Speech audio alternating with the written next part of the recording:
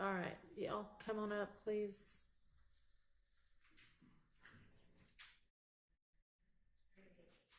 And Miss, up to the podium. One of you can come on up and the other one can just sit in one of those seats right there till it's your turn. So you are Miss Borden? Yes. Okay. And you want to, what, live stream? Or what do you want to do? Yes, I wanted to do a live stream in pictures and take notes. Okay, well, you're certainly welcome to take notes. That is not a problem at all. In terms of live streaming, we've already got a lot of different cameras going, and so you are welcome to pull from either of the streams that's already occurring. All right? Okay. Your Honor, I would like to, if it's okay, I would like to submit some reference letters that I have from a civil rights attorney and also the news media channels that I've been working with over a decade. You certainly may, and it absolutely has nothing to do with who you are or who you represent or what you're going to say. It's just that we've already got so many pieces of equipment in here. It just becomes kind of a security matter and a distraction to the deputies and frankly to me to have to keep trying to keep track of that many more pieces of equipment and people handling them. Had you been the first person, I probably happily would have given you the right, but it's just, you know, we've already kind of got everything set up. There are two different streams that you can pull from. So yeah, I'm happy to take them. That's not the reason for the denial. It has nothing to do with who you are. And can I say something, please? Sure, absolutely. So my concern up under the Rule 2022, and I've been doing this over a decade as a civil rights leader, and also an awarded community advocate for our former mayor.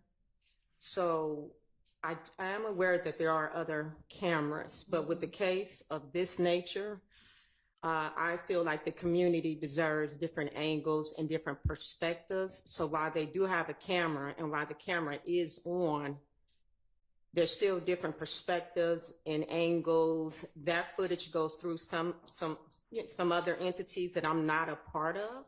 So even if I was to pull or jump on their train, that is separate from me as a civil rights leader and wanting to share with the community and making sure that it is a fair trial. Okay, so I don't know if you mean angle as in position that you would take in your reporting or angle as in camera angle. When I say angles, meaning that, for example, there's a camera on right now. Right. That I'm looking at.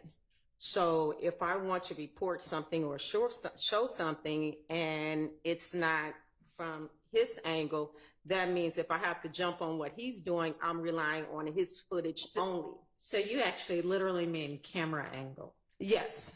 Okay, yes, which camera is angle. Either going to be on the witness, the judge, the state, or one of the defendants. Yes, but it's still the reliance of me depending on the footage. And I'm pretty sure the footage that they have, I know any other time I've worked with 2-5 and 1146, there's an approval process for that footage.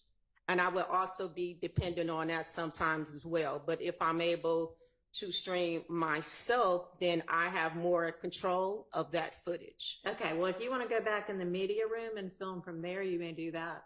Okay. Okay. Okay. All right.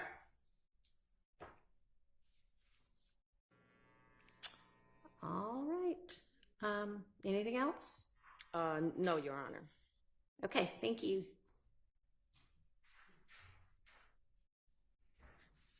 All right, and Miss Hall. Good morning, Your Honor. Good morning. How are you? Good morning. I'm fine. Thank you for your time today. Sure. And you want to do still photography and Yes, ma'am. audio? Yes, ma'am. My situation is a little bit different, even though I do have a YouTube channel and I can pull from the pool, which Right. I have done. Okay. Because I'm a freelance blogger, I can't depend on the pool for still images. So my situation wouldn't be setting up tripods or anything of that nature, and I would ensure the integrity that I'm of court, especially from our seating that we have, that we don't compromise any integrity of jury or anything of that nature. All right, and you'd be able to, you say still photography and audio, you'd be able to pull audio from one of the pooled sources Yeah, I can pull already. audio from pool. Okay. And what kind of equipment are you talking about? Sony AX50, one of those type of still cameras. Does it make any noise? I will make sure the settings are off. All right, you're going to need to be wherever it is that the deputies put you. Yes, ma'am. And you're not going to be able to move around. Yes, ma'am. Okay. All right, and what's the camera? I have a Sony AX1, Canon C50. So I'll work with the settings and make sure which one will be dependable on the fact that it will make no noise. All right, and you'll be the one operating. Yes, ma'am. Okay. Thank you. Thank you.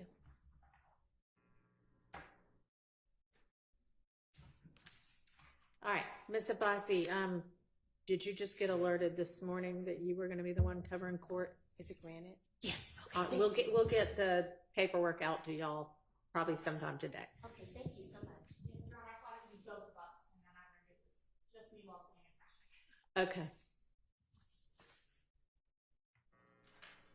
My apologies to the court and everyone else.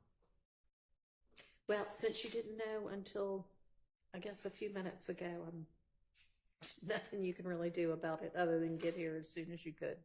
So I appreciate you doing that. All right. Does anybody have an issue with anything that occurred over the course of the evening that y'all need to bring up with me? Or is everybody fine?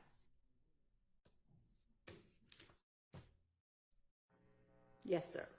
Well, Mr. Sharp stood up first. Your Honor, we came in today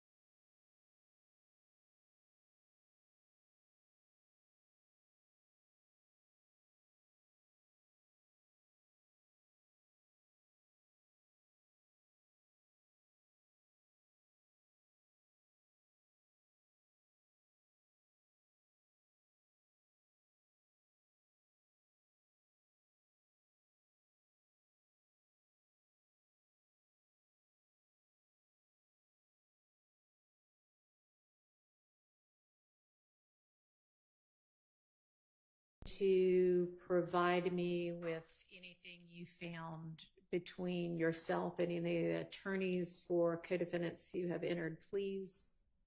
Judge, the court gave me until noon. And Oh, okay, that's fine. Your Honor, I would like, with permission of the court, to check with Ms. Winfrey's exhibits to see that 460 is up there, because I took one stat, but 460 Okay. was not. You can check. Thank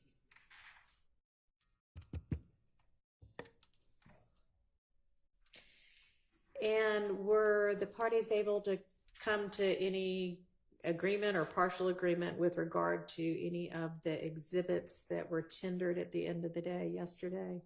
No, Your Honor, we haven't discussed that. Y'all haven't what? We haven't discussed that, redactions.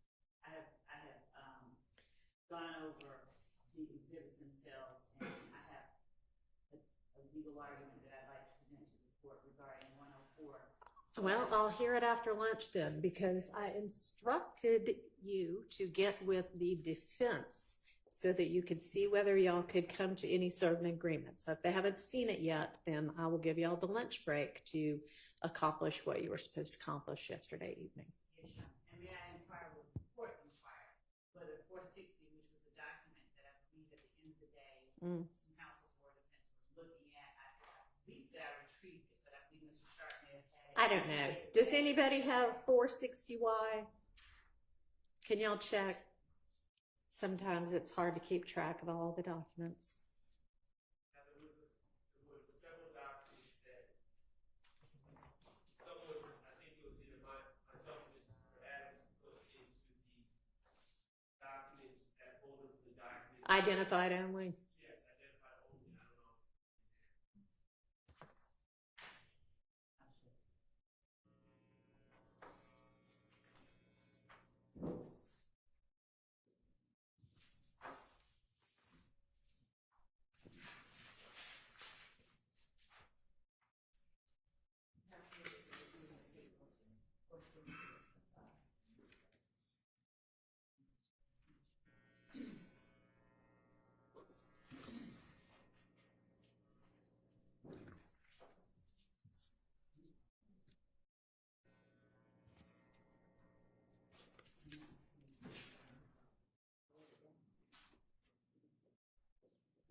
Yes. I don't want to be rude. I just have to go ask Mr. Cook a question. All right.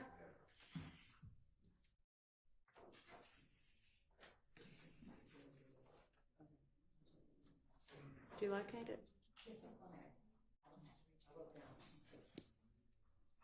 Were you able to locate it, Ms. Love? It was. We were just going to, of course, I have everything else, but 460. Okay.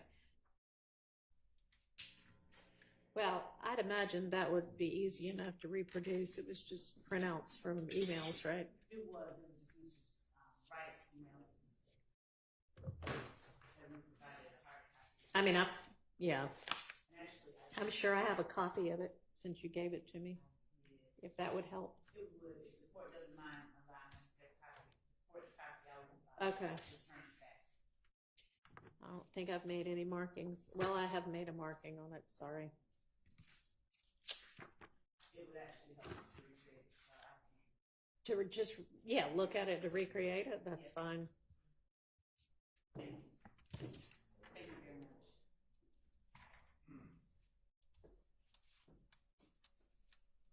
Thank you.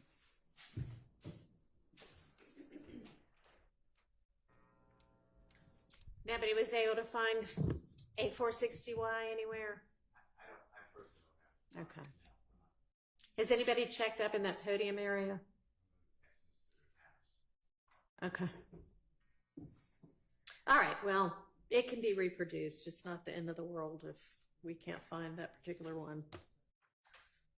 All right, turning to the issues we need to decide.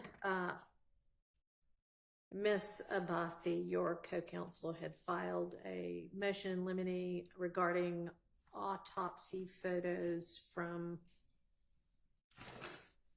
the Holmes murder. Is the state ready to respond to that? Yes, Your Honor. All right. And Ms. Fossey, do you want to make any argument? At this point, no, Judge, the motion is largely self-explanatory. All right. I'll let Ms. Sullivan. Thank you, Your Honor. Good morning. Good morning. Your Honor, when we get to presenting this act, which is count 1, Act 79, the state intentionally did not include the medical examiner. This is a case in which Mr. Ryan has been convicted of the murder of Jamari Holmes. And so it is only the state's intention to bring in 3 photos, and I have a copy of those 3 photos that I can show Ms. Abasi through the lead detective in order to minimize that level of testimony. And so we do not plan to stipulate, but we've selected only 3 photos that we intend to All right, introduce. let's see what they are. And I can bring them up to the court for the purpose of this hearing.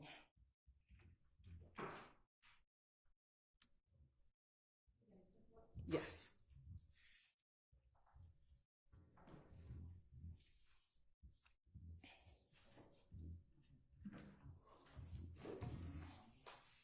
And for the purpose of this hearing, Your Honor, the state's going to label them States 1 RR, States 2 RR, and States 3 RR.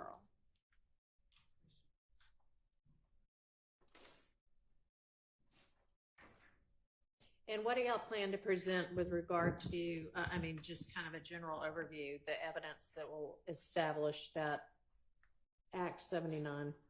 Generally, Your Honor, what occurred leading up to the homicide of Mr. Holmes, which was a luring of Mr. Holmes to an apartment complex that Mr. Ryan and Mr. Blaylock then, we believe, ambushed Mr. Holmes along with 2 other victims. They were in a vehicle. Mr. Holmes was shot, and then they fled. And then subsequent to that, there were Instagram postings, Facebook postings, social media postings regarding YSL, very close in time to the murder of Mr. Holmes, Your Honor. All right, and how many witnesses are you going to utilize? For that act, so we have 5 witnesses. Who are they? And what will they generally testify to? You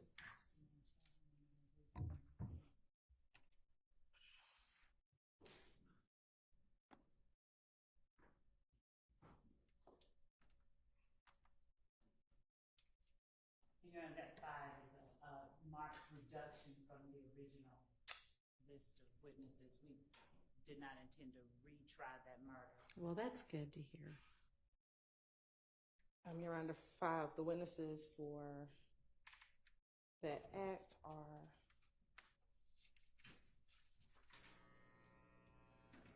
Ms. Sharon Latner's, Starry Holmes, who's the mother of Mr. Holmes.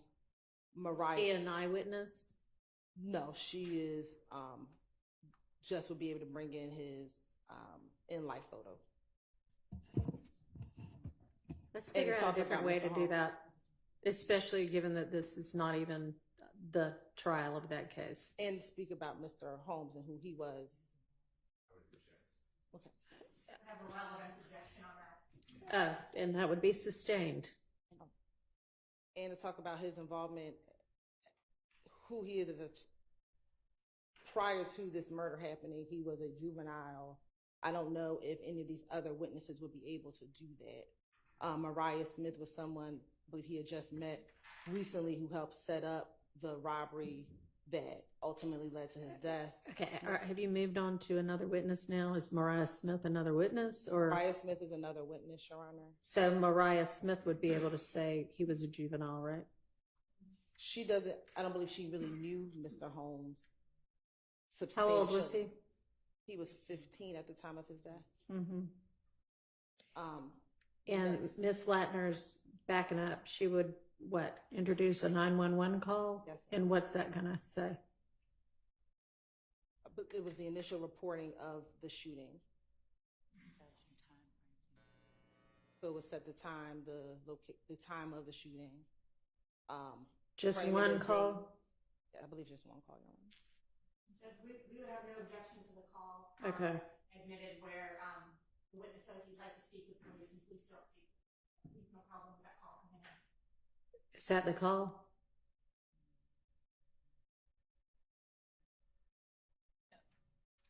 I don't think that that's the call. I think that the initial call about the shooting. That may be a different call. Yeah, that's It's a different call. Okay. And Okay. So the witnesses are our skeleton version of what we can present to show absent, because we cannot just put in the certified to show the facts of the case. So we're trying to put in. well, I mean, sure, the fact that the murder wouldn't get it as an overt act that is a part of RICO. So I understand you need to do a little bit more than that. Right.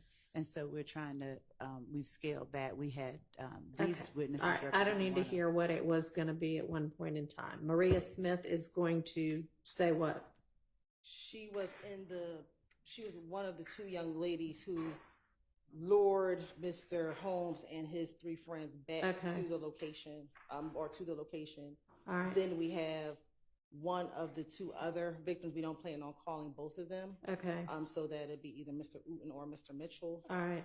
Then we have the lead detective on the case, who is Detective Hogan.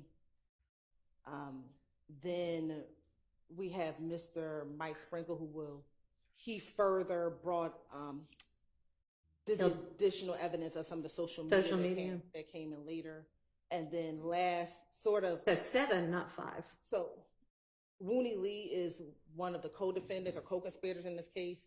He is coming in during this portion, but he was present during the initial trial of Mr. Ryan and posted some social media postings with rat emojis when Miss Mariah Smith initially testified in that trial. And so he's coming in that portion, but he's not actually a part of what will prove the actual act, but that's why he's included. And Your Honor, we do need some clarification whether it's going to be Mr. Uten or Mr. Mitchell. We've been in contact with the state about going through the evidence we've offered for these witnesses, what does or does not need to be redacted. Mr. Uten's interview is maybe about Can y'all spell that last name? Yes, Your Honor, it's Ooten. Okay. his interview is maybe about 20 minutes, half hour with some quiet time, and Mr. Mitchell's interview is several hours long. Okay. When are we going to get to this part of the trial? Your Honor, we would believe that we would get to this portion of the trial probably early October. Okay, so fairly soon. Fairly soon, yes. All right. When will y'all know who it's going to be? We should know within the next few weeks, within 2 weeks, Your Honor. Well, 2 weeks from now is the end of October, so the end of September. Trying to rush that along. We do want to have an opportunity to go through the state what evidence they believe will actually be admissible. Okay. Right now, we've got more than 50 pages of Instagram records from Mr. Blaylock, co-defendant who's not testifying, more than 200 pages from Mr. Ryan. Those are obviously issues we'd rather not sit down with the court and go page by page, but if we need to, then we will. And Your Honor, I believe there were some preliminary conversations, and we do intend on furthering or finishing those conversations with Ms. Abbasi and Ms. D. Williams. Okay, well, that probably needs to get done before the end of next week. The state could respond to our emails, that would be wonderful. Can y'all We can. We've also found it fruitful to communicate via phone, which we have done and will continue to do at times that are convenient for either Mr. Abbasi or Mr. Williams. That communication has not stopped. I think there were some issues, but we've done that as well. All right, well, try to do it in a timely manner, please.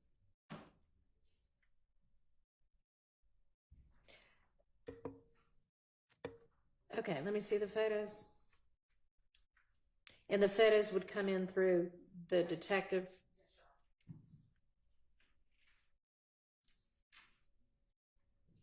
Did you get copies too, or are we just going to start?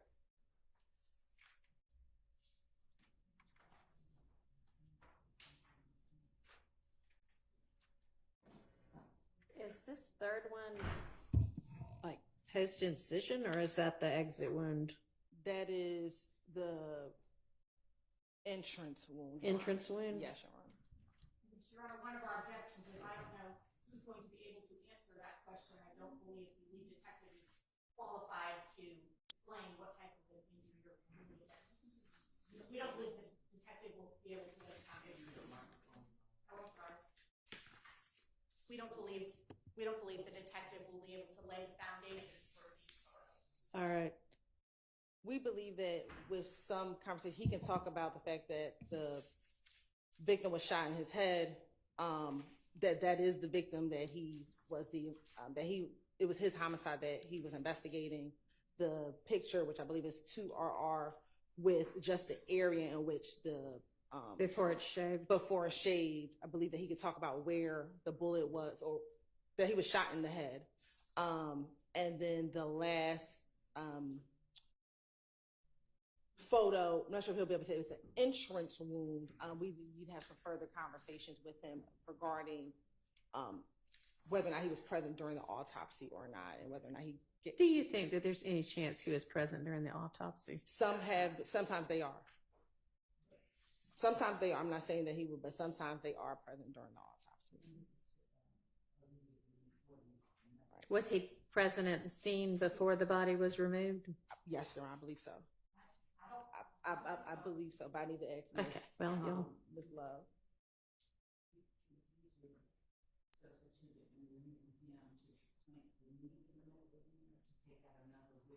Do you know if he was present? Your Honor, I've got, based on the police report, the officer received his phone call at 6:07 requesting assistance to the homicide. The victim had already been taken to Grady in ambulance 571. He was pronounced dead at Grady at 6:10. Okay, so if he was at the scene, he wouldn't have seen the victim at the scene, so that wouldn't be helpful with regard to these photos. And Your Honor, we were trying to avoid the ME, so if we can have some stipulations to that, or we can have the ME come in for All right. limited purpose. Why don't y'all get together? I'm going to hand these back for now and come up. Maybe you could come up with all sorts of stipulations. So we'll revisit that.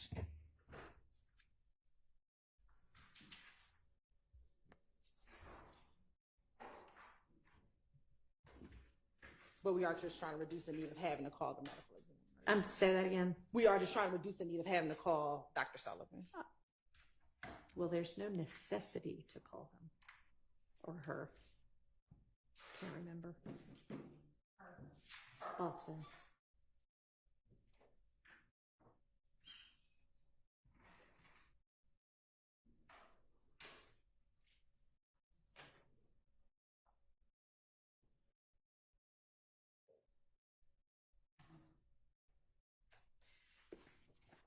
Okay.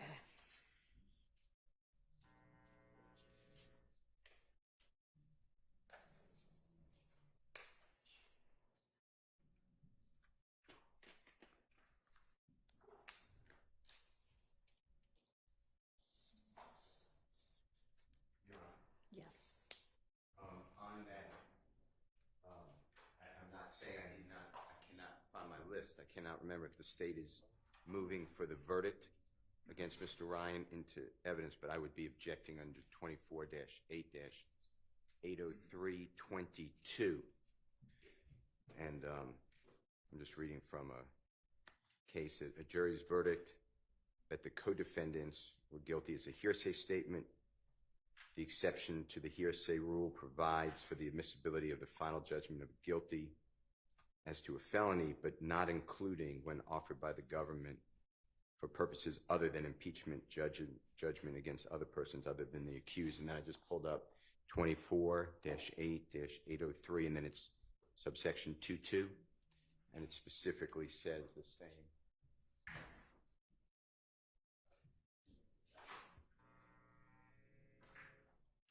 What's with the state's plan with regard to that? I just want to put you on notice so we don't go into it. As to the conviction itself, Your Honor, I believe that it would not be improper, and I'll reread the case law on that. I don't believe that it would be improper to limit, as the court did earlier with the conviction itself, of the witness. Actually, because it was not a statement that he made,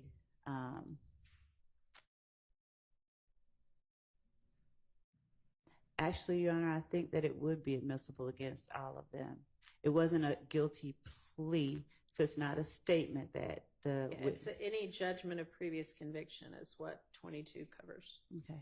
So, So to the extent that the actual certified is tendered, then if it is the fact, and it could, we don't argue that it, it's probably the fact that that certified alone is admissible only against Mr. Ryan. But the facts of the murder itself and the circumstances and what he did, we'd argue are admissible against all of the defendants in this case. So, the facts, yes. right. Not the actual certified, but I was speaking Ms. Hilton, not the court. I can't hear you. I mean, I know that mic doesn't want to behave properly, but maybe you can borrow the witness stand mic if that one was even working yesterday. It wasn't. I'll try to hold it carefully. So the certified itself, we may have no argument regarding that being used and there being a limiting instruction as to the certified itself against Mr. Ryan only. But we would also ask and would craft and present to the court an alternative if there is an instruction that is requested that includes language that the facts that are presented that the jury takes as evidence are admissible against all of the defendants, including any postings or statements that Mr. Ryan or Mr. Blaylock made as a result of or in furtherance of that act. Okay.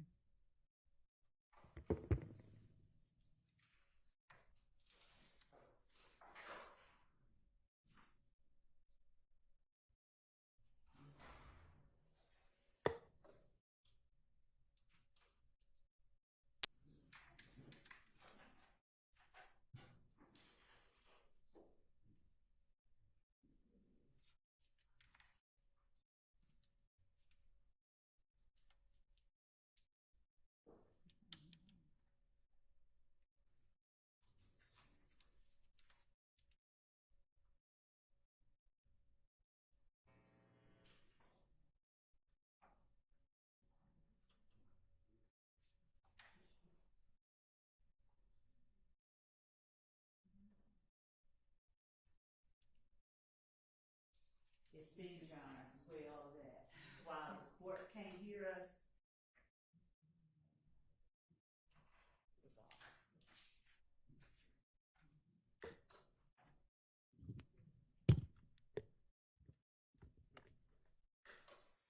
it seems that while the court can't pick us up, somehow or another, the person who is running the camera, he hears all of our. That is irrelevant to me. I know. I mean, I'm not worried about how the media can or cannot hear.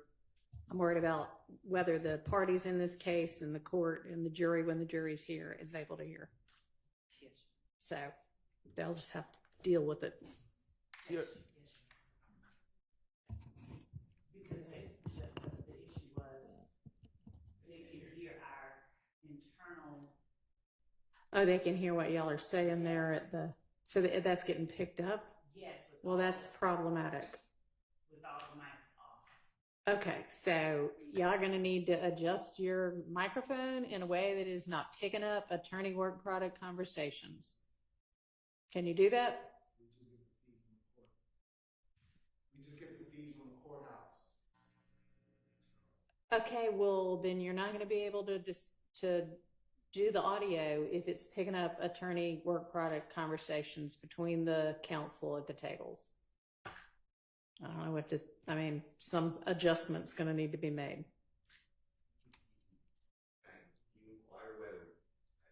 I doubt if they can hear it all the way over there, but what all's getting picked up?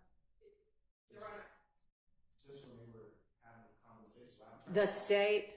I turned the audio off when I heard you. Well, I appreciate that, but I'd imagine it's going to be pretty constant that they're going to need to talk amongst themselves. And it's happened multiple times in trial that people will text us, they can hear your conversations at the table. So this is a repeated issue that's been occurring. Okay, well, thank you for bringing it to my attention. Where's your feed, like your audio feed coming from? Where's it getting picked up from? Do you know where the mic is? No, it's connected to the court system. So whatever feed you are, be arrested. All right, Ms. Persfield, can you get IT to get on that issue, please? She's watching on Zoom, I assume. Maybe I should text her too or email her too. Instant message her on my computer. Give me just a second.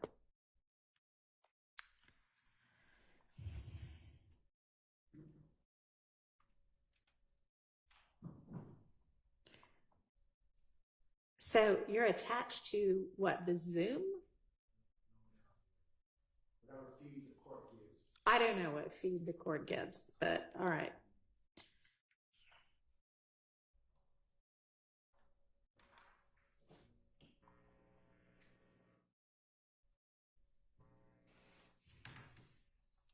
Ironic when the court came here.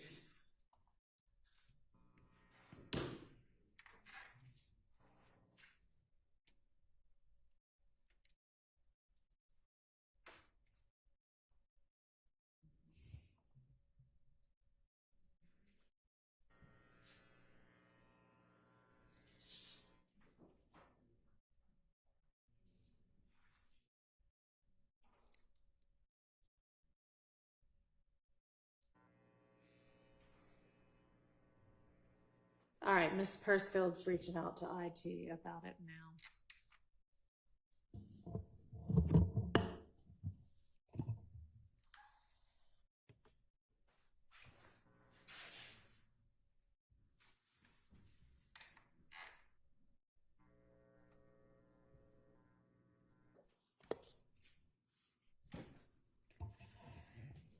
All right, do we want to turn to where we left off when we were last here, which was trying to sort out the nested hearsay in one of the wiretap conversations?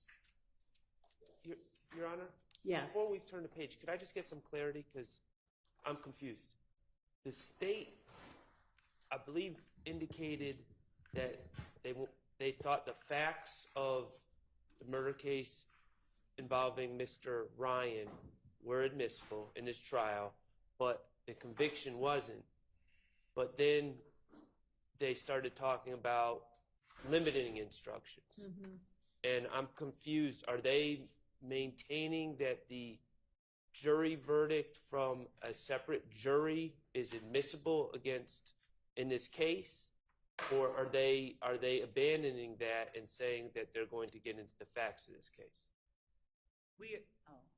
Go ahead. We are saying, Your Honor, that the conviction itself is admissible and will be tendered, and that an instruction should be given that the certified that we intend to introduce that conviction should be considered against Mr. Ryan only. Oh my. But the facts of the murder and what happened should be considered as evidence if they choose to, believe it, against anyone currently on trial. All right, so it sounds like you do intend to introduce a certified copy of the conviction? Yes, Your And that would be accompanied by a limiting instruction that is probably similar to the one I gave before, that that can only be considered against Mr. Ryan. Of course, he's charged with the RICO count, right? He is. Okay. And then they would present facts which they would hope to be able to establish not only that a murder occurred, but that the murder was part of the RICO conspiracy. We would introduce. And that would be admissible against everybody charged with the RICO count. We would, right, much like some of the unresolved murders that are in the indictment. We would be introducing the evidence that Mr. Ryan and Mr. Blaylock did it, and what connection we believe it has to YSL and what they did to promote YSL before, during, and or after. So that evidence we believe is admissible against, well, we know it's admissible against everybody on trial now. Okay. All right, does that clarify? Well, it clarified that we do not have an agreement, and I'm diametrically opposed to what the state is saying. Couple things. First of all, that verdict was not the verdict of the fact finders in this case, which we chose and are our jury, and that's Mr. Stillwell's jury. All right. Also, Your Honor, I'd like Your Honor to know that Mr. Ryan's case is currently on appeal. It's not a final judgment. It's on appeal. All right. And I guess I defer to Mr. Attorney Steele on this, because as I understood it, he was going through the law that would prevent them from presenting this as evidence. And it is evidence against us. I'm sorry, when you say this, what do you mean? The Fact- conviction. Conviction? I'm not worried about the facts. I understand the facts, but the conviction, and they want to use it as proof of an overt act, which as an element to Mr. Ryan, well, is what they're saying. Well, no, they just said it against everyone as far as count 1 to RICO. The facts that they're going to present, not the conviction. Okay, well, I don't, as I understood the case law as Mr. Steele was reciting it, and maybe I'm wrong, but I thought we were at an understanding that they could, that's exactly what they could not do, is take a verdict from another jury and use it as substantive evidence against anyone in this case. No, they can use it against, I think that they can use it against Mr. Ryan. Well, they're using it against him for a RICO. This was not an admission by Mr. Ryan. This was not a plea of guilty. He was found guilty. It's still a judgment of conviction. Well, it's not a final judgment. It's on appeal. Pendency of appeal doesn't matter in terms of admissibility. It's right there in the statute. Okay. Well, I understood the state said two different things, and so I was seeking clarity. I'm opposed to it. I'm stating my objection. I don't believe that if Mr. Ryan is charged with a RICO count along with my client, and they have the exact same element, and the jury's instructed that they need to find the commission of one of the overt acts, and they're told to consider the jury, the finding of a separate jury against Mr. Ryan. I don't know how they separate that. I don't know how a limiting instruction separates that and protects Mr. Stillwell's rights, and they wouldn't accept that same jury verdict against Mr. Stillwell and others for count 1. I don't think a limiting instruction would be sufficient. I think they need to prove that case. I think we have some case law that addresses that subject. I'd like to flesh it out given Mr. Sharp's objection, but I'd preliminarily point the court to United States versus Pelullo, Pelullo, 14 F 3rd 881 at 888. It's a Third Circuit 1994 case, and it specifically speaks to prior convictions being routinely admitted into evidence at subsequent RICO trials as an ordinary piece of evidence. A judgment is subject to evaluation by the Slow down a little bit. Oh, I'm sorry. A judgment what? As a judgment, I'm sorry, as an ordinary piece of evidence, a judgment is subject to evaluation by the fact finder, who can accept or reject such evidence as it deems appropriate.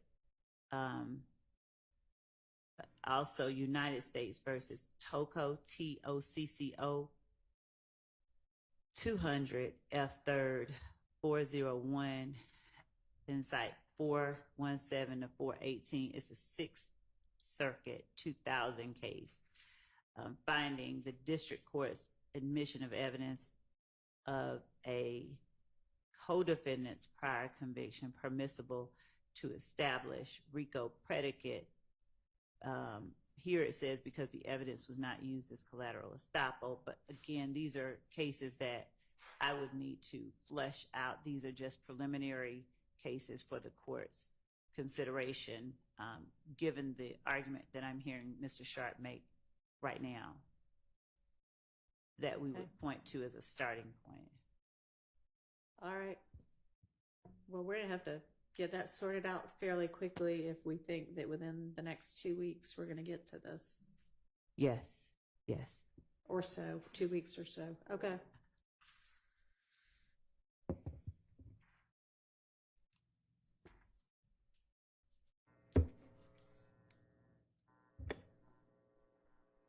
So, Mr. Shard, are you clear at least on what the state's position is? Now, Okay. thank you.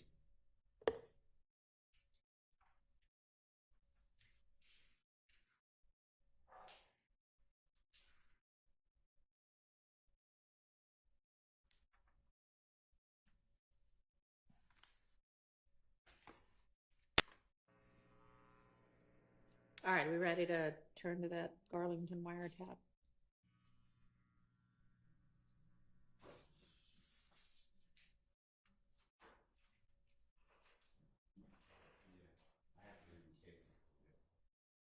Hmm? Oh, yeah, I'm not deciding that issue right now. We'll come back to that.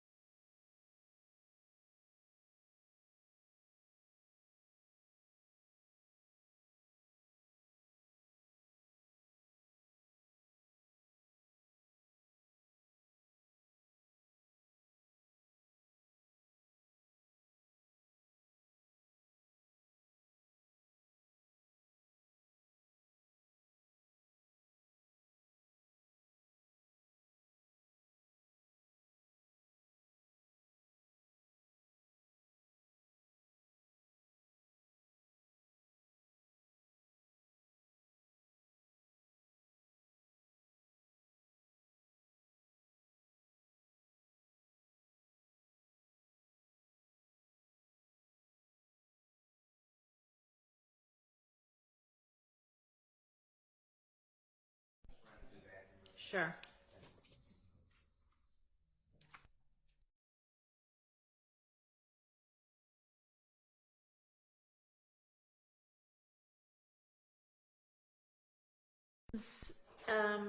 Evidence before the Garlington wiretap evidence? Yes, we are. Okay. Then maybe we need to set aside the Garlington wiretap and deal with the evidence that's going to come in against Ryan. Okay. We'll wait till he gets back, but just trying to figure out which thing to turn to next. Okay, that's fine. Let's take a quick break for anybody that needs to run to the restroom.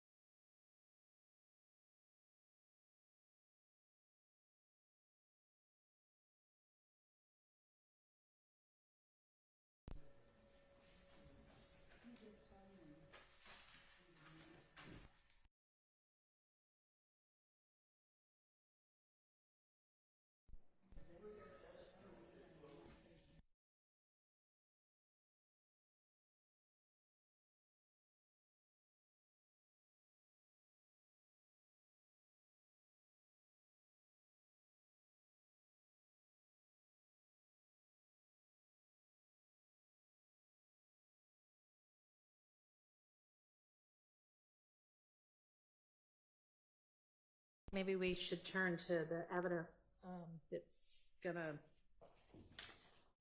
come in on Mr. Ryan's on that. That'll happen before the wiretap evidence. Yes, Ryan, I thought, are you talking about the email that Miss D. Williams sent? I don't know. Did she send one recently? I thought Ms. Abbasi and that was what we talked about a few moments ago. You said the two of you need to get together by the end of next week to go through those items so that we wouldn't have to use the court's time to do that. So I guess it was, yes, Ms. DeWilliams' email from, well, it was a long time ago, about all of the exhibits. Yes, Your Honor, and okay, I'll so get with y'all Ms. will get Abbasi together on that. Yes, to discuss a time. Okay, and can you remind me, did the state decide that y'all can, I guess, concede that Mr. Ryan's statement to police is inadmissible, or no? Yes, we can use it. Yeah. Okay, all right. I thought y'all had conceded that, but I hadn't written it down on this. Oh.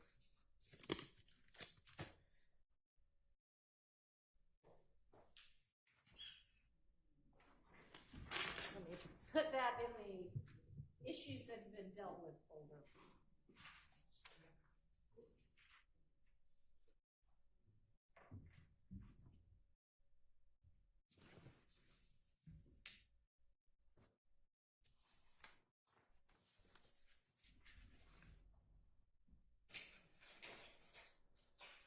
All right, so do we want to do, We could talk about the busing stabbing. the what? One of the matters that were addressed in an email by Mr. Ryan's counsel was the Harold Bussey stabbing. I believe Mr. Abbasi or Mr. Williams moved in limine regarding excluding the evidence that Mr. Bussey was stabbed. Our argument about it being intrinsic, the court last said, or gave Ms. Abbasi an opportunity to give case law stating that things that were used after the fact, Ms. Abbasi can correct me where I'm wrong, but acts that occurred after indictment could not be presented. And I think in her brief, she indicated that, I don't want to speak for her, but I think she indicated that she found no case law in support of that position. So we're prepared to argue Okay. that. I'll let her speak. Yeah, we submitted a brief and went through each of the possible admissible purposes. And as far as completing the story, something which happened after the indictment was followed there.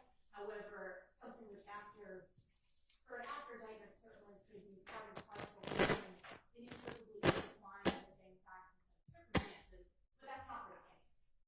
So the brief does put out in there that the intrinsic acts the state is seeking to admit does not meet any of the criteria or exceptions, whatever you'd like to qualify it as, for those acts to be admitted. I don't know if the state is planning to respond. I did submit that several weeks ago. Right, and I read it and I marked on it, and now all I need to do is find it. I need somebody to keep me organized. Does the state have a response? We do, and Did y'all file a response? No, we made an argument that essentially is the same one we're going to make today, but based on what they've put forth, we'll respond specifically to the arguments that are asserted, put forth in Ms. Abbasi's brief. I think we presented case law, and I think that the court saw that case law. I won't speak for the court, but I believe the court saw and was satisfied that the case law does say the acts occurring after indictment are not precluded as evidence of the conspiracy. Right, no, agreed, but it's two separate issues. Right. I mean, if it's going to be, they're not precluded just because they're post-indictment, but if they're going to be admitted as intrinsic evidence, then they have to fall within one of the things that makes them intrinsic evidence, that it's the same series of transactions, it's necessary to complete the story, or it's inextricably intertwined with the evidence about the charged offenses. So what are y'all contending that it is? All of it. So, in as much as the arguments that are put forth in Ms. Abbasi's brief seems to focus specifically on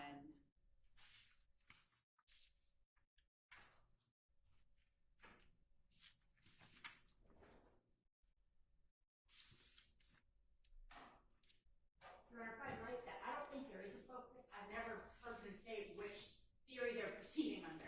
Right, yeah, you're saying it's not any of them. Correct. I've never heard them say which of those three it specifically are. So, Your Honor, I'll just tell Ms. Abbasi in the court right now. It is intrinsic to count one. Additionally, the conspiracy that it also is a part of is the YSL gang itself and the conspiracy that the gang itself makes up. I think we already presented some of the facts of the case to the court regarding the in concert action by I believe five YSL members and two others stabbing one person in defense of Mr. Ryan. And I know that the court has already read the indictment that describes, as the state alleges, the conspiracy itself being preserving, protecting, and enhancing the reputation, power, etc. of the enterprise through acts that include assault and threats of violence. And of course, I'm not reading the entire indictment, but in this particular case, it falls squarely under a number of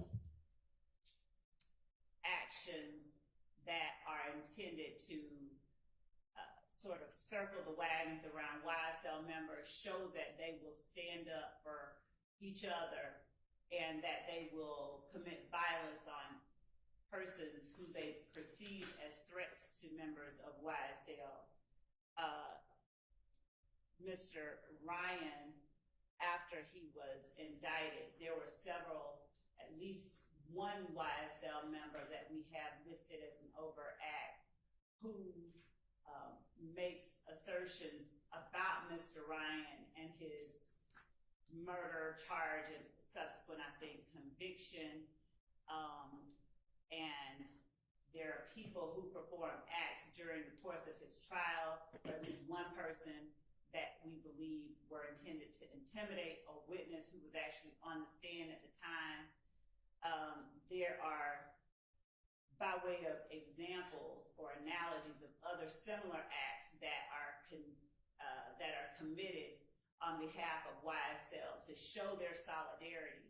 For instance, when Mr. Garlington is jumped, other members of YSL immediately jump in. We have evidence that when Mr. Copeland is jumped, at least one person in the courtroom now jumped, just jumped in just because. When it's one of them, they're going to come to their defense. The act itself wasn't. Hear all of this argument. It'd be great under 404B. I'm waiting to hear which of the three categories it falls into. We're talking about two different issues here. Which of the three, and then 404.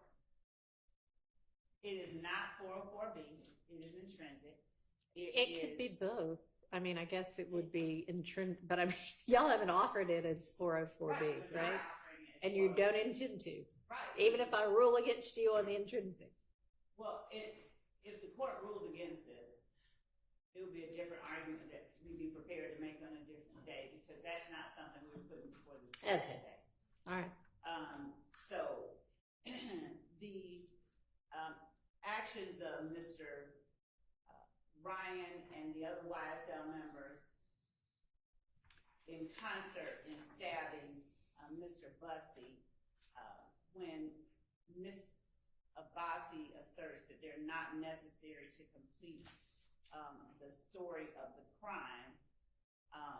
This is our position, is that this conspiracy didn't stop at the jailhouse doors.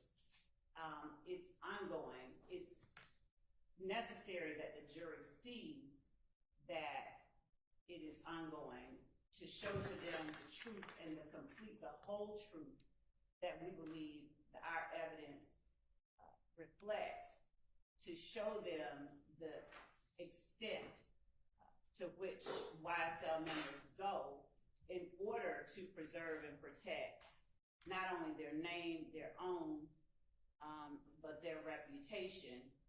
Mr. Ryan, Mr. Blaylock, Mr. Eppinger, Mr. Myrick, and Mr. McMullen are seen in the photo that, I don't know that the court needs to see it, but if it does, we can present it on the Zoom camera to show the concerted action on their part in stabbing Mr. Bussey. This particular screen grab of the video doesn't have 5 knives in the air like one of them does. This was just them all holding him down. And for the purposes of just this hearing right now, we'll just call it State's Exhibit 465, RR for rebellious crime. All right. Your Honor, I guess I'm kind of more confused now because I think the state's purpose is they want to show that it's ongoing. So I don't know how they're using it to complete the story of the crime if their version is that it's not complete and it's ongoing. I don't see how those two square. It's not an element that the jury has to find. The gang is continuing. The only thing they need to prove is that by the date of indictment, this happened. It really doesn't matter as far as what the jury needs to know for the state to meet the required elements. It doesn't matter whether the gang is continuing. All right, but the state can prove if it chooses They sure can. that it's an ongoing conspiracy. Sure, but that doesn't make it necessary to complete the crime. Well, necessary to complete the story of the crime, and I guess the story of the crime is Ongoing and continuous conspiracy that is YSL, its enterprise, and the members committing these particular acts and crimes for the purposes listed in the indictment under the definition of the conspiracy itself. And this act is not something that is obviously relevant to the issue of whether or not the defendants are or are not guilty of count 1 in terms of what we're alleging that they conspired to do. It certainly would be an overt act under the definition of overt act of count 1. So it would go to prove count 1 as to each of the defendants. It's therefore relevant, highly relevant as to that particular issue. It's presumptively, of course, the court is the gatekeeper, but under 402, because of its relevance, it's presumptively admissible. Under 403, Your Honor, there's nothing about it that is so substantially more prejudicial than probative, given its highly probative nature. Do we have the Zoom up here? Let me pull it up and put it on the Zoom. Considering it's coming just, we're not in yet. all right. Ms. Abbasi, can you remind me, and I don't know which one of y'all cited Murphy. Was that you, Ms. Abbasi? The part about integral and natural part of the witness's accounts of the circumstances surrounding the offenses, which factor did that go to? I specifically did not cite that case. I did discuss whether it would be integral and naturally part of what happened. I didn't cite to Murphy. Okay, well, maybe it was just one I. I did want to touch on one thing the state said because I think we're getting into dangerous territory.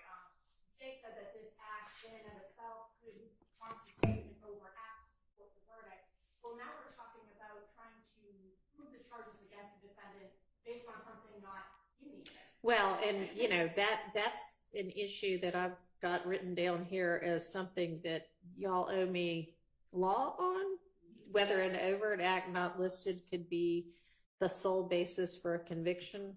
Right, we do, and I think at some point. Still waiting on that law. No, we actually, I think at some point, and I might be wrong about this, but a contrary position was presented, and whatever case was cited,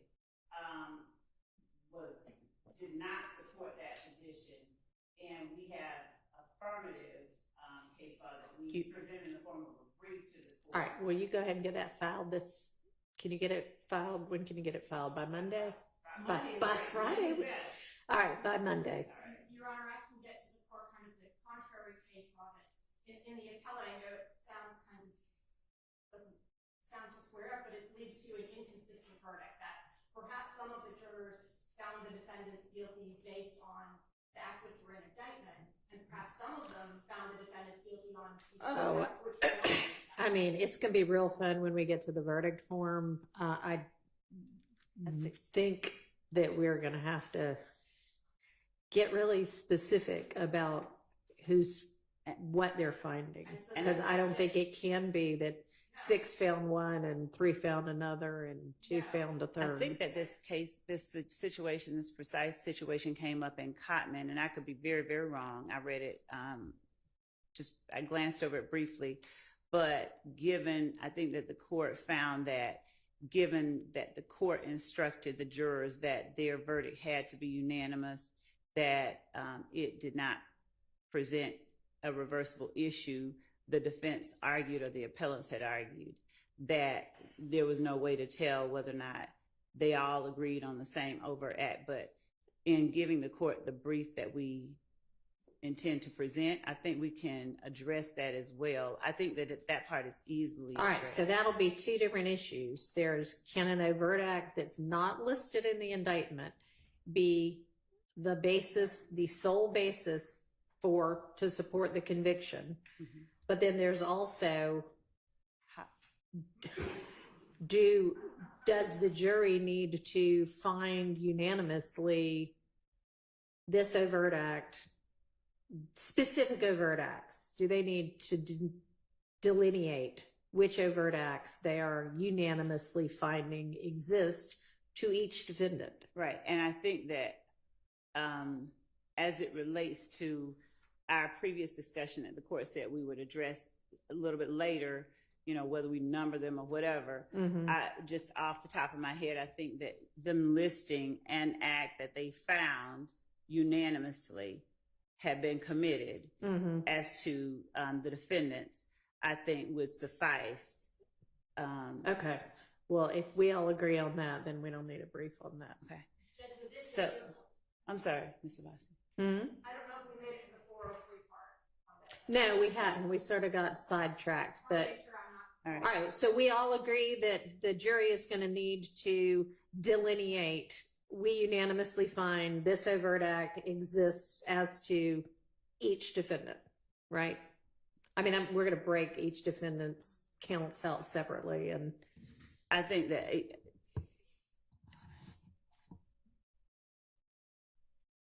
I agree, but think that's will, and to make certain that we present clearly to the juror, to the court, we do believe, yes, that the jurors have to make a unanimous decision as to each defendant and as to their overt acts. But as to whether the overt act it finds as to one unanimously has to, deal with the others. I know. I mean, it can be wholly entirely separate as to each defendant. It needs to be a separate determination as to each defendant. Yeah. But for each individual defendant, does the state agree that the jury has to unanimously find 2 overt acts, one of which needs to or happen within the statute of limitations? We agree they have to at least find one Okay. that happened within the statute of And limitations. it needs to be unanimous that, let's say they all find overt act 66, whatever that is. I believe it's safest that they find unanimously. Okay. All right, And then I don't need law on that because we'll just do that the safe way, whether it needs to happen that way or not. Okay, so back to, so I still will need by Monday whether an overt act not listed can be the sole basis for the conviction. And now we will go back to to what we were talking about, which is this the intrinsic allegedly intrinsic act. So Mr. Ryan, given Mr. Blaylock is not here, but I will, since they were the two that were charged with the murder in one of the overt acts listed on the indictment, Your Honor, Mr. Ryan and Mr. Blaylock have entered a plea of not guilty to count one. And they are obviously charged with committing an act of violence against a person as alleged in the indictment in a manner that furthered the interests of the enterprise in the conspiracy. The three, I guess, points that Ms. Abbasi referenced in her brief were that the intrinsic or the act needed to arise out of the same transaction or series of transactions as the charged offenses necessary to complete the story of the crime, or is inextricably intertwined with the evidence regarding the uncharged offenses, and there is an or, so it does not have to be all three of them.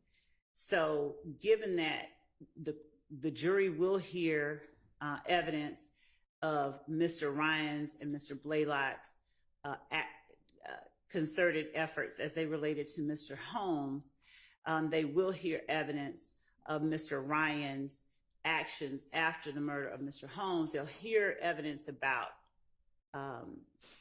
their connections to YSL, but the fact that you have other members of YSL acting on behalf of Mr. Ryan to support him in a violent way against another person whom they allege only messed with Mr. Ryan's commissary, stabbing him just because he messed with Mr. Ryan's commissary, show the extent to which members of YSL go to assert their dominance, even in a situation like the Rice Street jail, and to protect one another, to show that you don't mess with one of our own.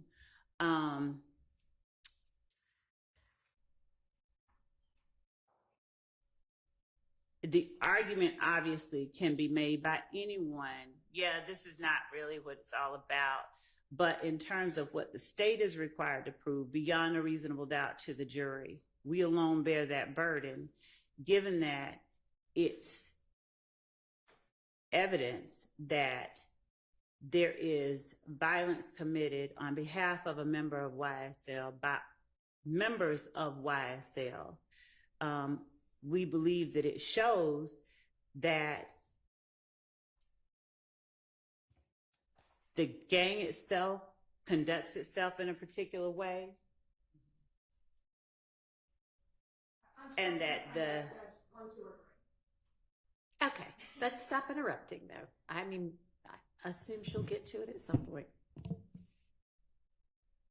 That the gang itself conducts itself in a particular way, and in Johnson versus State, a Supreme Court of Georgia case, whose site is 312 Georgia 481, decided September 21st, 2021, at Penn site 491. The court said that, of course, evidence is admissible as intrinsic when those three elements that we just mentioned exist. And they went on to expound and say, in applying this test, we have explained the evidence pertaining to the chain of events, explaining the context, motive, and setup of the crime is properly admitted. if it is linked in time and circumstances with the charged crime, the defendants, the YSL members, are all together. They are the ones that are included in or that participated in the stabbing of Mr. Bussey, are all housed together at the Rice Street Jail. The time frame is shortly after they're put together in that situation, all together in the Rice Street Jail.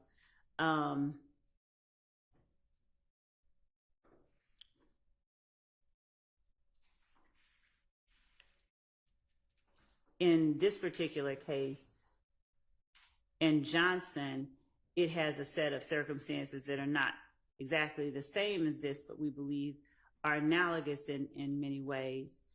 In Johnson, of course, the appellant was charged with participating in criminal street gang activity, and the state's theory was that he was involved in the gambling house shootings with Blood Gang affiliate Porter and several unidentified assailants in another restaurant shooting.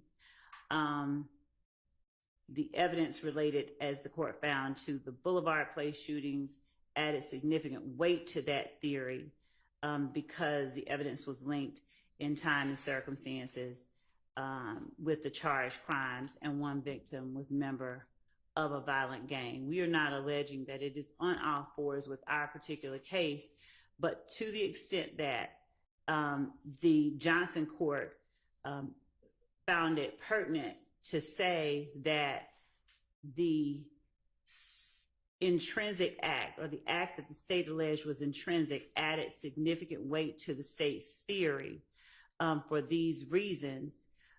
We believe that that is analogous to our case as well, with 5 people, 7 total, acting in the same, overacting with an extreme amount of violence on behalf of one person whose connection, we believe, with the 5 YSL members is just they are all YSL members and they are acting protectively towards him. We have, we believe that that incident adds significant weight to our theory of the willingness of YSL members to participate in that enterprise in a manner involving violence to protect the dominance and the members of the enterprise and the gang itself.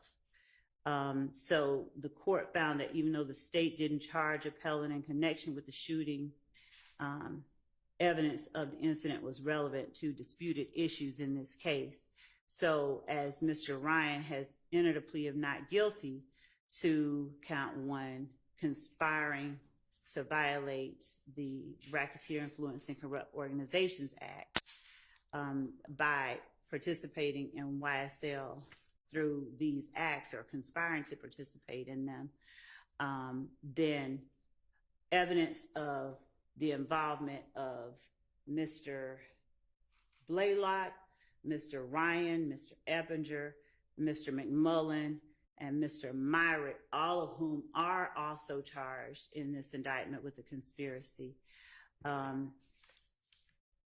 Evidence of Eppinger being charged with the shooting of an officer, evidence that Ryan, who was promoting YSL while in prison when Eppinger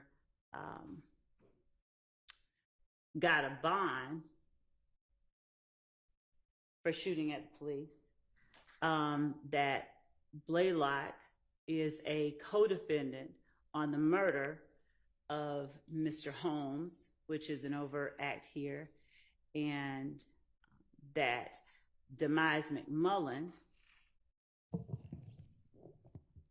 is a named co-defendant on the 2015 murder in the same indictment, shows how intertwined these people, this type of action, and this gang itself is with one another. They're all inextricably intertwined with the evidence regarding the uncharged offense, which is the stabbing of Mr. Bussey. So we believe that it satisfies the requirement of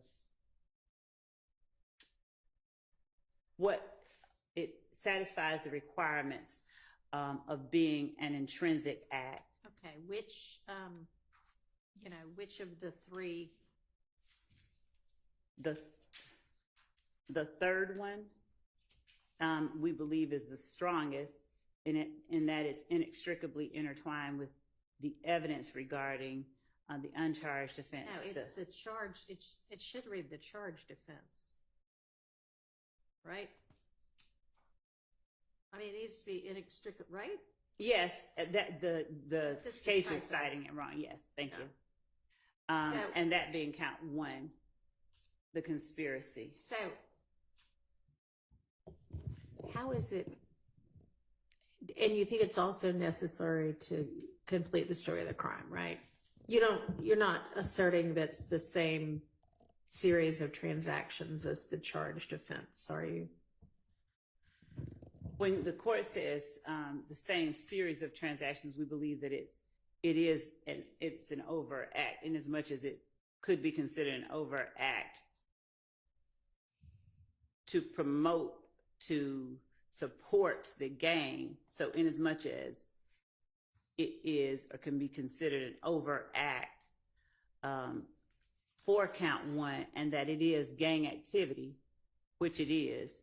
All right, I'm not quite sure where I got this language, but I jotted down, and I think this is kind of the definition of inextricably, or an explanation of inextricably intertwined with the evidence regarding the charged offense, is that it is an integral and natural part of a witness's accounts of the circumstances surrounding the offenses in the indictment. Anybody know if that's that's the explanation for what it means to be inextricably intertwined? I think that came from Murphy. That's Williams versus State, 302 Georgia 474. Cited in the brief. What year is it was Williams? 2017, it's cited to 11th Circuit. Okay, and I think that language is also in a Court of Appeals case in 2020. Okay, so, but I mean, if that's what it means for it to be inextricably intertwined with the evidence regarding the charged offense, how is that an integral and natural part of a witness's accounts of the circumstances surrounding the indicted offense?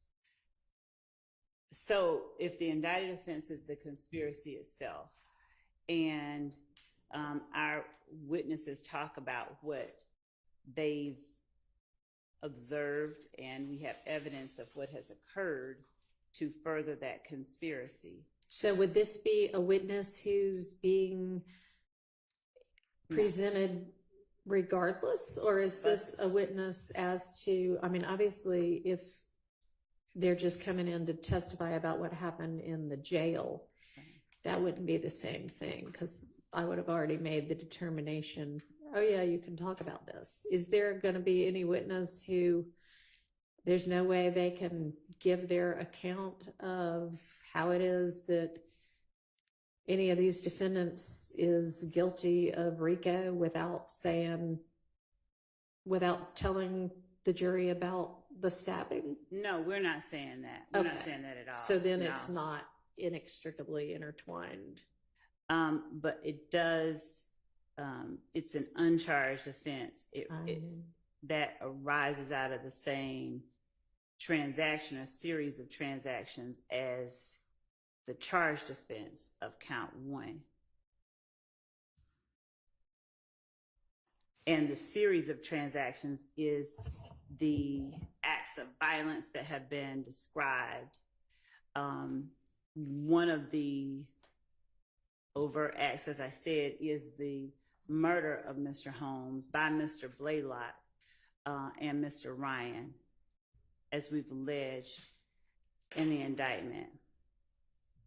And then how does this arise out of that transaction? The series of transactions, one of them is that the series of transaction is the set of actions that occur before, during, and after that murder itself. The series of transactions are the overt acts that help promote the purposes of the conspiracy.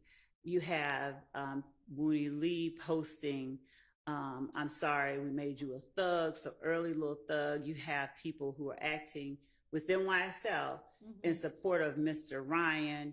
Mr. Ryan essentially talking about staying true to YSL regardless of his circumstances after the murder. All right, and are all of those overt acts? Yes, those that I just alleged? named are, yes, alleged overt acts. So the series of transactions, we would argue, is not a simple matter as on Monday, July 3rd, he got up, went to the store, bought a gun, did that. It's All more right, remind me broad. when the jail stabbing occurred. It was February the, what date? February 20. Of February the 1st. January the 1st of 31st of 2023. January 31st, 2023. Yes. And he'd been in prison, I guess, since 2019. When did they all get moved to the jail? Mr. Ryan, I think, and Mr. Blaylock, those 5 co-defendants were, I'd have to look and see in Odyssey when they were transported, put together. Roughly. Okay. Thank you. Approximately. Okay, that's, I mean, approximate is fine.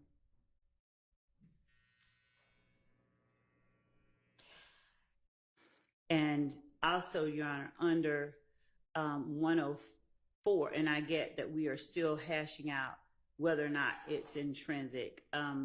Once the court makes that determination, and we believe that it's clearly intrinsic regarding the conspiracy and the gang itself, there's another argument in support of its admission and use at trial that we make under one of the other rules of evidence, but not until we finish this part.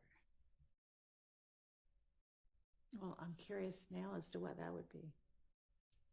Just that under rule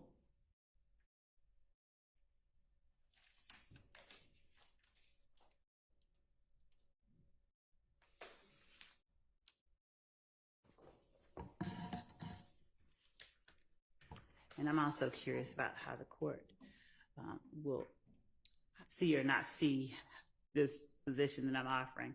But under 24-1-104, which specifically deals with the court handling the admissibility of evidence and the court's determination of it. 24-1-104E expressly says that this code section shall not limit the right of a party to introduce before the jury evidence relevant to weight or credibility. And so to the extent that part of our evidence, and it doesn't, speak to the weight of the evidence of the murder, but we believe that it substantiates and it corroborates our assertion via the overt acts that we have listed, that there is this conspiracy and that there are efforts that are continually made by members of YSL to support and protect one another and to advance the dominance and notoriety of the gang through acts of violence and assault. All right, well, I do not think 104 has any bearing whatsoever on whether y'all can admit it before the jury.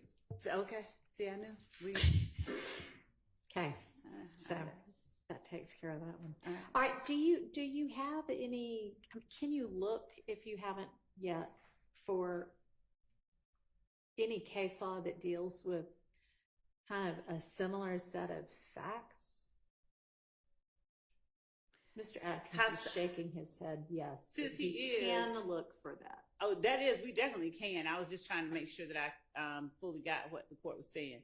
So in saying the same set of facts, is the court speaking that Similar set of specific facts. as to, you know, somebody jumping somebody? Well, I mean, yeah, ideally, if you could get that would be great. But no, it doesn't have to be that specific, but something that deals with gangs and or RICO, because what I hear you saying, or what I think I understand you to be saying, is that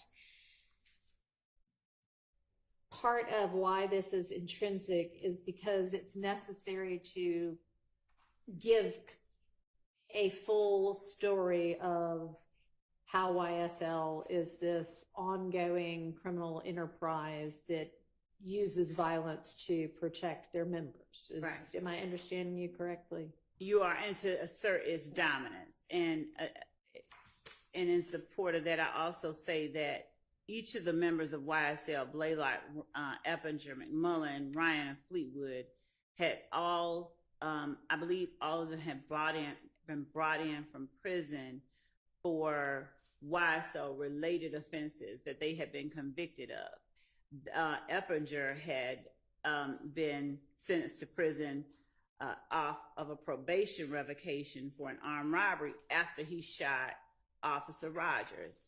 That was a YSL related incident.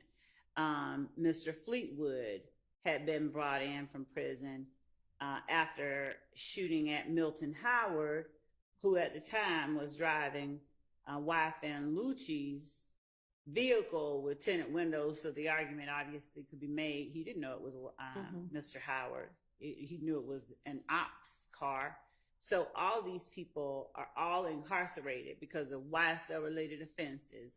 And then you put them all in the same little area, and they are once more acting as one single bullet against somebody they believe is a threat. But I can and we will look for a case on all fours with this particular set of circumstances. Okay.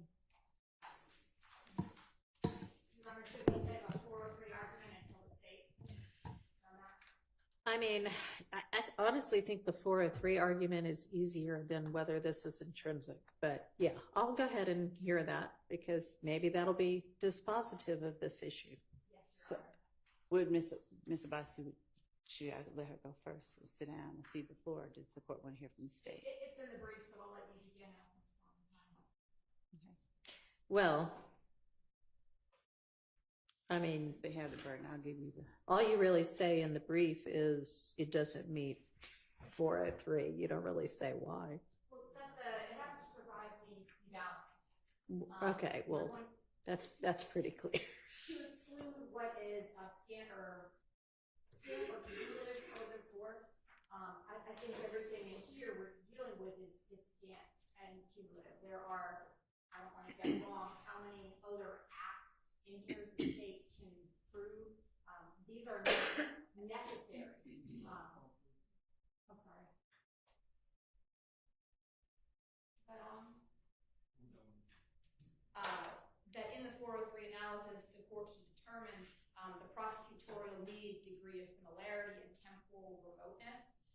There are 191 overt acts. I think by the time the jury has heard all of those, they will have heard quite a bit of evidence regarding how gangs operate, examples of criminal street gang activity already.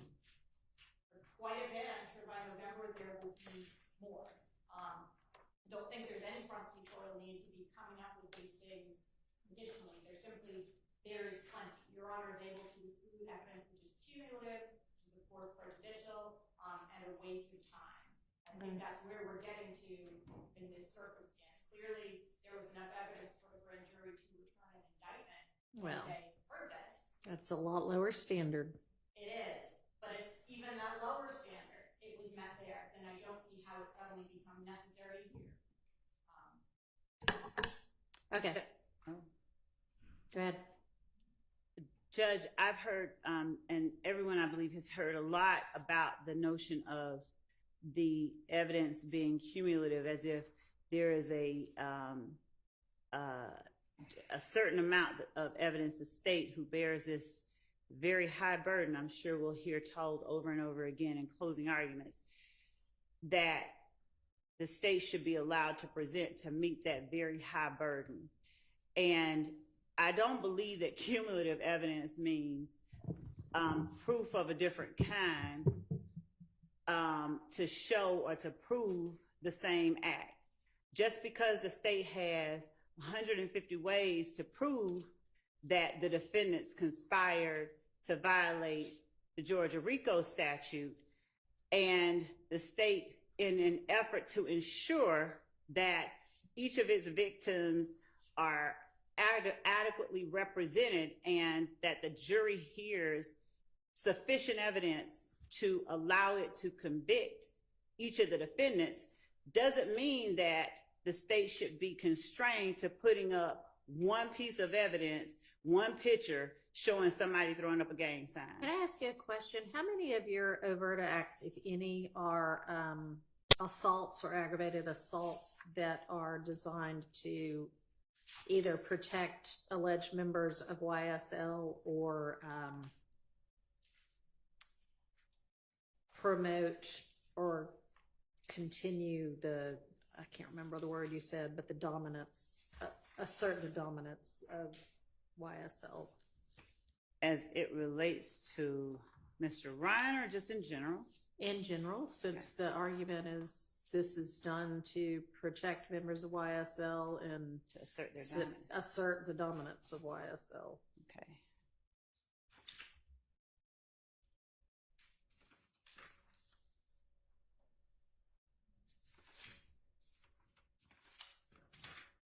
Since an overt act does not have to be a crime, I'll just name them, of course. So number 9, where defendant Williams asserts in one of his songs, YSL. No, that is not what I mean. I don't mean saying you're going to do something. I mean actual assaults on people.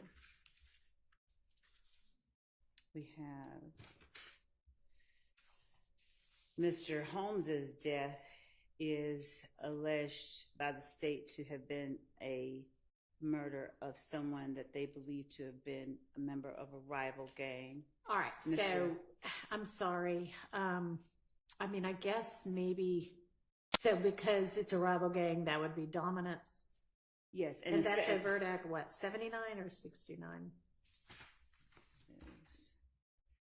And I can also even be more precise there as I look for that number 79 or 69. Mr. Drinks's murder is alleged to have been a direct retaliation for the death of 2 people who were associates. Your Honor, I'm sorry. I'm just trying to 69. determine what you're asking. Are you asking what the indictment alleges?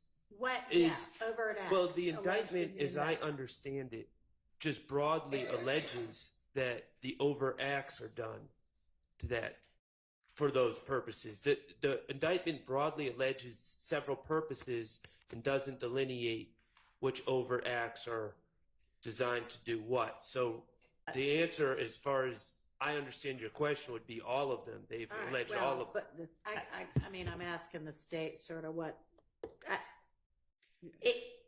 I appreciate that position, but I think I'd mean it a little bit differently than that. And yeah, sure, they could end up saying every one of these does all of these things, but I'm kind of asking them to be focused on aggravated assaults, obviously, or worse, murder, that are for these very specific purposes. So to answer your question about the number for that murder, it was overt act number 79. All right. Also, the act on 4/28 by Mr. McMullen.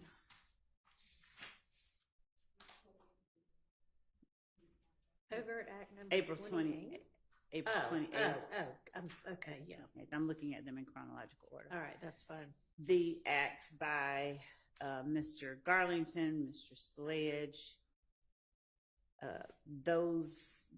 that act of shooting Miss. Are we talking about things like rival gang type incidents?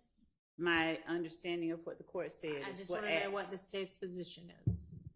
that were done to acts of violence done to promote either the notoriety or to protect the members of YSL or to promote the dominance of YSL. Okay.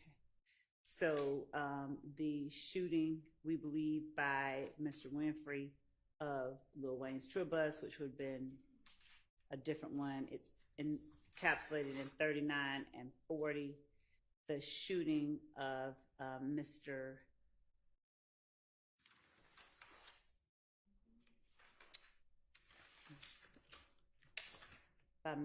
Murphy.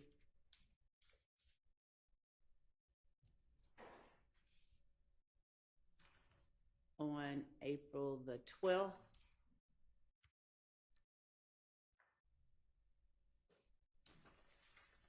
Do you Jackson have any other Montgomery. overt acts where members or alleged members of YSL are basically doing a beatdown of anybody because somebody from YSL got threatened or attacked? We have other ones where they're shooting at other members, and we Okay. have where they, for instance, Mr. Kendrick and Mr. Arnold go out and plan to shoot somebody because someone jumped on Mr. Arnold in a club. And that's an overt act? It is. It Okay. is. Where also I think we have. Yeah. And they are, I think, Acts 41 through 45 is the Okay. This is the murder All right. on the 28th that or the aggravated assault that I talked about. Okay. All right, well, y'all see if you can find me some more on-point factually case law, please. Okay. And Is the I know court, y'all want a decision, but that's so, we're going to come back to it yet again. And Your Honor, in terms of the number of acts that we've enumerated in here, does the court want specifics or just the number? No, that's right. I mean, you've told me enough. That's fine. Okay. I mean, it's not like that's critical to my determination. Okay. I just was wondering if there were so many that this was something that would really be cumulative, but it doesn't sound like you really have anything that similar to this.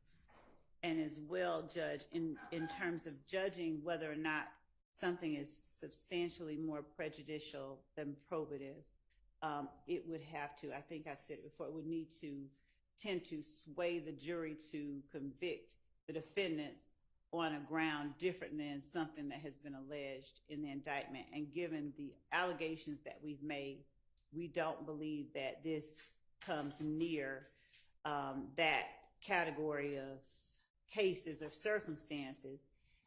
As well, Judge, I know the court is aware, but just to put it out there, 403 is, all of these rules of evidence are rules that favor admission. And so 403 is not to be used as been alleged to limit the state's ability to present evidence so much as it is a permissive statute that under very rare circumstances should be used to exclude relevant evidence. And the mere fact that a defendant may feel that, oh, the state has too much evidence against me, is not one of those circumstances that the courts have recognized. So actually do speak about prosecutorial need.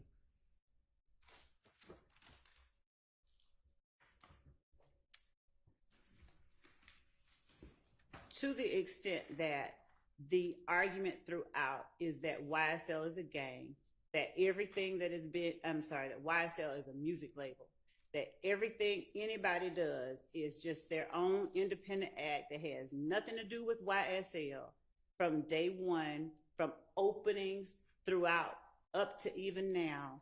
The assertion by every defendant is, and even the witnesses, I did it for myself, by myself. every step of the way, the state is having to rebut that assertion that this is just me. I'm a criminal, but they aren't. Okay.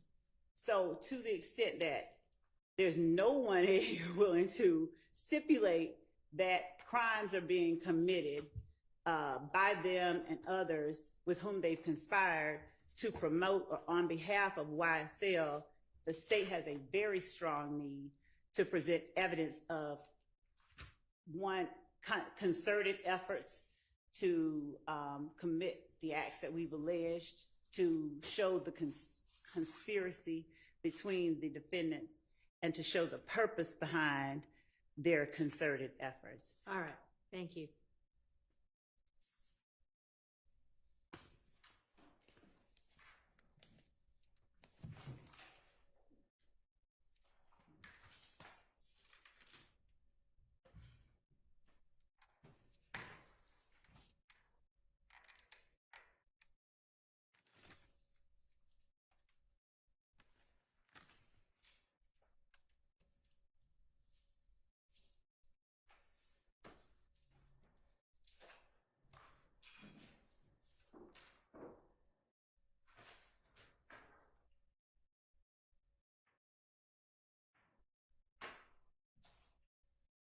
Your Honor, I'm just looking here at some case law on prosecutorial lead to see what I have to answer Your Honor's question in that respect. It's in 403 itself, in case law, kind of more specific to that.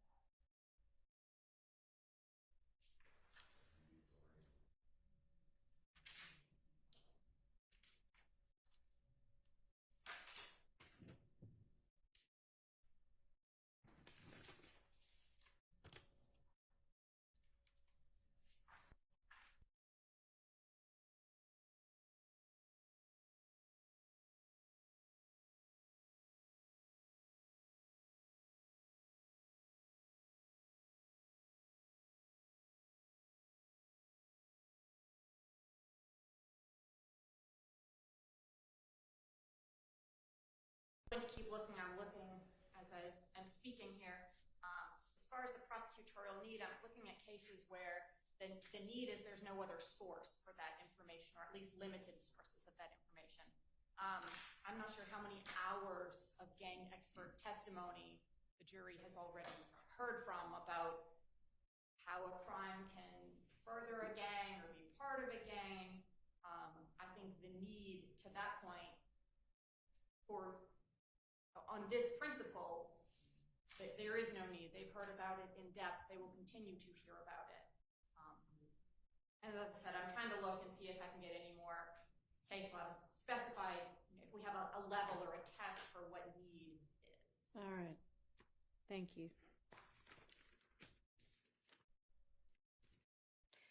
Well, if you find something else, feel free to just, shoot it over in an email that you share with everybody. That'll be fine. It doesn't need to, if you want to file it as a brief, that's also fine, but. What I've got, just looking at some case notes here, prosecutorial need to induce a prior rape-related incident to show. Yes, I'm sorry. Explaining that the prosecutorial need to introduce a prior rape-related incident to show the defendant's intent was high because there was little other evidence supporting the charge of aggravated assault with intent to rape. That is a case, Kirby versus State, 304 Georgia at 483. And I haven't read that case. I'm looking at it. It is cited within Jackson versus State, 306 Georgia. 69 from 2019. All right. Hey, Your Honor, could we get clarification? Is that a 404B case or a 414 case or 413 case, Kirby? This is addressing a 403 issue. Is it in the context of a 404B? I don't know, but it's not a different analysis under 403. As I said, I've not read the full case. Yeah, it's fine. I understand the concept. Okay, let's set that aside and move on to something else. So there was I've got some notes of things we were going to circle back to.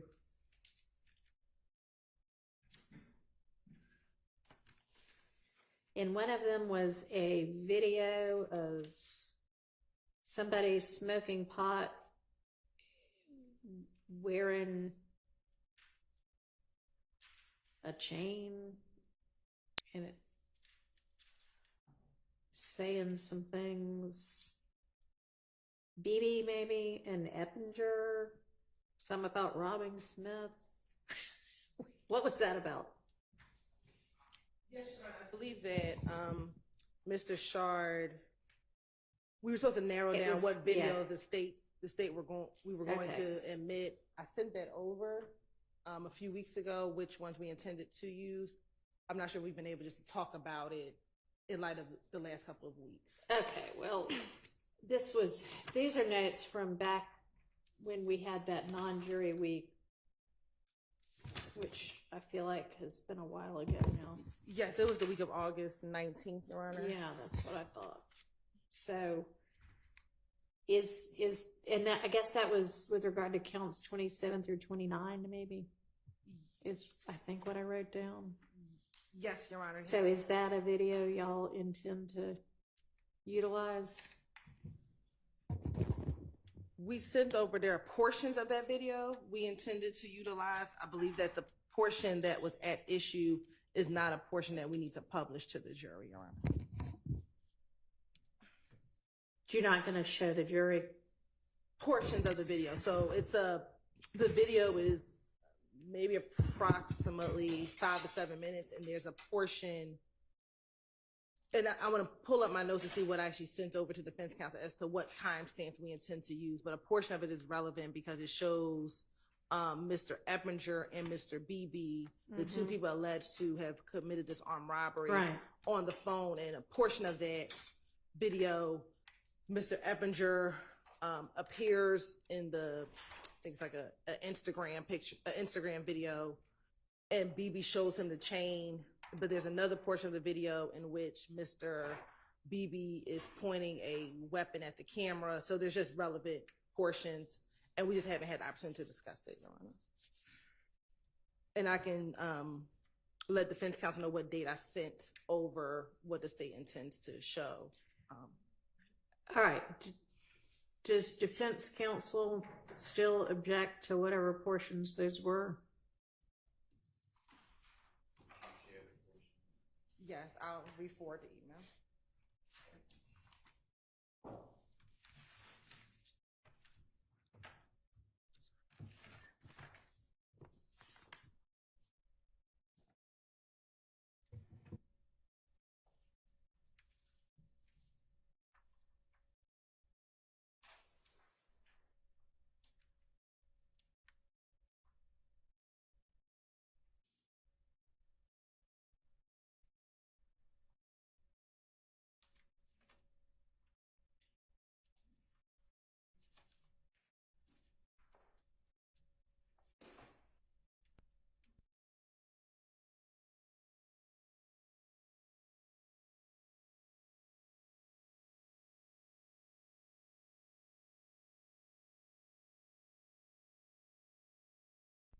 August 23rd at about 1:55 p.m.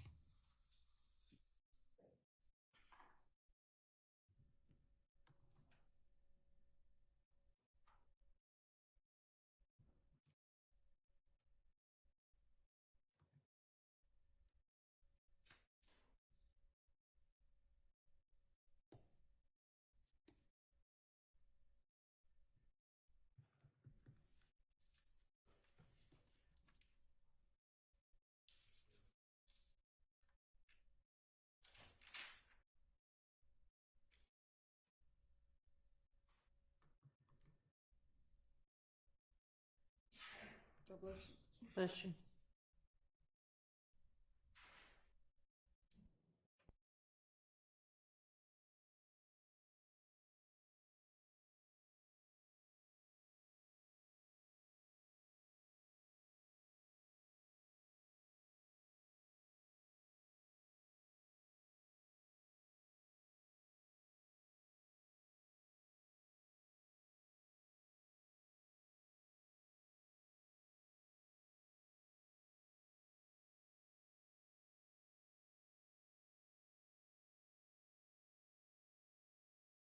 sent are approximately 5 clips that probably total together about 6 minutes of actual viewing.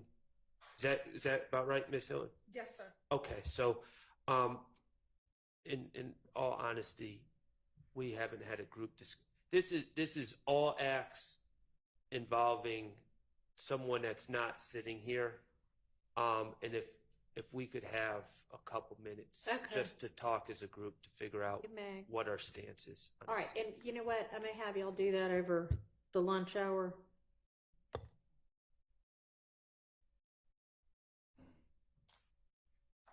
So the next thing I had us circling back on was, and I guess maybe these were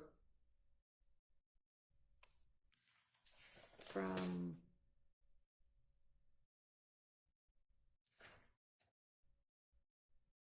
I don't know, we were going through maybe one of the sets of statements, because I've got like page 2, 523, 513. Oh, these were the wiretaps, maybe.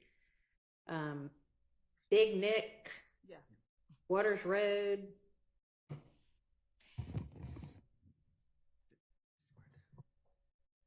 And then,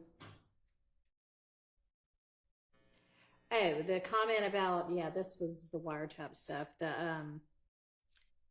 flipping the car and laughing about that.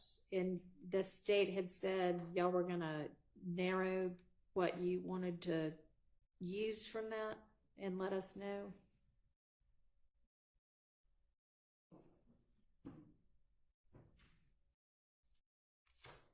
Do you recall that? Just trying to remember flipping the car portion. I don't know.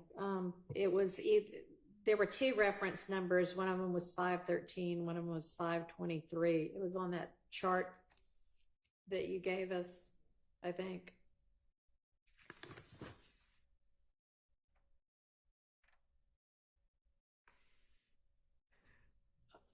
On the second page of it, Garlington talking about how they came through and thought they were going to come back and they were going to get ready to light them up, laughing about Shamel Drink's murder and the need to re-up on drugs to sell. And I had determined that the drug part was in, but y'all were going to look again at that other part. You said there was a non-hearsay purpose for it.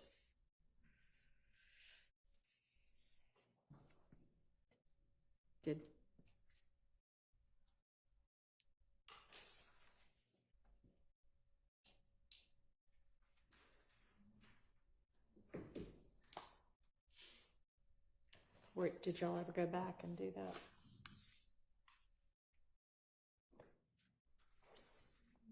By lunch, we can. Okay. We'll be able to have an answer by lunchtime.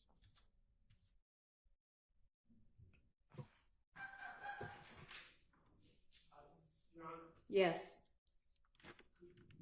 Would you kindly just repeat the 2 reference numbers? Yes, 513 or 523. On the chart, it's 513. Thank you.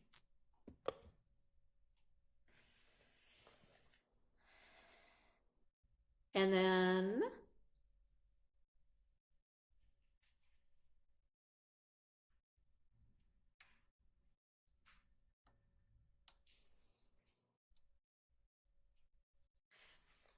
when we got to 1109 or 1124, there was an argument that shouldn't come in against Nichols or Stillwell because they had already been arrested at the time and somebody was going to provide law on that.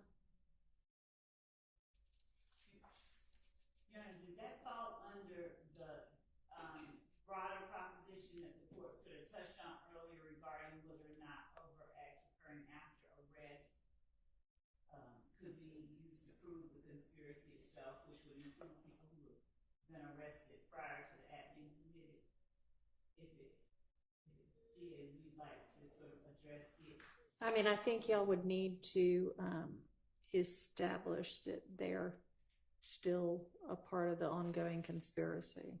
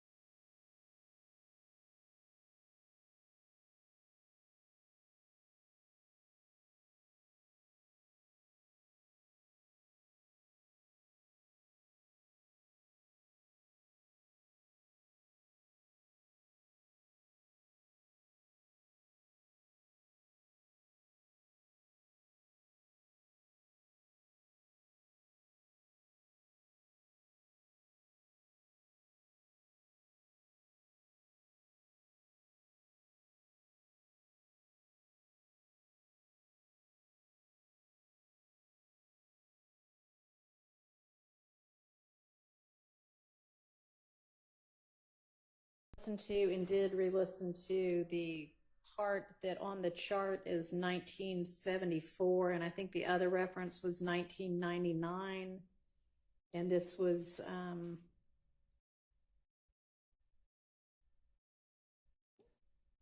I don't know if the argument was 403 there. Confusion, I think, was the argument.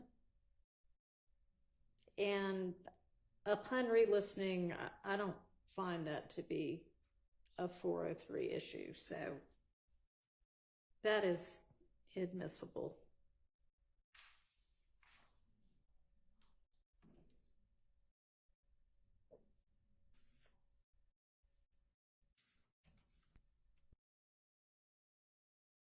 That was about as far as we had gotten. And then, of course, we still need to circle back on the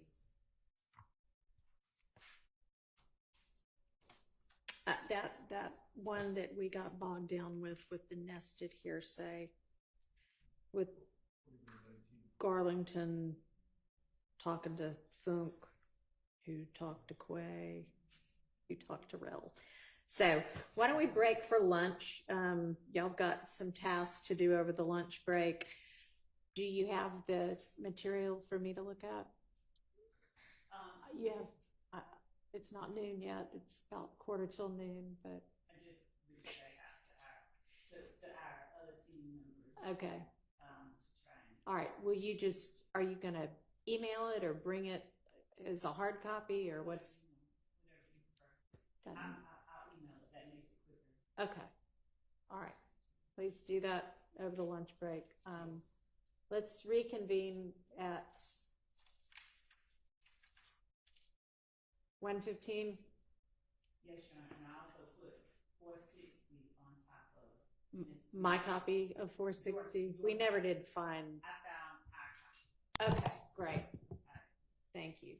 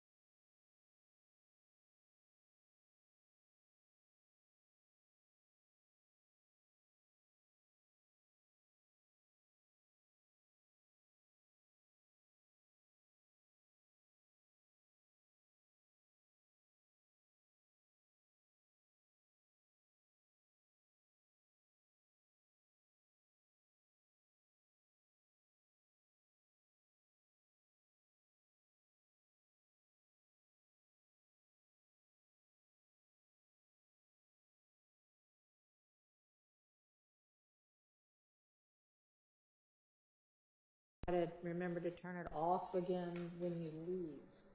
Which maybe it's just going to be an issue at breaks. I don't know, but I don't know. Just, I guess, try to turn it on and turn it off as you arrive and leave the podium area. All right, Miss Love, I appreciate you sending electronically the communications between the state and the various attorneys whose clients have pled.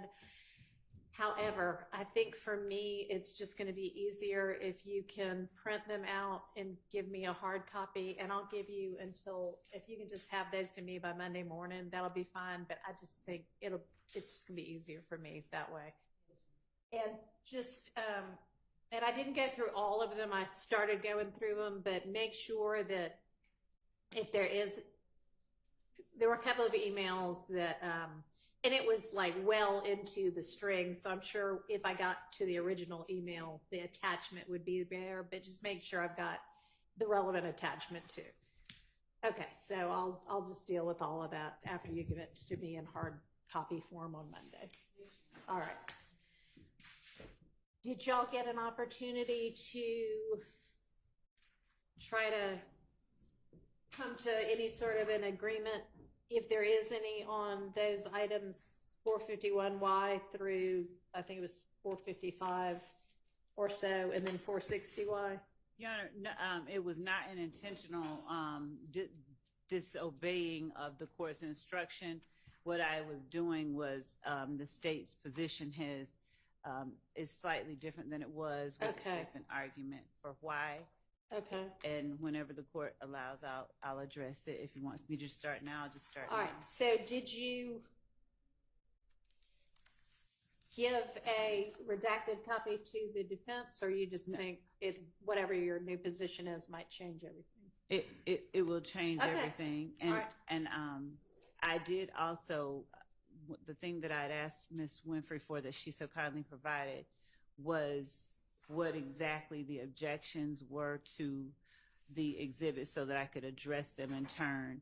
What I recall specifically, I believe that it was Mr. Stillwell who made the initial objection that... Hang on a second. Can y'all try to be a little more quiet over there so I can hear?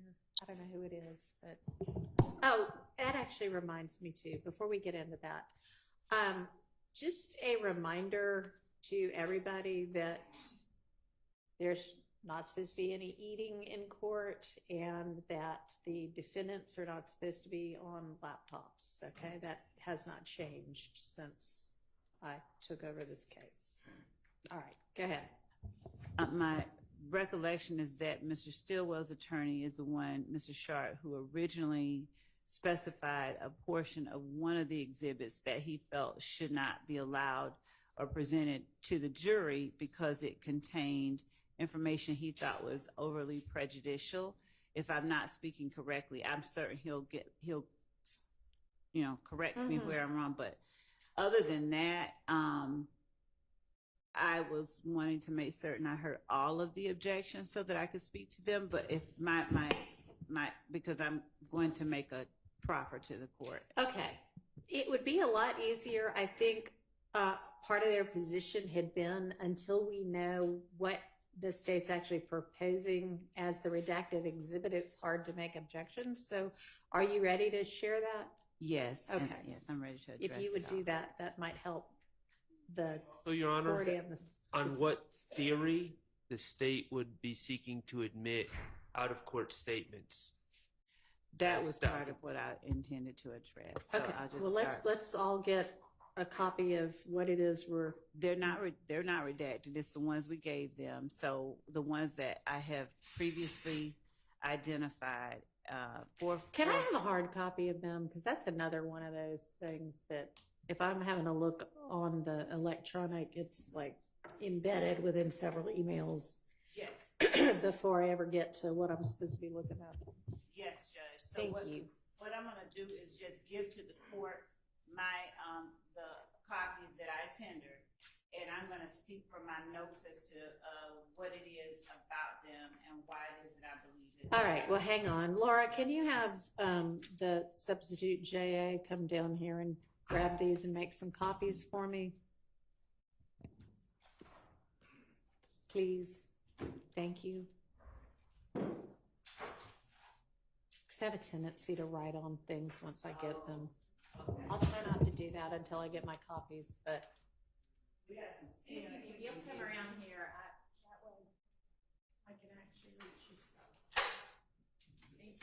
You're welcome. And for the record, I have given to your honor, 1AS, which was the plea agreement that had been tendered at Mr. Sledge's plea. Mm-hmm. I've also tendered 444 Yankee, which is the document we were referring to.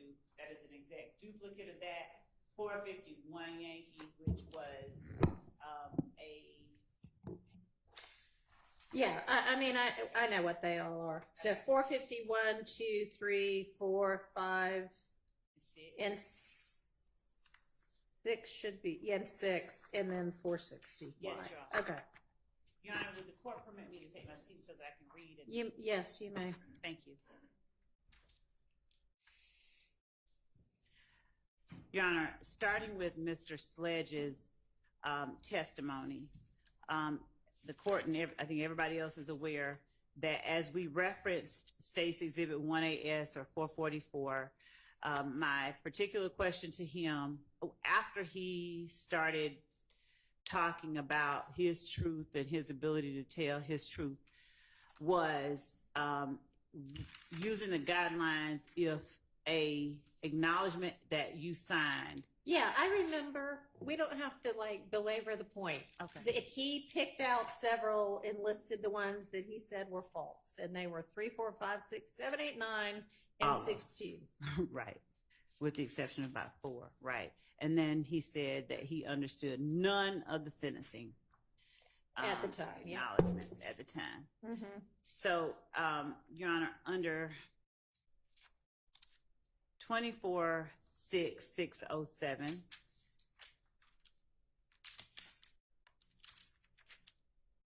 OCGA 24-6-607, Your Honor, impeachment by contradiction. Mm-hmm.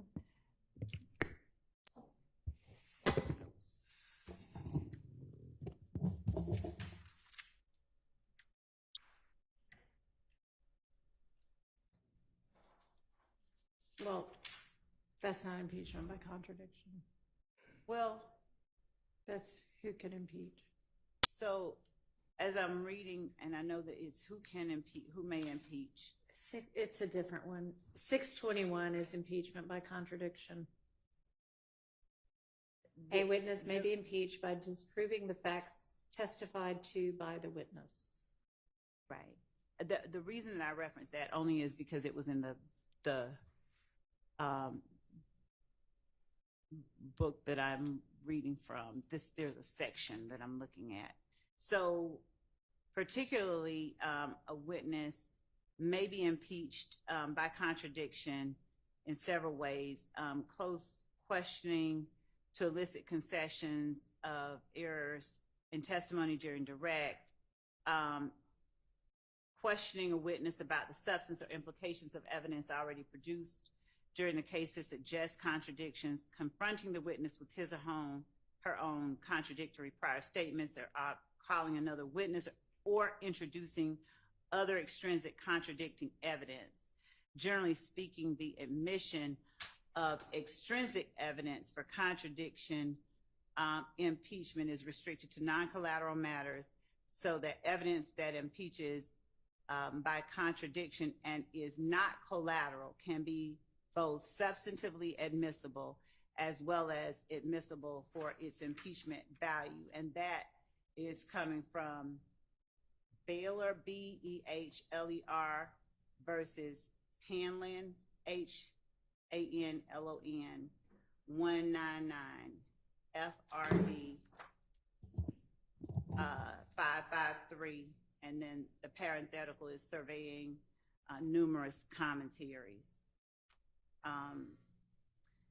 Judge, with respect to Mr. Sledge, the reason that I began my statements to the court about what it is that he said, and will then go into what his lawyer said. When I asked his lawyer about plea negotiations on the heels of Mr. Sledge, not just saying he was told he could get up and tell his truth, but on cross-examination, he was asked repeatedly through the use of allowable leading questions.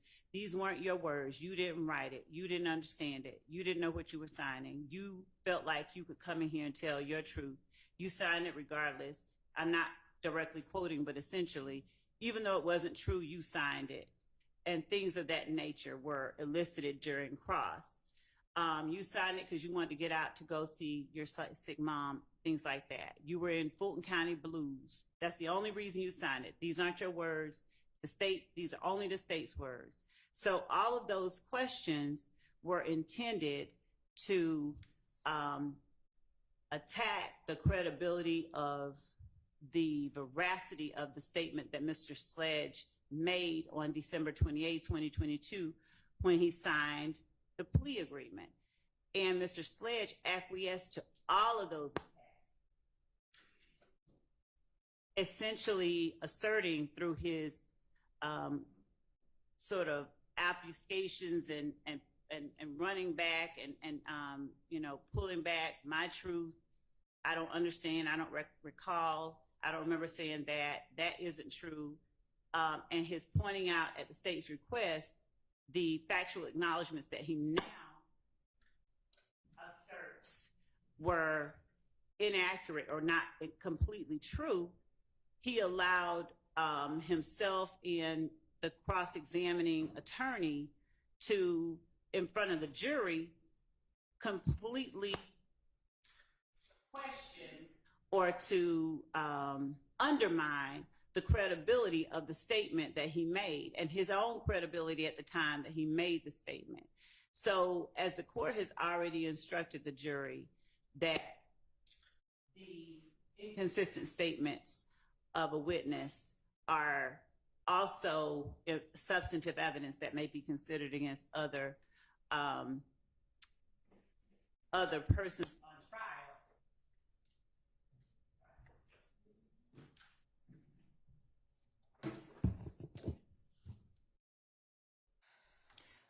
Can the court hear me okay? Yeah. All right. So as the court has already instructed the jury that it can now consider that statement as substantive evidence, what we've seen is an attempt by the defense to destroy the jury's faith in the credibility or veracity of that statement made by Mr. Sledge on December 28, 2022. So when questions were posed to his attorney regarding Mr. Sledge's understanding of those acknowledgments and sentencing agreements, on the one hand, after he made clear that though he's a friend of both sides, he's a defense attorney through and through, Mr.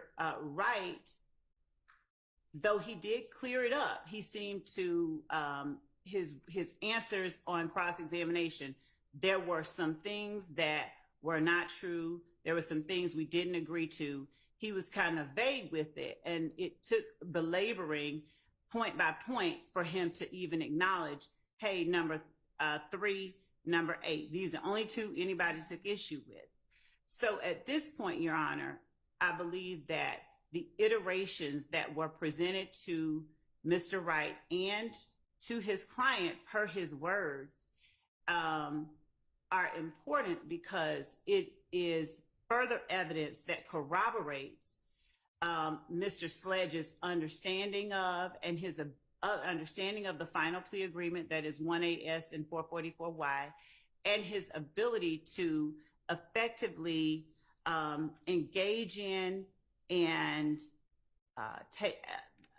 have an active hand in that final document that he signed on December 28, 2022. It points not only, it demonstrates not only the inconsistencies of Mr. Sledge's testimony, but his outright perjury regarding his purported lack of ability to have any say in what that final document asserted that he signed. It is illustrative of the fact that he actually did have the ability to tell the state what he felt wasn't true and what parts he wanted changed. And I think that our position is that it is relevant in showing or allowing the jury to judge the credibility of statements Mr. Sledge has made on the stand versus the credibility of the statement that he made on December 28th, 2022. The statute that I cited earlier, it substantiates our position that the representations that Mr. Sledge made under oath on December 28, 2022 were part of a long and detailed negotiation and refinement that Mr. Sledge himself took part in. I think at this point, 24-1-104 might become relevant. That's the one I brought up earlier that didn't have any bearing on what we were talking about. But in as much as 24-1-104 speaks to the code section not limiting the right of a party to introduce before the jury evidence relevant to weight or credibility, we believe that this particular evidence allows the jury, it is pertinent evidence that they should be allowed to see, to understand fully what was put before Mr. Sledge, what he did dispute, what he did not dispute, and so that they can compare it with what he finally agreed to and make a better determination about the truth of the statements he made on December 28, 2022. I think that the argument that some of the statements, the allegations made by the state, those are things that one way or another may be asserted in any event. For instance, they caught nut down bad is a statement that we know is going to come out either through the person that said it, the person that relayed to law enforcement that they said it, or in his statement to police if he lies on the stand. These aren't matters that are so prejudicial that they should be kept from the jury. These iterations, if you will, the defense wanted to have us reference part of them, but pointedly objected when I attempted to have Mr. Sledge show or point out differences between a previous iteration and the final version. That previous iteration was not circled there. It's one that I have because I did not tender it as a marked exhibit. They actually objected to my calling it a previous iteration. And I think in attempting to keep from the jury, not just the previous iteration, but the number of them and the changes that were made and requested, and the changes that were not requested, as is reflected in 460Y, we're keeping from the jury very relevant, pertinent evidence that in no way substantially prejudices either defendant through its admission. So I believe that an instruction that these are assertions made by the state, essentially questions that they ask the witness, then defendant, are these true? I initial them if they aren't, tell me what changes need to be made, and that they are not to consider as true from this witness or take as statements by this witness anything that doesn't appear on state's 444Y, and that they should look at state's exhibit 460Y as substantive evidence of the defendant through his representative of what he was calling true and not true at the time that the state presented him the iteration that came just before it. So it allows them to put in context Mr. Sledge's factual acknowledgments and sentencing understandings that he signed. I'm going to get copies made of all of these. Yes, Your Honor. All right, so just one. Oh, batteries. Thank you. All right, I've got some batteries. If Oh, you did they think go in that here? might help with, I'll just put them up here. It seems like your mic is out and like these batteries, I don't know whether they take double A or triple A. Double A over here. All right, got a few of each.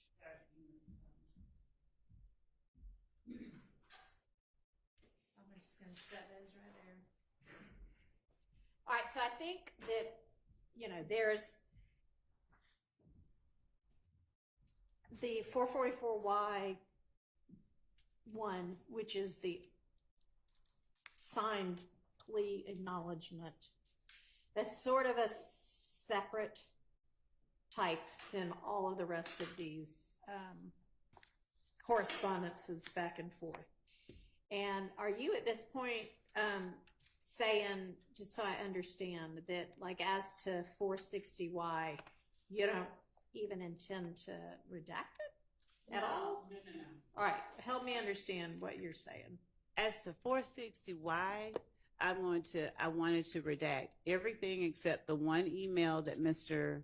Wright sent. I want to take out everything else before. I even think I included twice in that 460Y the same email.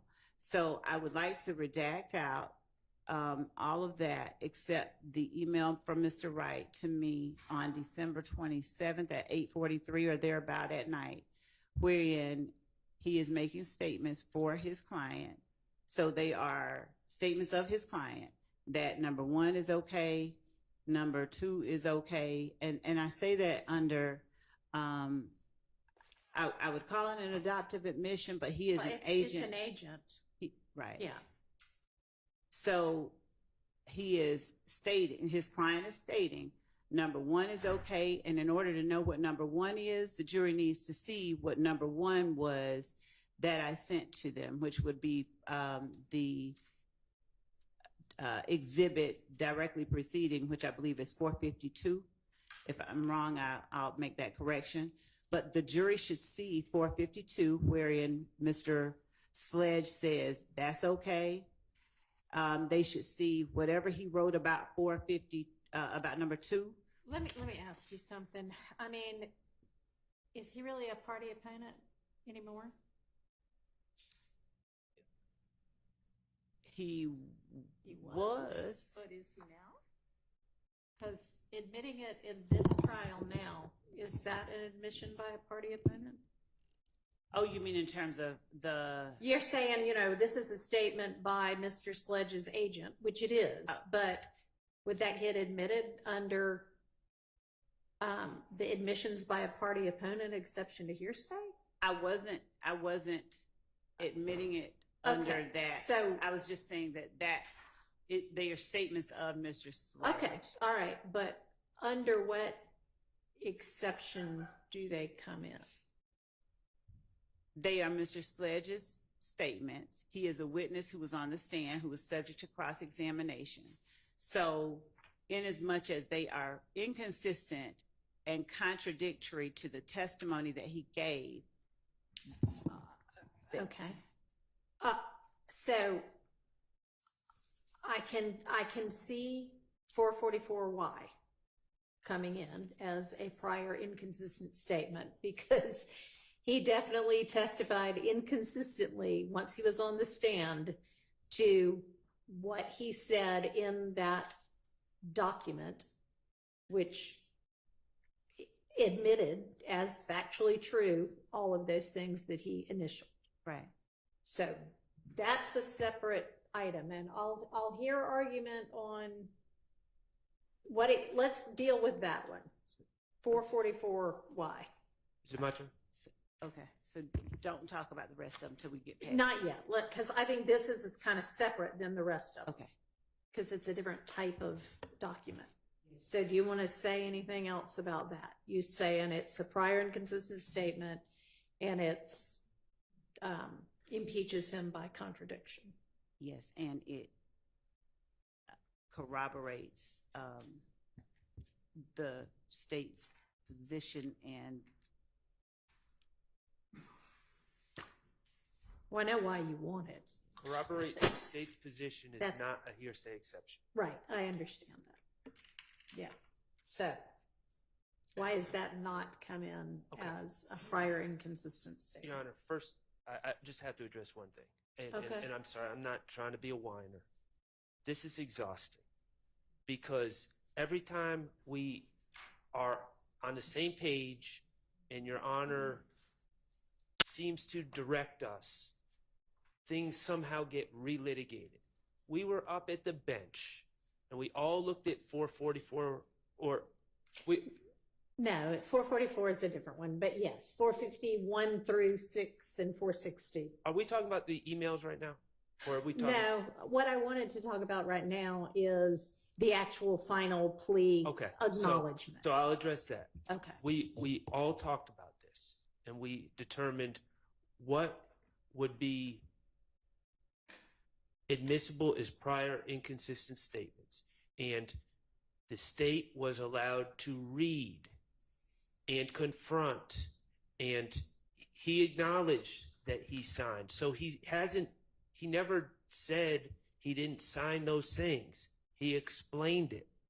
But those factual acknowledgments on the 1AS, which I think is 444Y, were read into the record and fully litigated.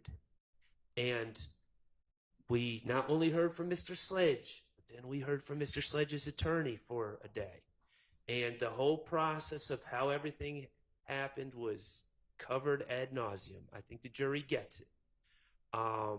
And there's nothing that I would understand to be gained by admitting the paper copy of what was testified to and discussed over a week with, this gentleman and his lawyer on the stand, however many days it was, that hasn't already been covered. Additionally, Your Honor, of course, my stance would be if it were to be admitted, it would not go back to the jury because it would be continuing witness. It would be, signed statements, written statements. And the idea that somehow, well, that deals more with the prior versions. But Yeah, let's not get to that. yeah, I won't get to that yet. But we've discussed this, and now we're back to arguing about it again. I don't actually know that we discussed 444Y 1AS. Well, the state sought to admit it at one point, is my recollection, and you instructed the state to ask about the ones he was denying, and they confronted him, and they said, "This is what you're denying." Factual acknowledgement. I'm using an example. 3, and then it was read, and then it was discussed, and then we went from one to the other to the other. The state was certainly not rushed in their examination of Mr. Sledge. So all this has been covered. There's no need to admit the document into evidence at this time. And it's cumulative, but also it should never go back to the jury to begin with, so I don't even know what purpose it would serve at this point. Well, we can deal with that later, what goes and what doesn't go and what's subject to a continuing witness objection. But it's definitely a prior inconsistent statement. Y'all were given an opportunity to cross him on it. He was given an opportunity to explain it. It can come in as extrinsic evidence. Well, That- okay. It's pretty clear law, I think. Well, the other thing is, I don't know if he denied. The other thing is he didn't deny adopting it. He said, and he gave an explanation. I know.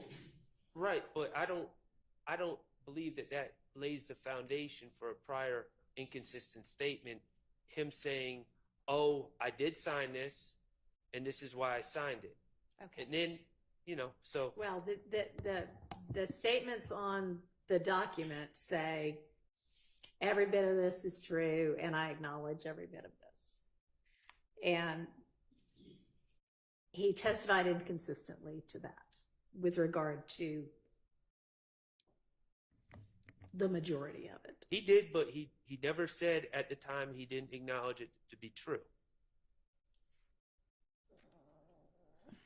I think he did. Okay, so to me, I don't know if the entirety of it or just the parts that he denies are admissible, but does it really matter It if, does. 1, 2, and 14 through 15 come in? I'd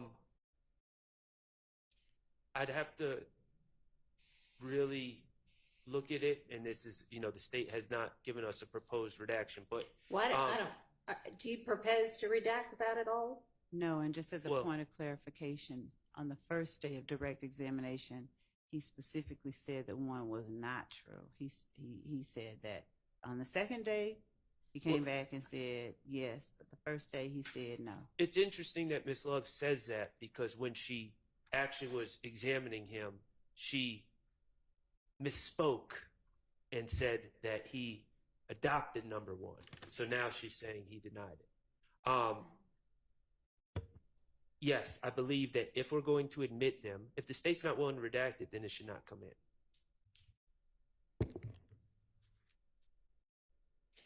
All right, so What is it that they're proposing that we redact, Your Honor? It's the parts that he didn't testify inconsistently with. So I believe that the document as a whole serves to rebut it's a contradiction. The document as a whole is a contradiction, impeachment by contradiction. It serves the other, the 3 things that he said he admitted, 10, 11, and 12. 5, 10, 11, 12, 14, and 15. Provide context to the types of admissions that he was willing to make. It provides context. All right, well, didn't they watch a video of you reading out just the parts that he said were inconsistent? Yes, just the parts that he said were inconsistent. And I believe that the document as a whole is evidence, powerful evidence of what the document contains, of the statements that he makes in the documents. I think it's evidence. The fact that he signed, the fact that the document exists, the fact that they can see what it is that he was looking at, and compare it with what it is he is saying on the stand allows them to further assess his credibility. It corroborates what they saw. It corroborates his understanding of what it is that he was signing. All right, if we're talking about is it an exception that permits his admission, it being corroborative doesn't get you over that line. So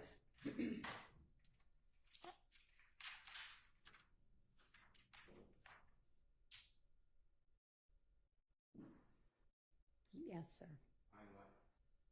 Okay, Tom, Your Honor. Yeah. Now, it may be that what you mean to say is that the entirety of the document needs to come in because that's the only way they can understand it. Is that what you're saying? Yes. I'm sorry for not doing it as well as the court did. When I say context, yes, it is the only way that the jury can fully understand the document and what was before Mr. Sledge at the time that he signed it. the state's stance is that the jurors can't possibly understand one factual acknowledgement about a video, for instance, without being provided another factual acknowledgement about gas stations on Cleveland Avenue.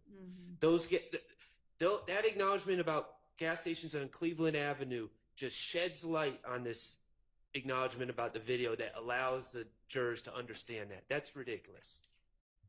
You had him admit on the stand the factual assertions that he still agreed with, right? I had him not read from the document. Did the jury in any way hear the factual acknowledgments that he still acknowledged?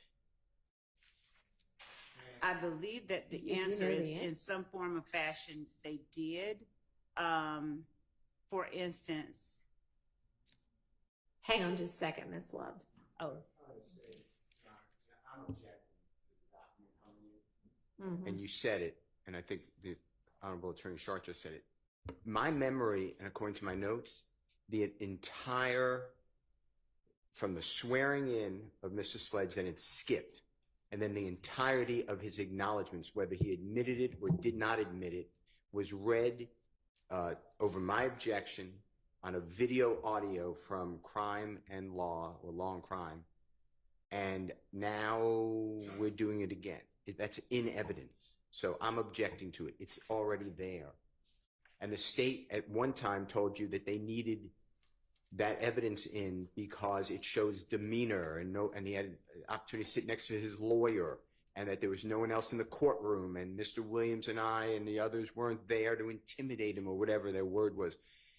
This is just cumulative. He's been impeached. He's been thoroughly impeached. So I'm objecting to 444 at all. And at the appropriate time, I'd like to respond. The answer to your question is yes. It has been acknowledged. So your recollection is that on the video, every factual acknowledgement was read? That is, if I'm wrong, please correct me. I'm not trying to be wrong. That's according to my notes. There was nothing redacted. It went right from the acknowledgments, whether he agreed or disagreed. It was read by Ms. Love. All right, Ms. Love, I know you sent us an email at some point that said, here's what I intend to play. Respectfully, Mr. Steele is incorrect. Right? We do. Okay, so hang on. And was sent Friday, September 6th at 7:45 a.m. And then, yeah, I think that's the right date. And then maybe again to me at 9:54 a.m. Right. Would the court like that we put it on the screen or just reference the portions that we were taking out? No.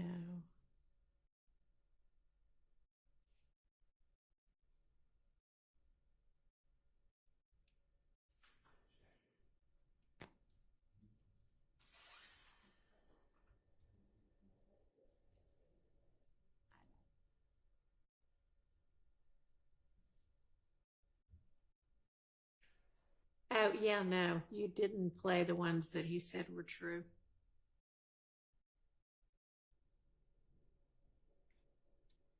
You only played the ones that he said were false. Right.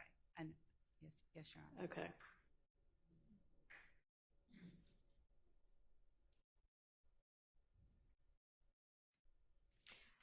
Okay, so.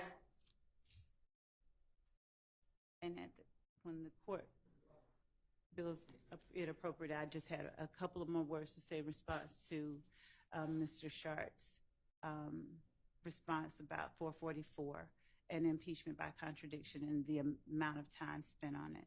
All right, I'm not concerned with the amount of time spent on it. Okay. Then so the ones that are prior inconsistent statements are the ones that he said were false.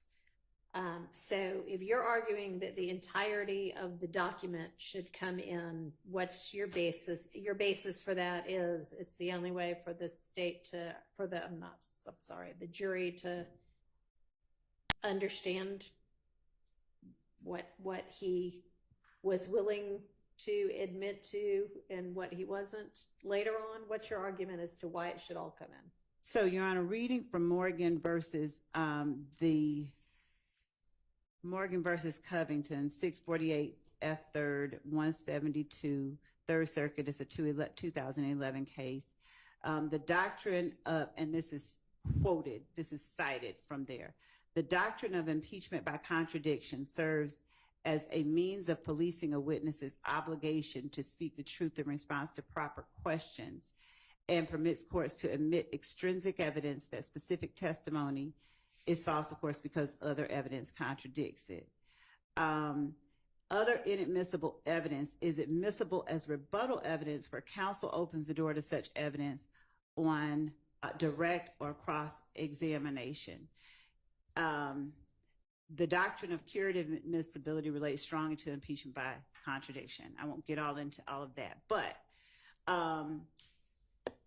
when on cross-examination, Appreciate it. All right, I'm going to give you your would you get that back? documents back. Thank you. Ms. Hilton's coming. None of these are the, yeah, okay.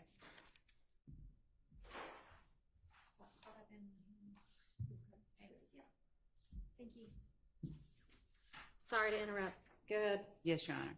So we're not just talking about, if we were only talking about inconsistent statements, then that would limit us to a portion of it. But here on cross-examination, the entirety of the cross-examination was intended to present to the jury the impression that the statement itself was not knowingly or willingly or voluntarily agreed to.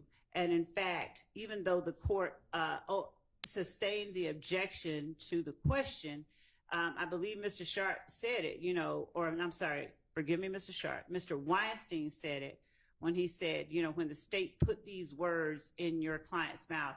So the point of it is, when on cross-examination, whether it's effective or not, when the effort is, and the witness has allowed it to happen, that an entire statement is essentially sort of undermined. You say you didn't understand it, you lied because your mother was not well and you wanted to get out of jail. The validity of the statement itself is now, it's impeached. It's almost like you're impeaching the statement itself. You're saying that the statement isn't valid. And so in as much as the statement as a whole does allow the jury to understand, it does place the few admissions he makes in context. We'd ask that it be admitted as not just a prior inconsistent statement, but as impeachment by contradiction. Your Honor, there's no contradiction.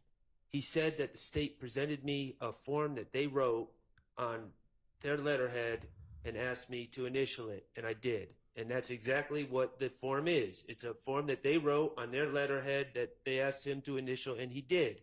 So there's no contradiction. The document doesn't contradict anything he testified to. Now,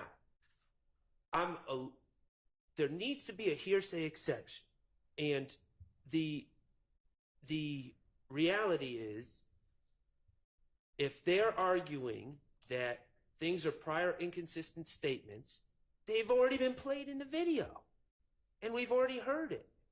And if they're arguing things aren't inconsistent, then they shouldn't be played. There's no reason for the hearsay to come in. So even if I granted to them that it's a prior inconsistent statement, we've just established that we played a video with all of that being read, the jury's watched it, and that was covered. So at this point, that form for any hearsay exception that it would fall under, that's already been covered by the video.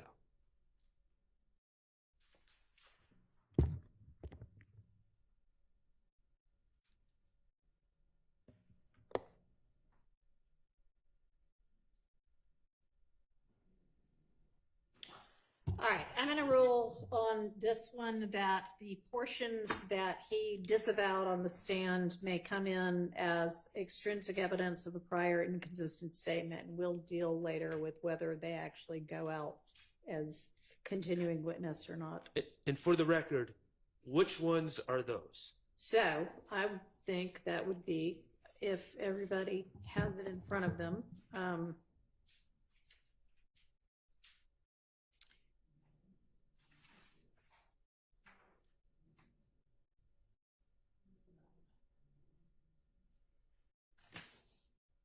my understanding is he disavowed 3, or at least portions thereof, 3, 4, 5, 6, these are all under 4, under, factual acknowledgments, 7, 8, 9, and 16, and then every bit of Section 5, the sentencing acknowledgments. He said he didn't understand any of them, even though he initialed saying, I understand fully each of them, as well as the paragraph underneath that. He also acknowledged on day 1 of my direct, number 1, I wrote it, though he changed that. Well, if he changed it, then it was no longer inconsistent. I mean, I didn't, when you were like, all right, here it is in front of you, tell me which ones there you have any type of problem with. He did not say number 1. So He done. I made my ruling. All right, so that's that one. That is, and I don't know whether you're going to tender 444Y. That would make more sense. You've established that it's the same as 1AS. I did. Okay. When I'm listening.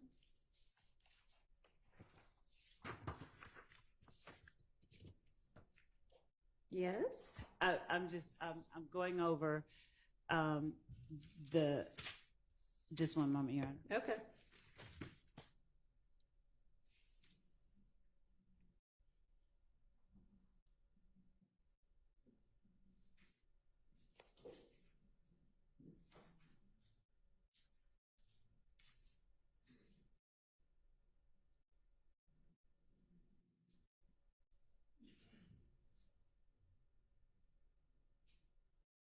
Yes, Your Honor. That is, we understand the court's ruling with respect to 444Y. All right.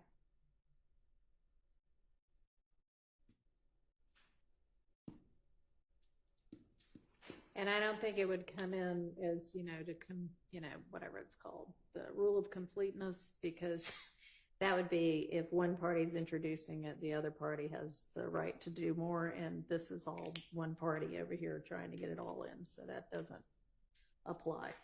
All right. I think now we can move on to the rest of them, which are all sort of, I need a bigger bench. The same thing.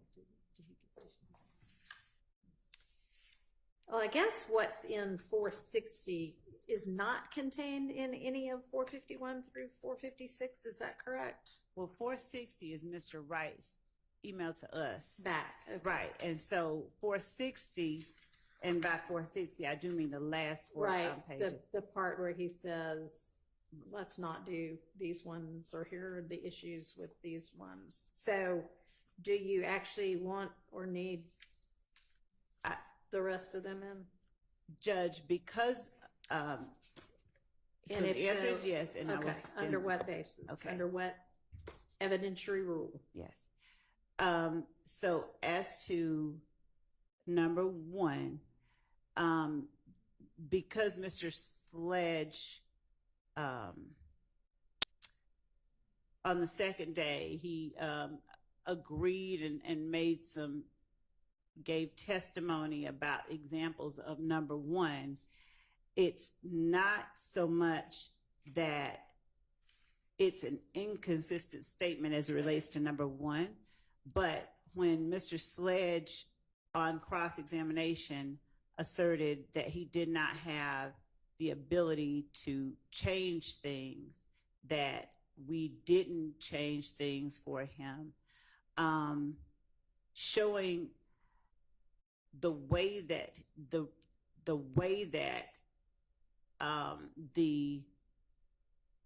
recommended changes were presented to the state. What is not said is as important, in our opinion, as what is said. All right, are we talking right now, I'm sorry, about just that portion of 460 that's Mr. Wright's 8:43 p.m. email?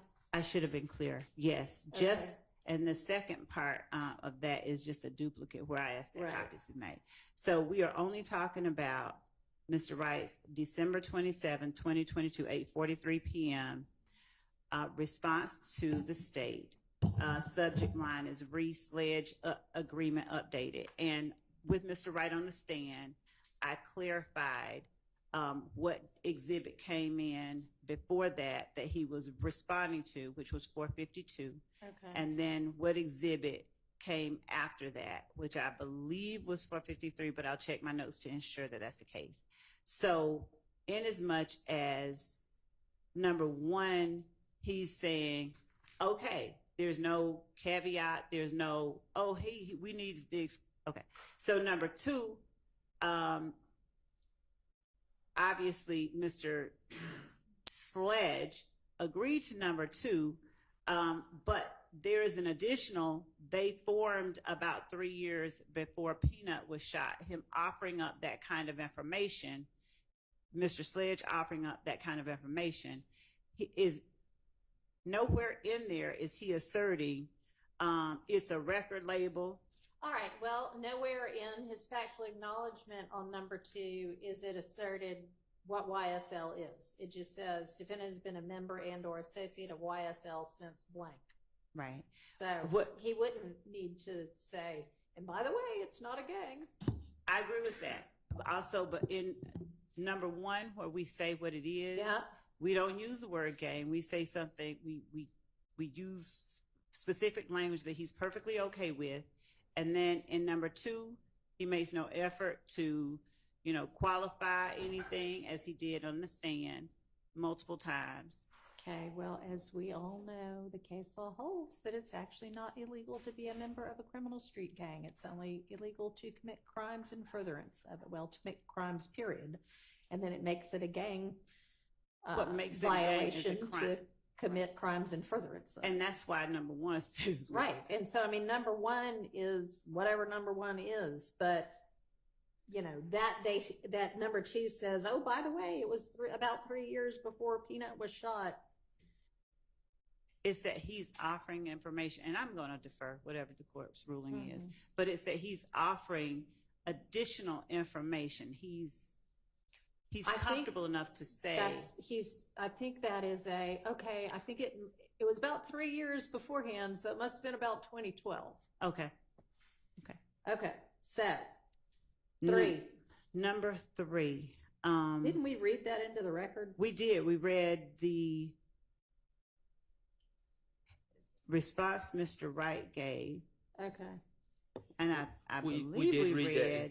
We did read into the record. If I make it.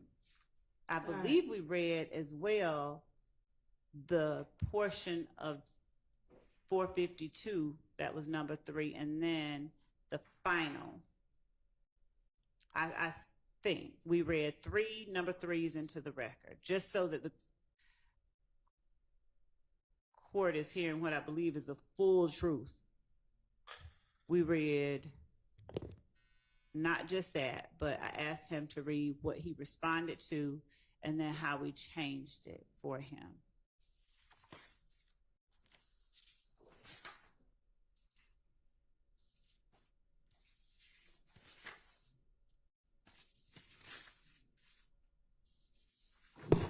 We read at least the final version of number three. We many, did. many times.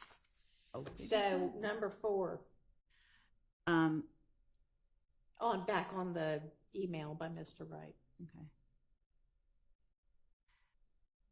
We never read that in, right?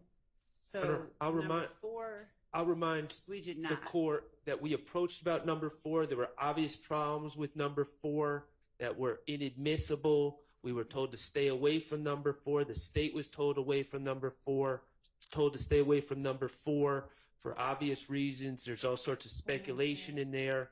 And now, after being told to stay away from it, and we were told to stay away from it, and we did not address it during cross-examination, now, after witnesses have testified, the state's seeking to admit a document that has number 4 in it. And it's just, I don't know what we're doing. Okay. Your Honor, ma'am. Number 5 is not even relevant, right? Your Honor, if I may just circle back briefly, as it relates to number 4, there was an objection to it. We followed the court's instruction. We did not ask him about it. And when the issue that I have with number 4 not being addressed here is more importantly, I don't know how an assertion that the witness did not adopt is prejudicial when he is not, he denies it and we change it and we take it out, that he was planning, he had personal knowledge that they were planning.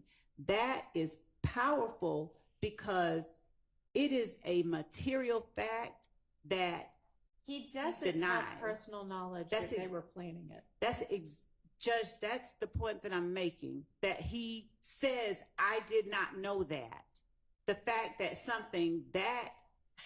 Even saying, I did not know that is sort of like... Or that's not true. It's true, but I didn't know it. No, he's saying that's not true. He is saying... No, he's not. He's saying, I don't know. I think maybe XYZ. That is not coming in. That needs to be kept out under 403, if nothing else. And that's really the only thing you wanted in, right? So I didn't hear you. Is that really the only thing from this that you wanted in? When you say this, you mean from this being this part, the 8:43 p.m. email from Mr. Wright that is included within 460Y. I didn't even the language of what he says, I didn't even need to have that in. I mean, I understand why that would be considered, and I understand the court's position there, why it would look like something was pre-planned. The reason that I was asking or seeking to have the assertion in is just to show that he says no to it. We could take out all of number 4 under Mr. Wright's email and just say, no, I don't, just, he denied it. Well, we can't make it say something. No, not put the word no. He said, Mr. Wright said on the stand that is something that we did not agree to and we took out. And that's exactly the point. Mr. Wright said all this stuff on the stand. We're not going to be admitting 460Y.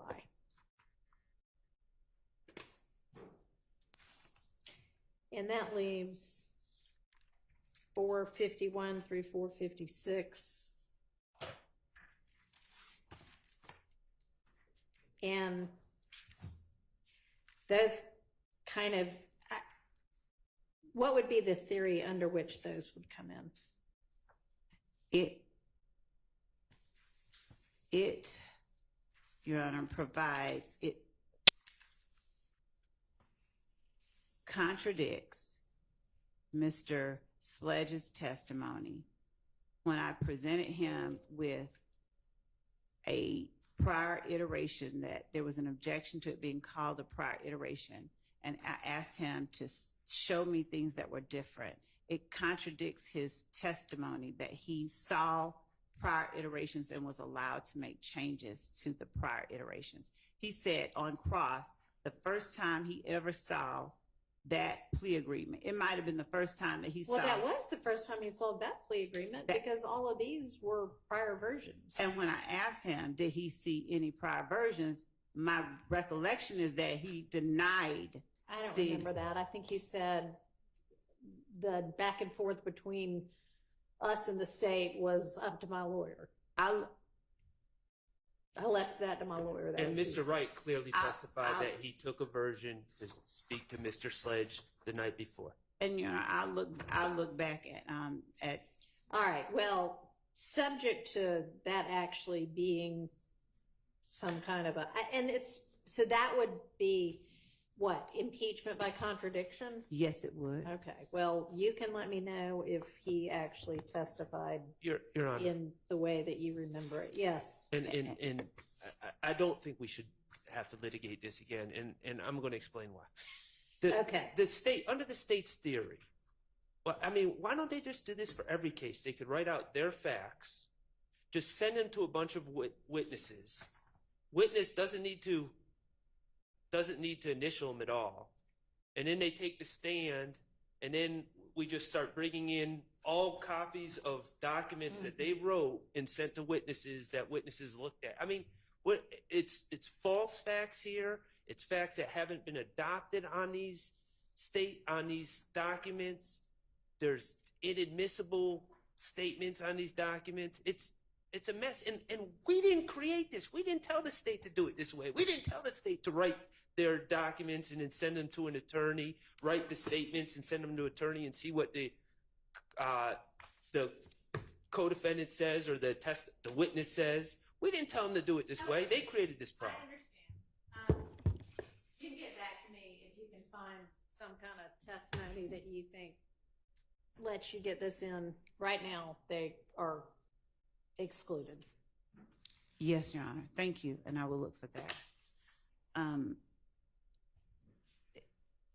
Yes. I can't say with certainty, but I'm just going to ask if there is also a case which I, in my mind, in the recesses of it, believe that it may address specifically like Okay, well. iterations. Sure. Okay, thanks.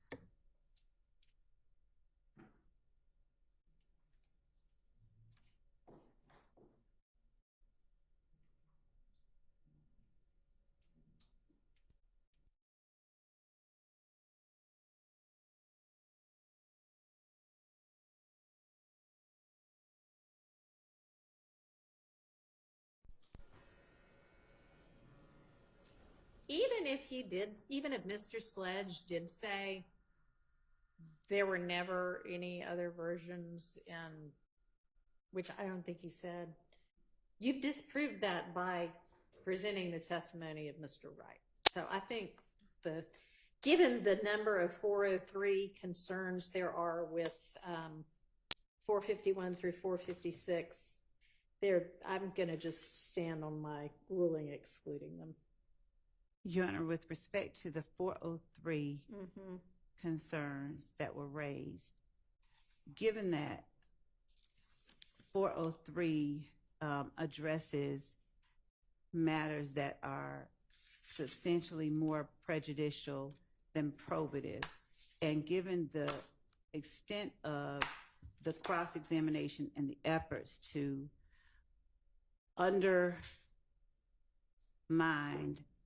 the willingness or knowingness of Mr. Sledge's statements, essentially even in the arguments that are made, it's essentially the argument is that this isn't a statement that Mr. Sledge made. Showing that Mr. Sledge, showing a prior statement, contradicting that testimony. That's what 444Y is. And that's it. That's the ultimate one that he signed. I know. But showing, yes, it is. It is. I know. Showing that he was untruthful and letting the jury decide, why are you telling stories about that? About seeing a prior version, we believe is strong evidence that allows them to judge his credibility, why he's saying what he's saying, any bias he may or may not have, and help them to determine the truth of which statement they should believe. So we would ask that the court, I don't know, revive its prior ruling, revive the ruling that the court made. Denied. Let's move on.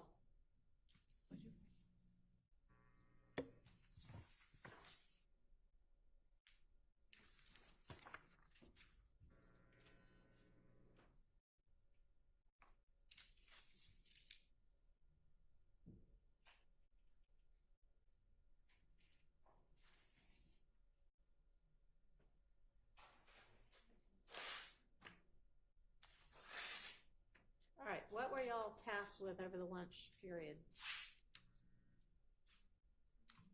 Your Honor, we reviewed the proposed segments of those videos that showed Mr. Beebe and Mr. Eppinger referring to and they weren't referring to it, but it's clearly involving the armed robbery that they're charged with that's listed as an overt act.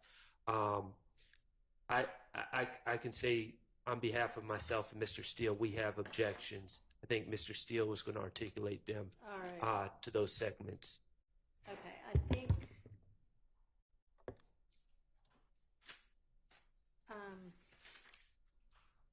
it would probably help for me to be able to see what those are, but before we do that, 463Y, were you intending to tender that at all? I don't know if that was one that you had included that we said we'll circle back or not. That was the one that was just his sentence that showed that he got the sentence on the second count too. No, that was just to refresh his All right. memory. Thank you. All right, can you cue up the portions of that video, please?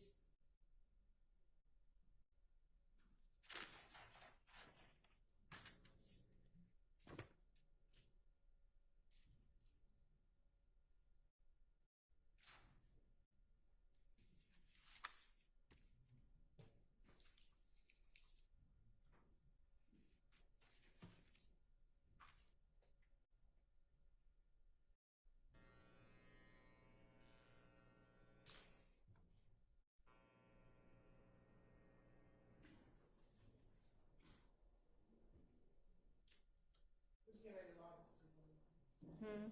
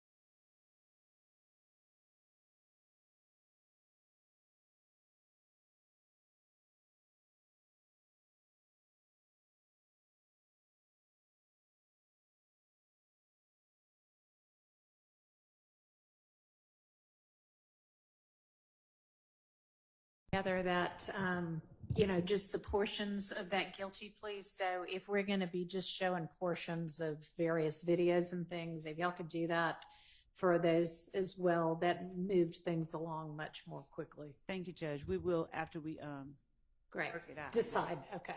Thank you.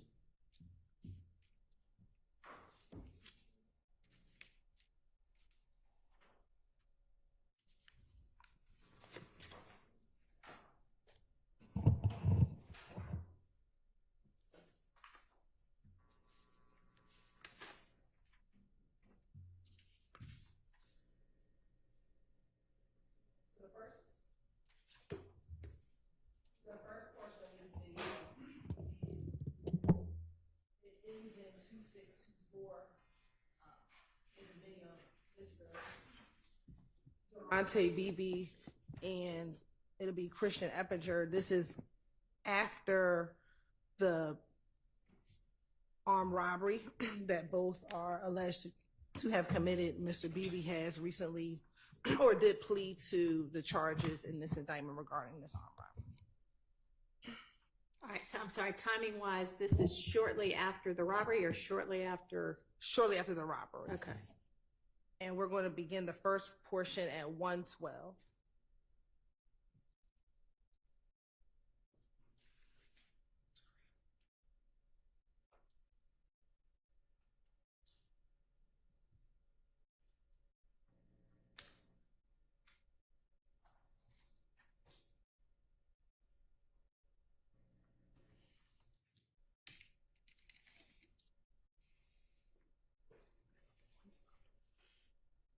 And it's about 3 seconds, Your Honor, from 1:12 to 1:15. What's going on now? What's up, Slam? And Your Honor, as you see, or if you see there, when Christian Eppinger gets onto the call, he throws up what we have alleged is the YSL sign, and then Durante do it back towards him. Okay. The next portion, Your Honor, is 2 minutes and 45 seconds to 2 minutes and 52 seconds.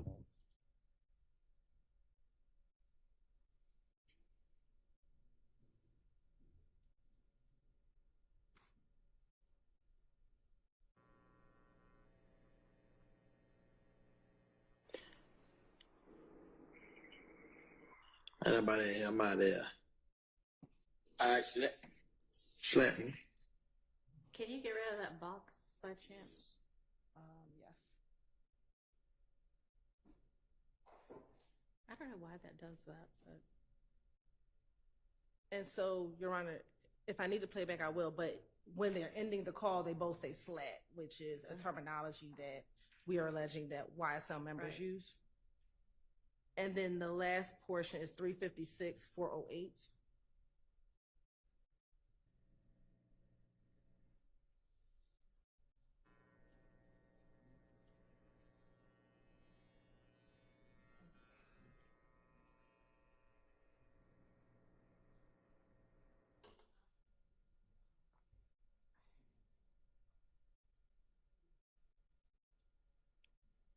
But they hit them up. Really, yo, my artist, man. They give me, I done built me a business up. And it ends there. Just a few things. The clothing that he is wearing, Your Honor, I believe this is OTS or on the slime clothing that he is wearing. This is also his public page. And so immediately after this call, he then points a gun at and towards the camera. Again, going towards the state's theory that members of YSL operate with violence and using guns to show their threat, their notoriety, and given everything that has happened in the video, those relevant portions. Those are, for this video, the 3 portions we see. Ms. Hilton, excuse me. can you not hear? I didn't quite follow the first thing she said. Something about what was on the clothing. We believe that this is clothing that we've seen on other YSL members. It's either OTS or on the slime clothing.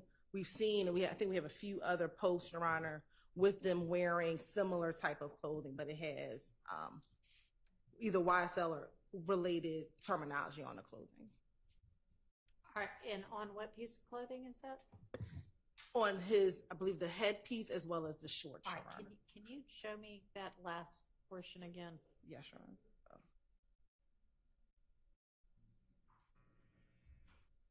And I started a little So, the headpiece and the shorts. They ain't got no involvement, but they hit them up. Really, yo, my artist made minimum. Look at me, I done built me a business up.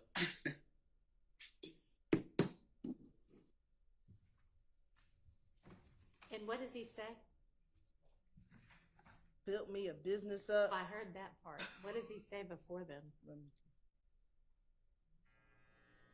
Is this just to show the clothing? No, the clothing and the pointing of the gun. And pointing of the gun and saying. They hit them up. Really, yo, my artist made minimum. Look at me, I done built me a business up. I think he's rapping a lyric to a song, but he says he hits them up, and I'll have to go back and look at the other portion of the language. Your Honor, procedurally, are you wanting us to argue these one at a time? I think, yeah, that'll be this set. Not like, well, not necessarily one portion at a time, but like this will be, I'll hear the argument as to this. So I guess there's the beginning where they're throwing signs, the end where they're signing off with the language, and then the middle, the end of their call, and then the end of his post where he is wearing particular clothing, pointing a gun and saying something indiscernible other than that he's going to build a business up, but maybe you can let me know what he's saying. But if what he's saying doesn't matter, then... I have... What he's saying does not. Okay. All right. I have reason to believe that he's singing a popular line from a song that does not involve anyone in this room. Okay. So is this line of, what's the line of clothing? So, is it like a line of clothing you can buy in stores?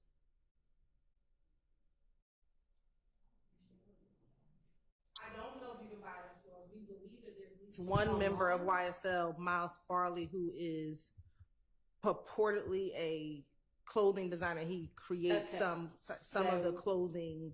That is not, I don't know if this is that. That's not his clothing line. Oh, well. But the clothing says, and I have another picture, because I believe this is from all the same line. Okay, but I mean, if this is something he's wearing and you want it in to show that he is a gang member. And the clothing says, and I want to back up, we believe it says slat on the clothing, on the shorts. And I'm looking at another act that we have, Act 143, with him and Christian Eppinger, and Christian Eppinger wearing a jacket similar to the pants and the hat set that he's wearing in this particular video. And when is this from?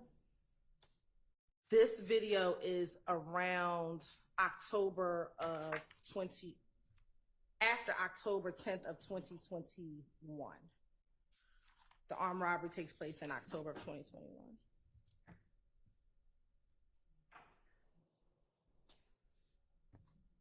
All right, and tell me why y'all are offering this. Your Honor, so with the first two portions is to show that both Mr. Eppinger and Mr. Beebe, again, right after the robbery, are in communication with each other, showing their association with YSL by one, using the gang symbols, and two, using terminology in which members of YSL uses. And then the last portion of the video, which is when he places the gun inside of the video, Your Honor. Again, this is a public posting of Mr. Beebe. And it shows, again, that members of YSL uses this gun for no reason, comes into this video at the end. There's nothing, I don't know what the purpose of actually flashing a gun is, but to show that he, as a member of YSL, has handguns, uses handguns, especially coming after an armed robbery, which we allege. And the armed robbery was what, like October 12th or something? October 12th of 2020. And then when is this video posted? I just need to pull up the Instagram, Your Honor, of when this exactly video was posted. And can I ask the state another question while they're looking into that? It's being, and I'm sincerely asking, it's being stated that this is a public posting. And I'm wondering was it a public posting or was this something retrieved off of his cell phone? Because those are two different things. It was not retrieved off of his cell phone. We got an Instagram return for Mr. Beebe. So yes. So these was are this on his public- Instagram page? Was this a story that disappeared after 10 seconds? I'd need a little bit more context about what exactly this video is and where it came from and how it was presented to the public.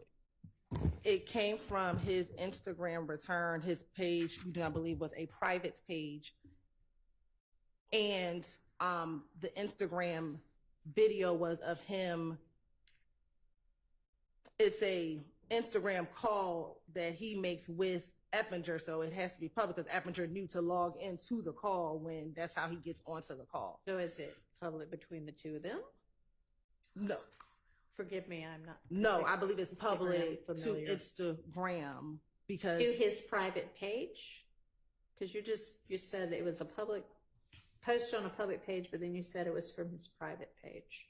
no, it's his personal page. Oh, but okay. a public. You don't mean it's private. You just No, mean it was his page. personal page. Your Okay, Honor, but it's a people- public page. People that are younger than me that are helping me here are telling me that this is not something, like if I wanted to check out what Mr. Beebe was doing on Instagram, it's not something that I could find publicly. This was a call. If you followed it, like if I know a lot of people have lots and lots and lots of followers, like thousands and millions, would any follower be able to see this? I'm just trusting the youth in the room now to.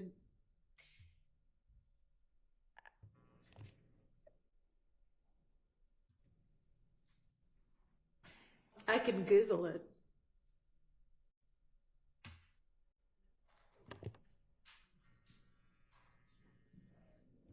All right, let's assume for now that it's a public page and we can circle back My on that. understanding is once a call, and this is my confusion why I'm asking the state. Okay, I'm using call, but Once it's not the- technically a call. Okay, but once the interaction is done, it is not saved. This is what my understanding is. It's not saved on his page. So I would not be able to say, hey, for instance, if I said, Could you watch it while it's going on if it's being posted to the page? if you were, I think it depends if you were invited. If you're a follower. I mean, Yes, so. whomever.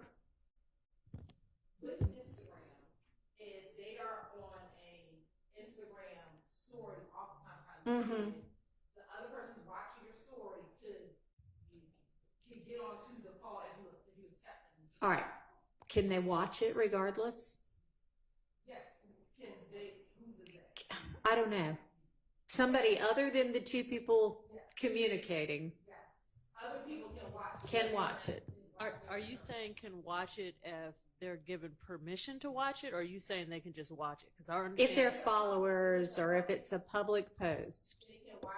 I can log on. If I was friends with not even friends. If he has a public page and he's in his Instagram story, he's talking to someone, I can log in and watch. And then there's clearly something he does even after the communication is over that he's showing in the post. Right, and he can, and then the other person, Mr. Evinger, can come out of the call and he can continue. All right, and does it disappear or does it stay up I until you believe take it down? disappears. I believe it disappears.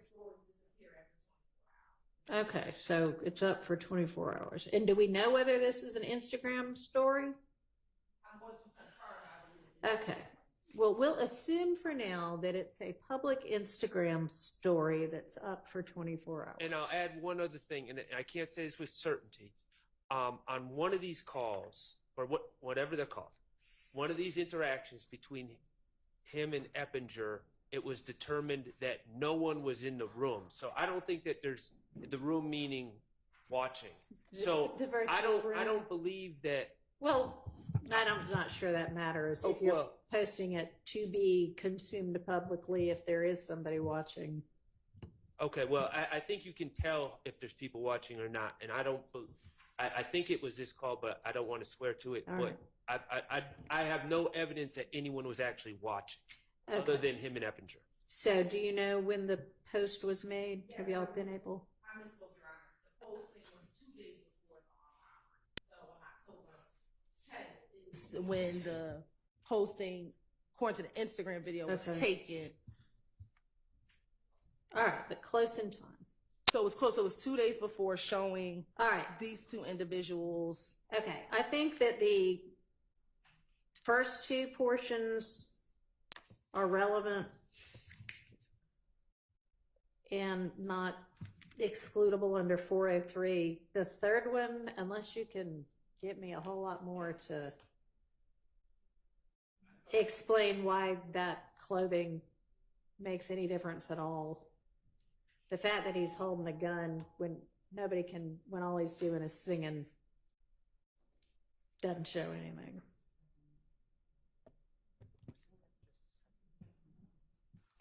You're right. He is representing, we believe, with the clothing on YSL prior to an armed robbery that he commits with. Okay.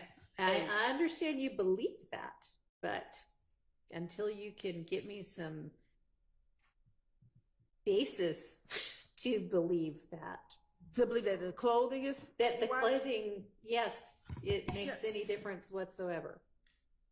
So, Your Honor, with respect to the case law that has come out after Rodriguez and all in the furtherance of a gang, so some of the things that courts have named as evidence of furtherance of it being done in furtherance of the gang is whether or not the person is wearing items of clothing, articles of clothing that have or bear the gang name, if they say the name, if they do things that represent the gang in close proximity to the time of the crime. I understand that. And with the fact that he is pointing the gun at the camera and saying whatever he's saying, we draw the analogy that in pointing that gun at the camera, if, as Ms. Hilton is looking, we find sufficient to the court's satisfaction that he is wearing YSL clothing, in the same sense, he's representing YSL as he's pointing that gun at the camera, making the statements, whatever they are, singing or otherwise.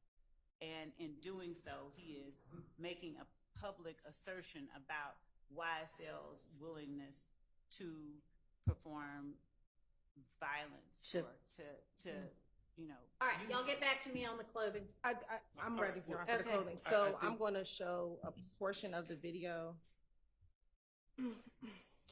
Your Honor, I think I'm probably stating the obvious, but that's not when the armed robbery happened. So yeah, it sounds like it was 2 days before. Yeah, so I don't know about what Ms. Love just said. This has nothing to do with showing that the armed robbery was somehow gang related. Even if he's wearing that clothing. But Your Honor, regarding the clothing, again, I agree with Your Honor about the ruling, and we'll look at the clothing, but the gun, the thing about clothing is we can get a screenshot and see what someone's wearing. I don't know why we have him rapping and pointing a gun, because that is just what lots of people unfortunately do these days. Right. Your Honor? Yes. And further, what clothing is this? Because Miss Hilton, first she said she thought it was one clothing, then it might have been somebody else's clothing. So can you please tell us what clothing line is this? I can't tell you the clothing line. I can just tell you that the clothing has slat on it. And if we look at his shorts, and this is at timestamp 3:43, I'm using this timestamp, and then I also now want to show the court Act 143 with someone wearing the same similar clothing, and where it's clearly that it says slats on the clothing, which is terminology used by YSL. So, okay, you're showing us where it says this on this clothing. So on this clothing with the black base, the blue lettering says slats, and then there's also some red items, but we know that the blue lettering says slat. And I know this, or we believe it is this, because just need to pull up.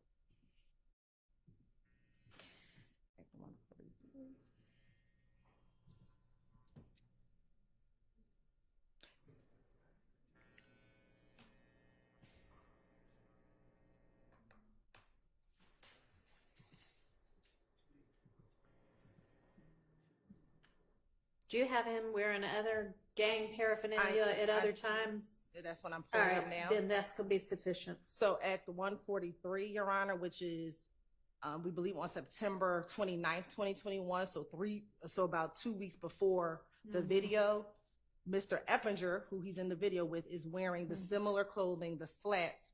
He just has the jacket version on. Okay. And then BB is wearing the OTS, which says only the slimes. I don't know who created it, but it's slime clothing or slat or YSL affiliated clothing, Your Honor. And who is that? Is that? So that's the same. So the person in the jumpsuit is Mr. Durante Beebe. This is the person who had the gun in the video. Next to him is Mr. Eppinger, who was the person who joined Okay, the so video. you have both of them a couple of weeks before wearing what y'all allege to be gang clothing. Yes, Your Honor. All right, that's enough. You can have those two portions that are the beginning and the end of his call, and we're not going to do the third portion. Okay, thank you, Your Honor. Yes. I want to, if you've ruled definitively, I want to just put my objection on the record. These are out-of-court statements. Mr. Beebe and Mr. Eppinger are not here. So it cannot be, the way I understand the law, admission by a party opponent because they're not on trial with us. Right. And therefore, it has to come under some sort of co-conspirator hearsay exception. And I don't know how this furthers a conspiracy to say, and I believe these are quotes, what's going on in the first 112 to 115, Your Honor, and then what's up, slat. I don't know how that furthers the conspiracy, so I'm objecting to the verbal. In addition, I asked the court, there are a tremendous amount. There was a contest on the internet who can say slat with a song so many times. I tried to put that in evidence, and Your Honorable Court sustained the state's objection and said, who cares? It's a popular thing that is being said now, and who cares that people are on the internet saying that? The state just said that slat is important because that's what YSL members use. I want to show that everybody uses it. And slat was a popular term before 2012 when this supposed gang formed. You will learn if you let it in. Did somebody already establish that? I know tried you to. established it with regard to like some of those other sayings. Yes, Mr. Trantavious Stevens stated that when he was younger, it was made popular by a rapper, an artist named Lil Wayne. Okay. So I was stopped from doing it. So I'm objecting. I understand. I'm not trying to belabor this, but I'm objecting to all the verbal statements. And then I just think it's nothing here to me furthers the conspiracy. And All that's right, the only well, way to do it. Thank you.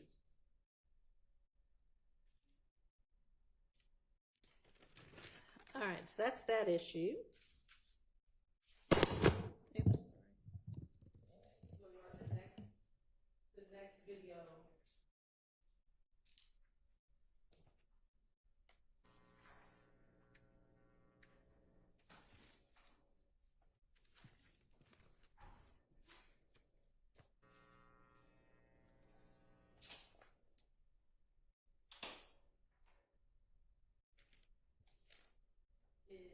It ends for the purposes of the record in 3396.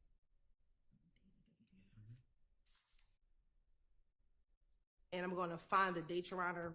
This is after the robbery. And we'll play from 10 seconds to 2 minutes and 52 seconds. Do you know how far after the robbery? That's the date we're looking up now. 10 seconds and 2 minutes and 52 seconds. Yes, sir. I think that's what you gave. This is on 10/13/2021, so one day after. One day the after. robbery. Okay.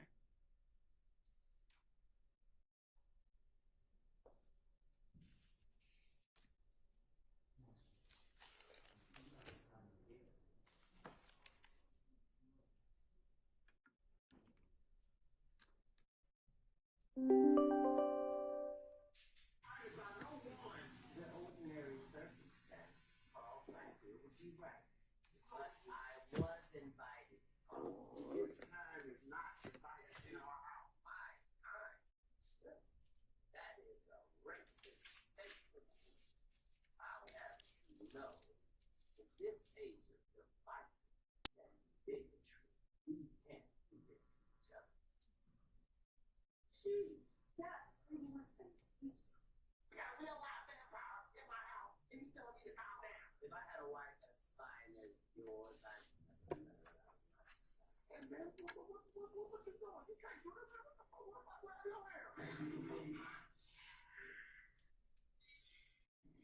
That's my hand, Alpha.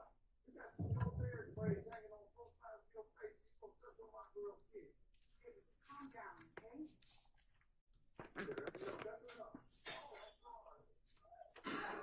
sorry, I didn't mean to. I know I've got to bother you a little bit.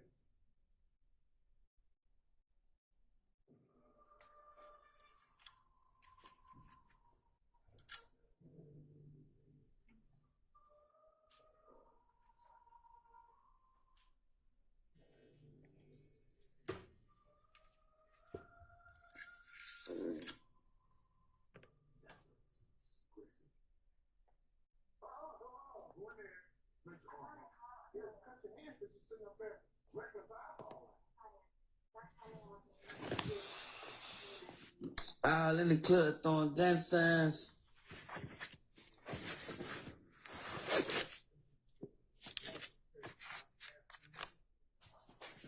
That's my princess, and that's my wife. And I love her. You're not going to destroy my family. What do you intend to do about Carl Black and Star, my evil motherfucker? Oh,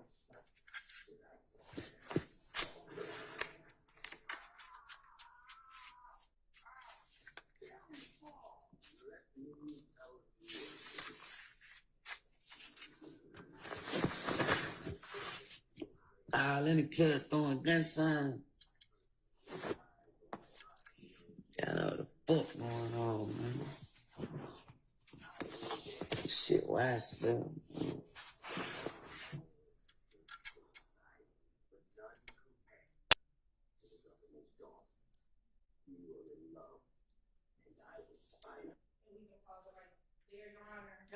Few things, although he's in the bed saying he's in the club throwing gang signs, he threw up the YSL sign in this video. He threw up, we believe to be the little B blood sign in the video.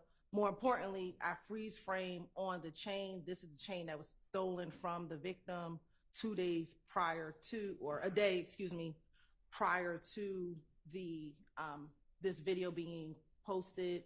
He's also wearing, you can see his headpiece or the hat or the mask that he has on his head is also another mask that says "Keep America Slime Again," and then he says "This shit YSL" at the end. So, Okay. for those reasons, we believe that is relevant. Anybody want to argue against that? sure.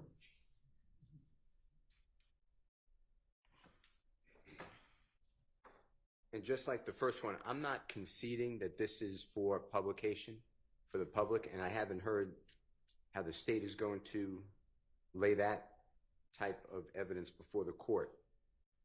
And I don't have that evidence, so I can't tell you that it was for publication. I So can't it's a tell you it was live- private. Okay, we'll circle back on that. Okay. I don't know how the state's going to prove that that is the chain that was stolen from Mr. Smith.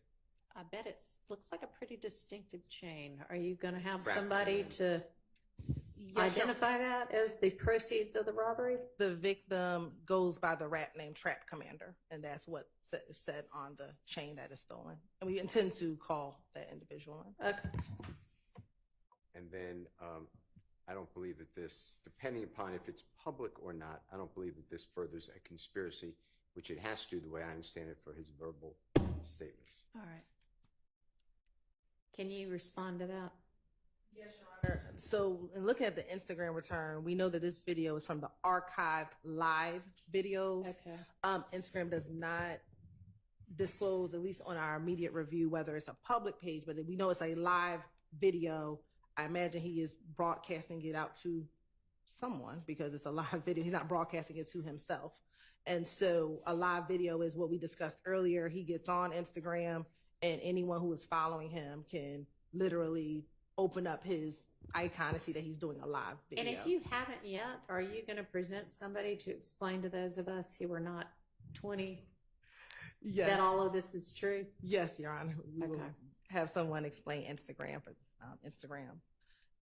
And because he is posting a day after the armed robbery, the boldness of stealing the person's chain and with YSL paraphernalia on and saying YSL. For those reasons, we do believe it's in furtherance of the ultimate YSL enterprise conspiracy. All right, I'm going to rule that admissible. Yes, when I rule it admissible, I have done the 403 analysis and found that it is not excludable under 403. Nothing in there is substantially more prejudicial than probative.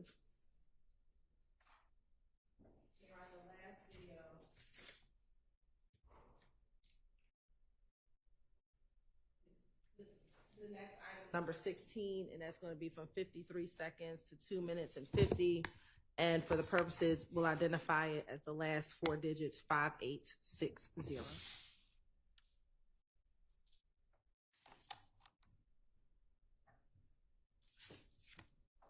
This is And also this is Instagram. It's also an Instagram video, Live feed. a live feed as well. And this is on October 14th, 2021. Okay, so 2 days afterwards. Yes, Your Honor. Okay. 52 seconds.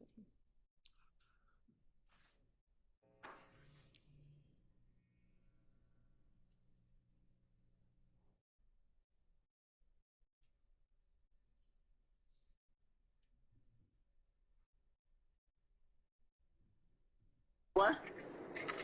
What they do? You don't hold a line. Oh, lock snake face up. They locked snake face up. They did.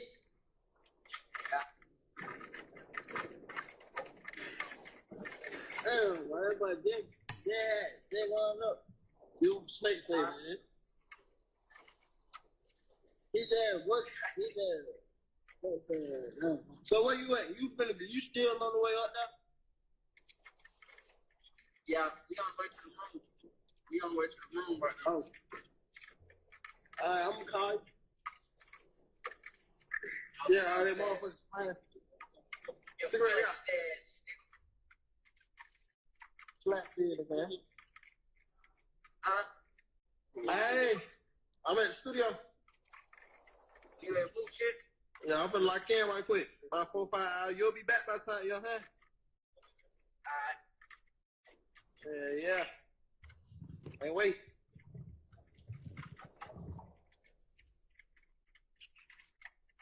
Oh, yeah, slap bit, no rat bit. Oh, kids. Hey, somebody add me, please.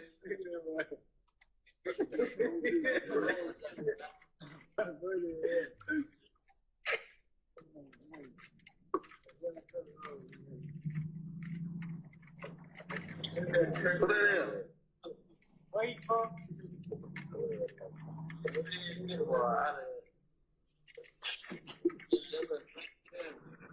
Boy, how the... I don't think get all this shit. Hit the phone. And we can stop it at 2:47, Your Honor. So a few things that occur in this video is Mr. BB is on his way somewhere, and Mr. Eppinger joins the call again or joins the video again. You hear him say, as he's holding up the chain that they just stole a day before, says slap business, and then later again they say slap business, no rat business, Your Honor, and believe that testimony will come out during this portion that Darius Smith had went to the police, after he had gotten robbed. I believe there is some information that he was being threatened after he went to the police. Okay. After he went to the police, Your Honor. Furthermore, also in this video, you see another co-conspirator, Miles Farley. When they pan the camera to the individual who's in the front. He appears to be sleeping. That is another co-conspirator in this case, which is Miles Farley. So for those reasons, and you see them also in this video putting up the YSL sign as well, that for those purposes, this is relevant to show association, to show the furtherance of the enterprise, especially even after the armed robbery. All right.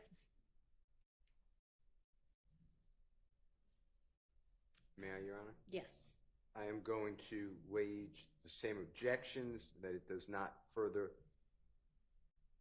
the hearsay objection to the conspiracy. But if your court is consistent, then what I'd like you to do is please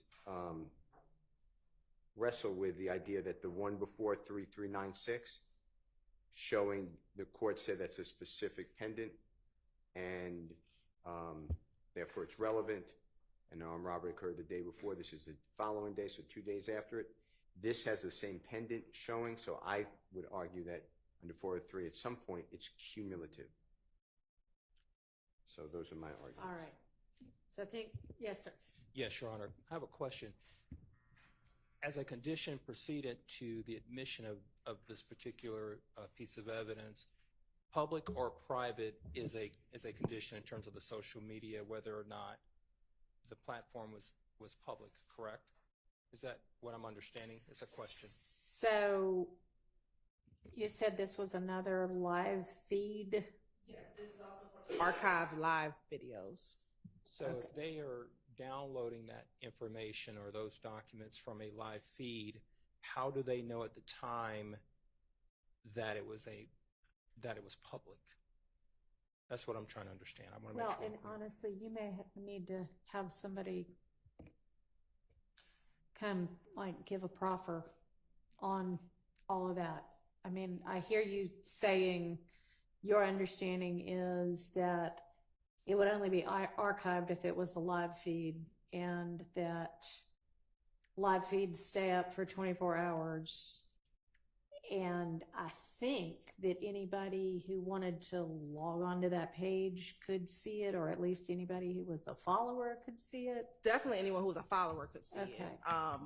And I think that's the distinction. Anyone who's a follower of the person could see it. Whether or not someone who's not a follower could see it would determine whether or not it was a public or private. I don't know if that, to me, that goes to weight, not admissibility of the evidence coming in, whether or not it was a private or public page. But what we know is a live video. Other individuals can see that, whoever may follow him, or if it's a public page, people who don't follow him can see it. But other people besides himself could view the video. So, I mean, this one it's a communication between and amongst several co-defendants and alleged co-conspirators. Given all that she set forth as the different things that were significant, I don't think it's just cumulative of him himself sitting there with the chain. This is him talking to his co-defendant, co-perpetrator yes, of the robbery, and talking about slat business and rat business. So it's not simply cumulative. It adds a whole lot more. And honestly, like, whether this one is public or not, okay, it's them talking in furtherance of the conspiracy. So for this particular one, it wouldn't be significant to the ruling whether it's public. For that first one, it seemed to be, I mean, for one thing, that she was saying that was one of the reasons why. But yeah, not really for this one. And for the court, I'm being told that whenever the court does consider public or private in terms of whether or not it's a condition precedent, that there should be some comments or icons demonstrating how many viewers are present, common. Okay. So I don't think how many viewers actually see it is significant to the fact that you might be putting it out there to be seen, or you're putting it out there where it could be seen. And comments and viewers count are key, to determine, or in allowing. I'm just trying to read the writing. Ms. Westmoreland is like, would you older people please stop talking about this? But Your Honor, the reason why Attorney Matthews is bringing up comments and things of that nature is because when it is public, even just public, meaning that your own followers can see it, you would tend to see commentary from even your own followers. Okay. So I just don't think that the state has proven that the videos, at least the videos that you're considering, whether it's public or private, even your own followers being able to see it, I just don't think they provided any evidence of that. All right. Well, I don't think it really matters for this one. So I find this one to be admissible. Your Honor, Yes. before, and this has nothing to do with the court's ruling. I'm not trying to relitigate anything, but Mhm. while Ms. Hilton was speaking, she mentioned Mr. Darius Smith and their possible threats or something of that nature. I don't know of anything that I've been told or provided in discovery that provides any information about that. So to the extent that the state's ever going to want to get into anything like that, I would expect to be given some information. Some production of something. Yes. Are y'all planning to get into that? I believe it's already, and we'll double check. I believe it's something that's already in discovery that after this, whether it was his interview, whether it was Mr. Smith's interview, that he talked about receiving threats because he went to the police. And so I'll All find right. it We'll specifically. just make sure that they've got that. Okay, so there's no video of any threats or anything like that? No. Okay. Okay, it's just that he says during the course of his interview with police when he was reporting the crime. Yes. Okay. And y'all are familiar with that? I'd have to check too. Okay. I That's just didn't fine. remember seeing any Okay. videos or anything. Yes. I know you just said that the last one, which is 5860, has more, so it's not cumulative of the Mhm. previous one, 3396, but wouldn't 3396 then be? Then be cumulative. Yeah, that's what I was arguing earlier, because you said that it's coming in because it's showing the unique trap commanders, what I believe it says on the pending. I think it says trap Yeah, commander. no, I just thought that when you, that comment was when you said, how do we know it's his necklace? I was Sure. saying that looks like a pretty unique necklace. But at some point, is it I know it's short, but isn't it cumulative of the next day? You know, that is much more to me, him really kind of flaunting the necklace that had just been stolen a day before, flashing money, throwing gang signs, saying, if he said, I heard him say this shit, YSL, I think that is somewhat different than what we see in that 5860 video. Your Honor, after all of the The videos, okay. Yes, after all of that, I just wanted to make a general, ask the court's instruction on a general matter about Okay. cumulative nature, but I'll let the court go through all of this. I just didn't want to. Well, what do you want to know? Generally, what I'm hearing is that whenever a video, a picture of something is shown that's slightly similar in nature to something else, there's been the cumulative of the 403 objection. And the court knows, and everyone does, that there are 65 counts in this indictment and 8 defendants currently on trial.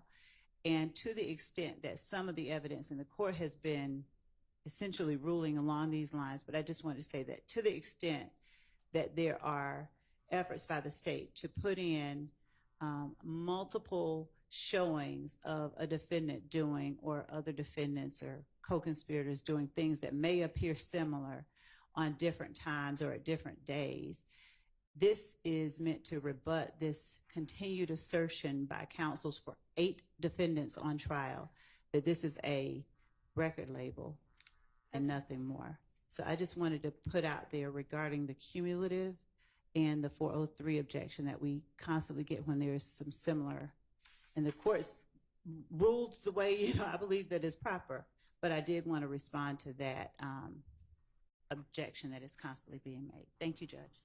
Your Honor. To me, cumulative isn't whether there's some reason to put it in to rebut something or not. It's do 7 or 8 different pieces of evidence show the same thing? Then after like probably 2 or 3, 4 through 8 become cumulative. So you're not necessarily limited to, I can only show this one way with one piece of evidence, but you don't need to show the same thing 8 different ways. Well, Your Honor. Yes.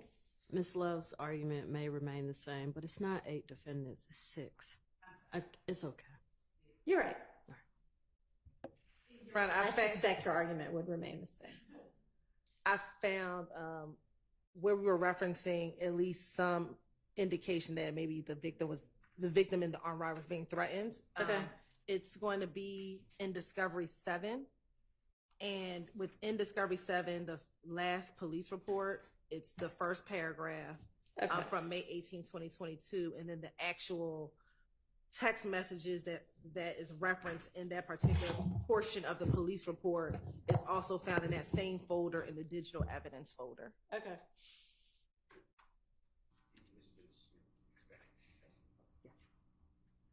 You're welcome.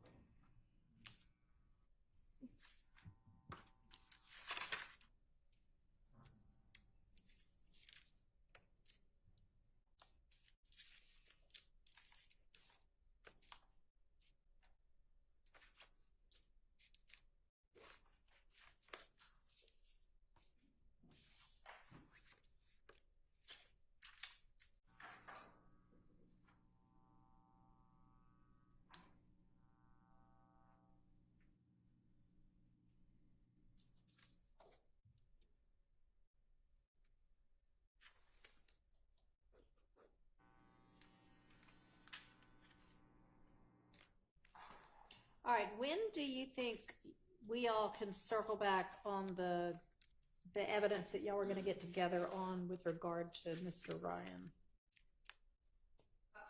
Mr. Boston, right before the court came out, we were trying to figure out a time. So we'll talk some more after lunch. At the end of the day, just to try to solidify a time within the next couple of days. I'm just not sure we're going to have a non-jury day before y'all might get to that. I mean, we might, but. Okay. So I have some notations on, if we go back to, I guess it must have been on this wiretap, because that's what we've been going through. Your Honor, you did ask the state to look at least, before we get to Mr. Harvey's motion, you had notes on 2 of the recordings. Okay. I believe it was what was identified as 513. Yes. And /523, Right. and then 1109 and 1124. I'll start with the easier one, Your Honor. 1109, 1124, the state does not intend to use. That does make that easy.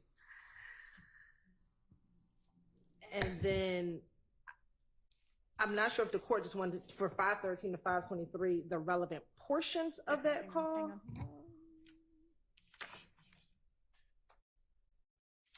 So on that one,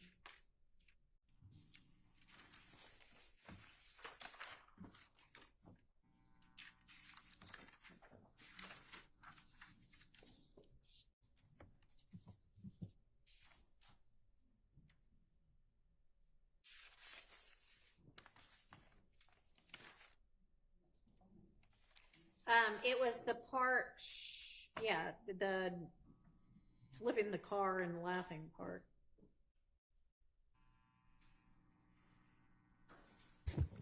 So when I listen to a trial, I don't know if I hear flipping the car, but there is some conversation that starts at about 35 seconds into the call, in which, to set the stage, this call is at about 9:45 p.m. on March 16th. And so this is about 9. The house at 2830 Waters Road just got shot up late the night before, earlier in that day. And Mr. Garlington is speaking to someone that we believe to be Dewaskin Wright, who is a member of 30 Deep.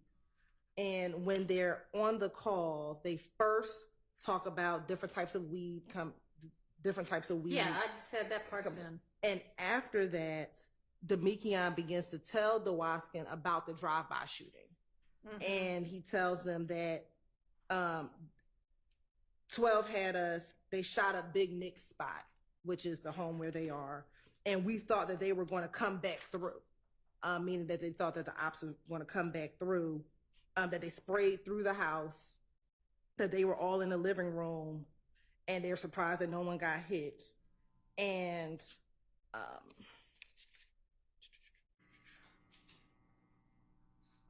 Dewaskin asks, well, essentially, why do you think it happened? And Mr. Garlington says, one of their little partners just got shot or just got killed in Mechanicsville, which would have happened on March 14th, 2 days prior. Then at some point in time, a little later within that call, Mr. Wright says, do y'all have a drop on them in words? And Demekion responds, I would need to play it again, what exactly his language was after response to that. And that portion is from 0:35 to 1:40, and then from 1:48 to 2:31. There's a small 8 seconds in there that we wouldn't need to play, but those are the two we believe relevant portions. Again, they're talking about the opposition first shooting up the place and then being asked by a 30 Deep member who we allege they have alliances with, YSL, that some members who were formerly 30 Deep are YSL, and then they still have an alliance with 30 Deep. He then asked, do you have a drop on them? Meaning, are y'all going to retaliate is what we would think that they say. And those are the portions that we believe are relevant. And those are the only portions of that. Yeah, the call is only 2 minutes and 30 seconds. So it's really the entirety of the call, except for that 8 seconds that is between 40 and 48. Yes, sir. Yes. There's a portion, I believe it's the same call. So I have it as call 513. Mr. Shark gave me that number. Yeah. That it says something to the effect, and I was going to object. It says something about McMiller's funeral is going to be private, and his mother doesn't want Thug there or his money. And I don't see how that should come in. That would be a hearsay statement. I don't see how that furthers a conspiracy. If it's not on that call, then I have the wrong number. I have 513. It's not that call. No. Well, let me make sure. Well, hold on. I think it is. No, I'm sorry. Well, it may not be. I don't know. So there's remember, there's a page number and a reference number. Right. I'm with Mr. Steele. I have 513, and I think we're going by the call reference number. On the sheet. So the call reference number for 513 is the call that I'm just speaking of, which is on March 16th. They came through and they were going to come back. Yes. Getting ready to I write have the them same up. date as well. You're on 3/16. What time on March? So the call 9:41. 9:41. But we can listen to the call, but I just listened to it and I don't hear If we're not anything going to about play it. If it's not an issue, there's nothing to discuss. But if it is an issue, I wanted to raise it. Okay, because part of it, when it was described on this big sheet that y'all shared with everybody, was them laughing about the drinks murder. Right. And I have that happening at 4 minutes and 20 seconds into the call. So, and I'm not saying Ms. Hilton's wrong. Maybe this call isn't that long, but the parts that you wish to play, can we just play it? Yeah. Because there's a lot of confusion. Okay. Because then I guess the part about the drugs comes after all of this. Okay. All right. Because I definitely wrote down that there was something about y'all said there was a non-hearsay purpose, and you wanted to show something about flipping the car and laughing. But if y'all aren't going to get into that anymore, then that's fine.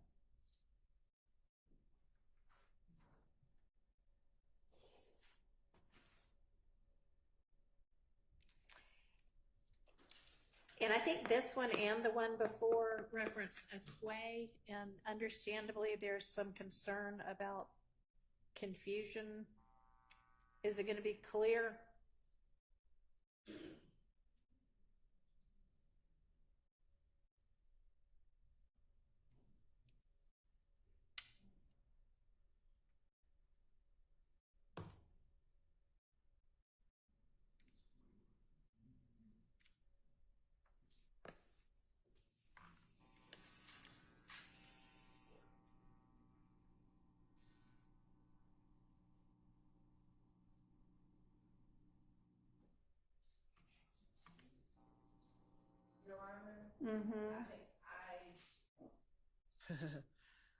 And I'll apologize. I must have listened to 512, which is the 2 minute and 40-second call, because they talk about drugs in that call as well.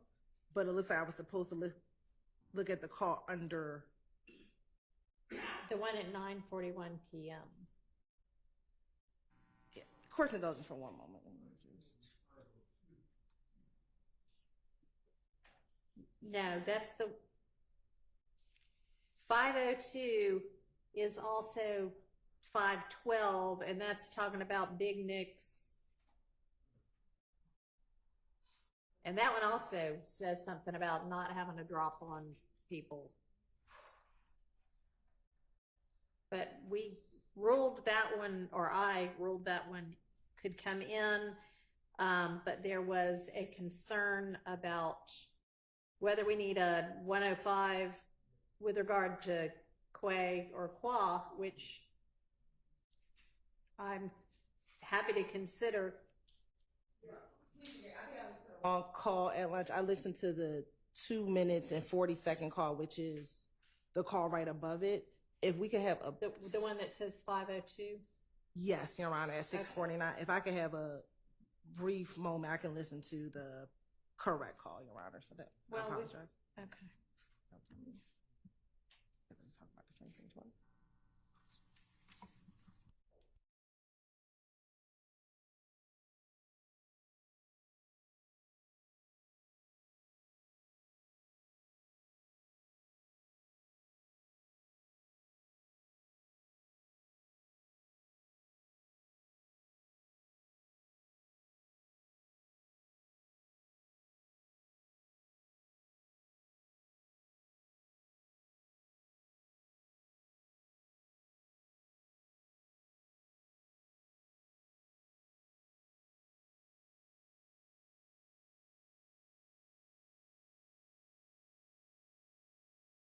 Only other one we had talked about but not made a decision on was the nested hearsay one.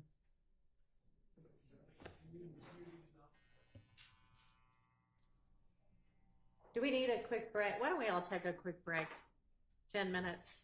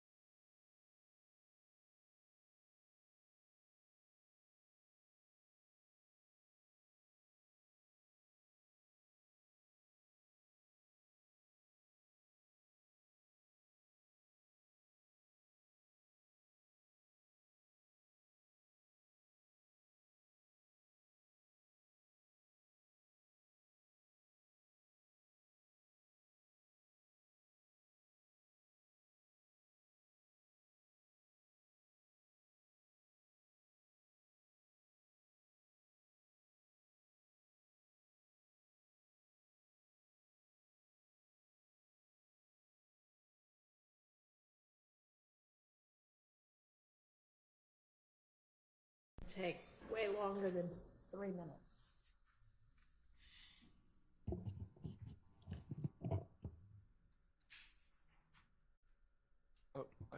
I'd just like to recap, if we can, before Ms. Hilton. Can we recap where we are just for a second? Sure. You can help me with that, please, Judge. My notes from our previous sessions said 513 was open, 624 was open, 806 was open. The state today said 1109, and I'm going from the reference numbers. All right, hang on. They weren't going to try to get that in. Was there a ruling on 513? That's what she needed to go back and Okay. listen to again. So that's what we're about to hear from her, whether she's narrowed. Okay, great. And then, okay, so read those out to me again. All right, 513 we're going to deal with right now. Yep. 624. I had that, my notes reflect that that was open as well. What, Open meaning you hadn't ruled we on have it. a, Yeah. yes, agreed. That's the one that's the nested hearsay, right? No, the nested hearsay, well, Oh, okay. it nested hearsay was 2119. That's on the next page. Okay. At least that's the one that. Yeah, you're right. So I'm trying to So figure what out. else? So 513 slash 624. 6, which is also 635. It's very complicated with these Yes, two different numbers. 806 and 820. 806. Yeah, I had. you're right. I have a note by both of those that said So there's tomorrow, no- which we apparently never Right. got to that So tomorrow. there's no ruling on those yet? Correct, no Okay. ruling yet. And on both of those, if somebody from the state could listen, I think the question for both 6, I don't know which reference number's which, but 624 slash 635 and then 806 slash 820, I think, was who is the other talker? That's what we were waiting to hear back on.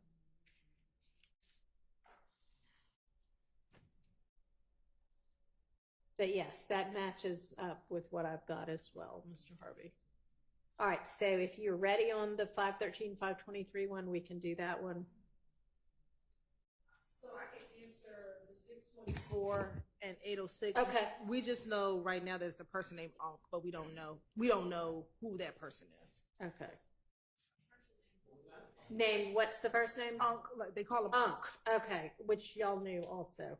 And they don't know who that is.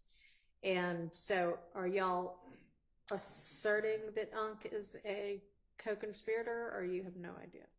No, we're not going to circle. We don't know who. Okay, Unc is. and so then is there some other basis under which you're asserting those two, whatever they are, conversations could come in? One second, Your Honor. Okay. No, 624, 806.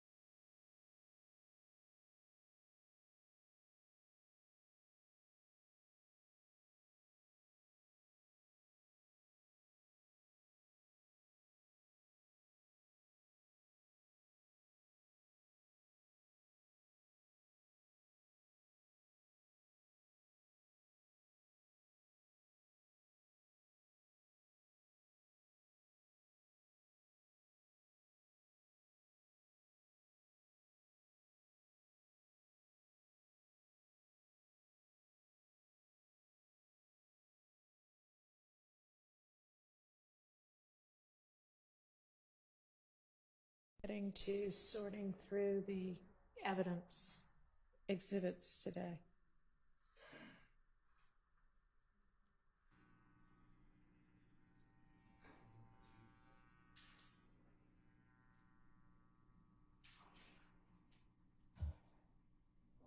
And also, Judge, while the state is discussing among Sure. themselves, I think that's almost as far as we got. It is.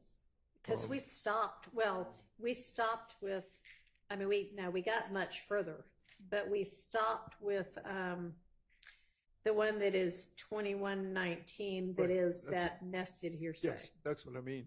Yeah. And then there's a page That's and as far as we there's got. a page and a half. I know. Okay.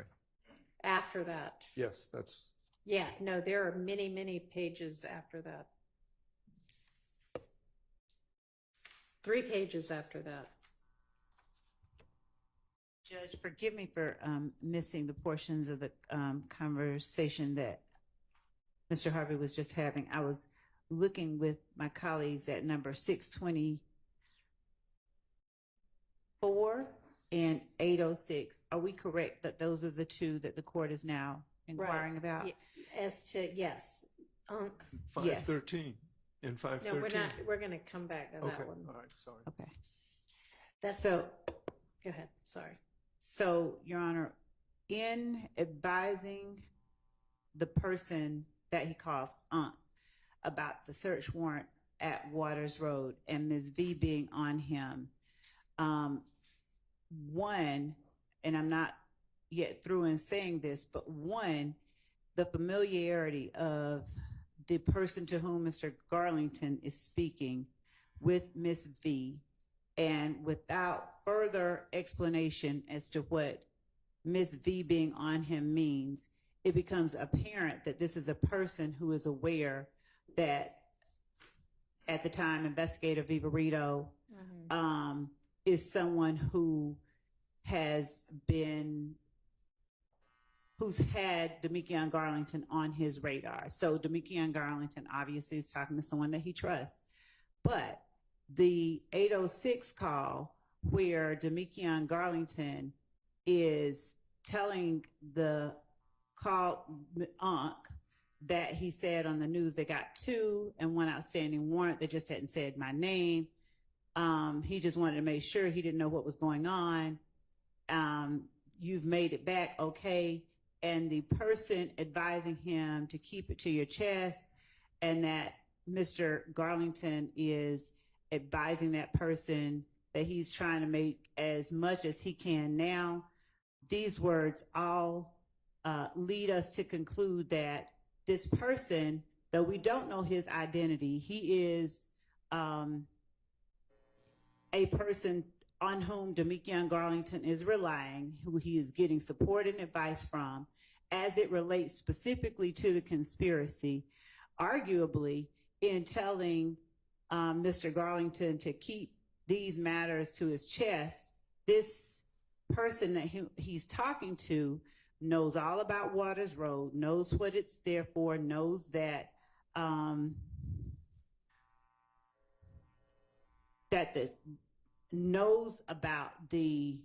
likely knows about what was being kept at Waters Road, given that he's not asking, wait, what do you mean?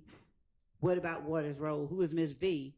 So this could be, though we don't know, and we're not trying to assert that this is some person we know is, YSL. This seems like, reads like, he listens like an unindicted co-conspirator, someone that he is relying on and trusting for information and guidance as it relates to his actions in this conspiracy.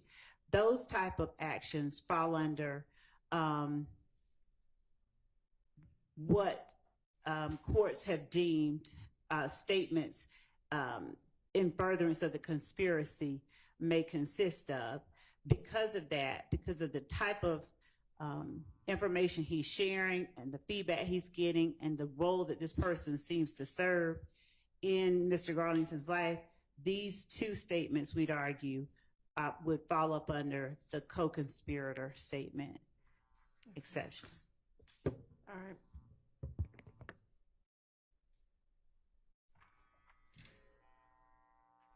Does anybody need to hear them again? I don't know. It seems to me that if we don't know who this person is, I don't know my understanding of the case law, and I don't have it, but I'm certain of it being the law. I can get a case.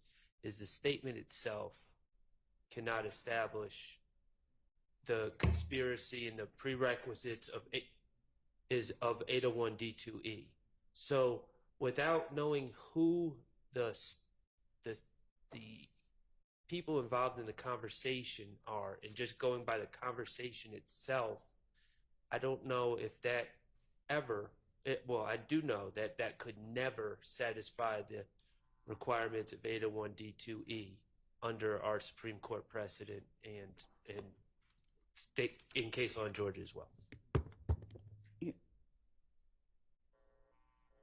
What do you say to that? I do not agree with that assessment at all.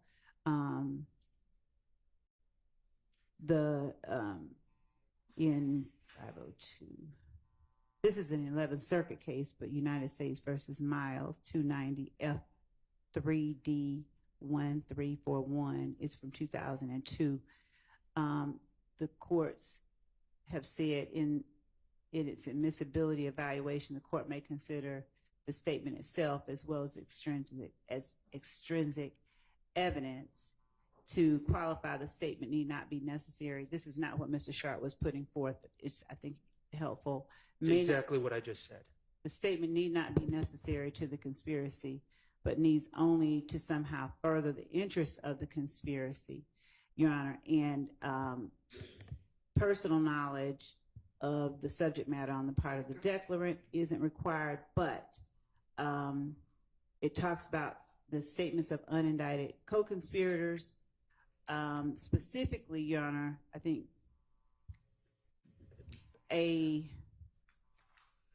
all right, we know statements of unindicted co-conspirators can come in if they otherwise qualify. What Mr. Shard is saying is the conspiracy and it being in furtherance can't be established by this statement alone. Is that what you're saying? Correct, Your Honor. I haven't seen it. That. Can't bootstrap itself, and I'll get you the case. So right. Your Honor, he'll get us a case. So and we'll take it up.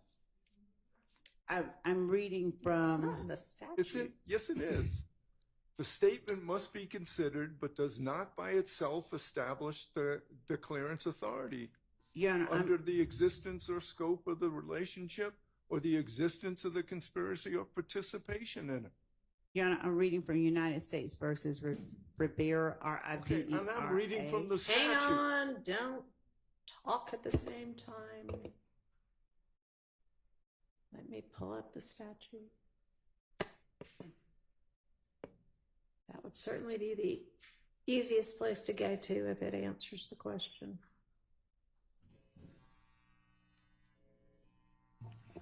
And I have cases, Your Honor, as well. Right.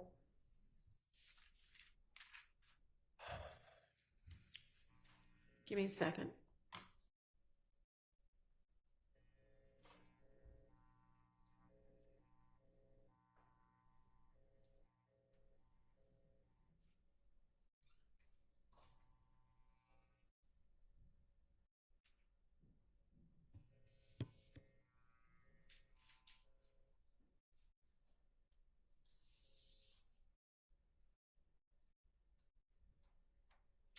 As the contents of the statement shall not alone be sufficient to establish the existence of the conspiracy and the participation therein of the declarant and the party against whom the statement is offered.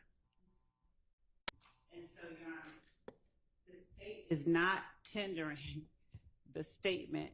We in no way suggest that the content of this statement alone establishes a conspiracy. The conspiracy, we'd argue, has been shown by evidence that we've already presented at trial and more evidence that we will be presenting later on. What the content of the statement does show is that the unknown party to whom Mr. Garlington is speaking about things that the conspiracy inherently kind of involves, i.e. Waters Road, Miss V looking for him,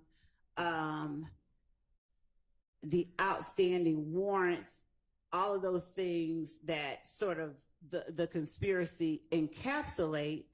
When he does that, he is receiving, he's giving the statements and he is receiving assurance, and the statements made between the two are serving to maintain trust and cohesiveness among them, or inform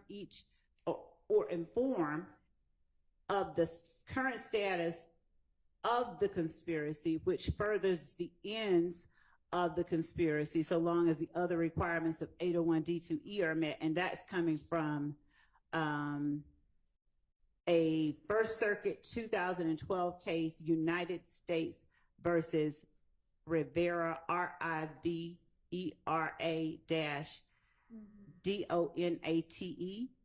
at 682 F3rd 120. Especially when you hear, given everything Mr. Garlington is saying, I mean, he's literally just telling the guy, like, you know, Miss B is on me, blah, blah, blah, blah, blah. And of course, the court and anyone can listen to it. But he just wanted to make sure, you know, he didn't know what's going on. You made it back okay. The man is saying, keep it to your keep it close to your chest. And Demikian is then saying, I'm trying to make as much as I can now. This particular case that I'm about to point out is a Third Circuit Court of Appeals case, so it's not anything that the court has to follow. It's just sort of instructive, but it does speak to the United States versus Lignelli, Lignelli, and the site is 660 Fed APPX 118. It's a 2016 case. There, the court found that a statement made by an unknown speaker could qualify for the co-conspirator exception if the government establishes that the speaker was likely a member of the conspiracy alleged. And in United States versus Helmel, which is an 8th Circuit 1985 case, and Helmel is spelled HELMEL, and that site is 769 F2D 1306 at 1313. What Lignelli says or cites Helmel for is the parenthetical. What is essential is that the government showed that the unknown declarant was more likely than not a co-conspirator. And I believe that the prescriptions that were described earlier regarding the statute alone, the statement alone being used to establish a conspiracy is not one applicable here. Okay. All right, can I hear the statement again? It's been a while since I've heard it.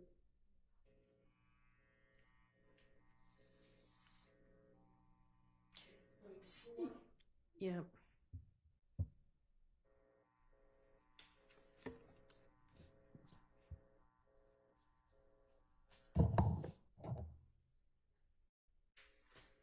And Judge, just so that the court is aware, since we are researching in real time, there's a notice at the front of Lignelli that says not presidential opinion under Third Circuit Internal Operating Procedure Rule 5.7. Such opinions are not regarded as precedents which bind the court. I want to make the court aware of that notice.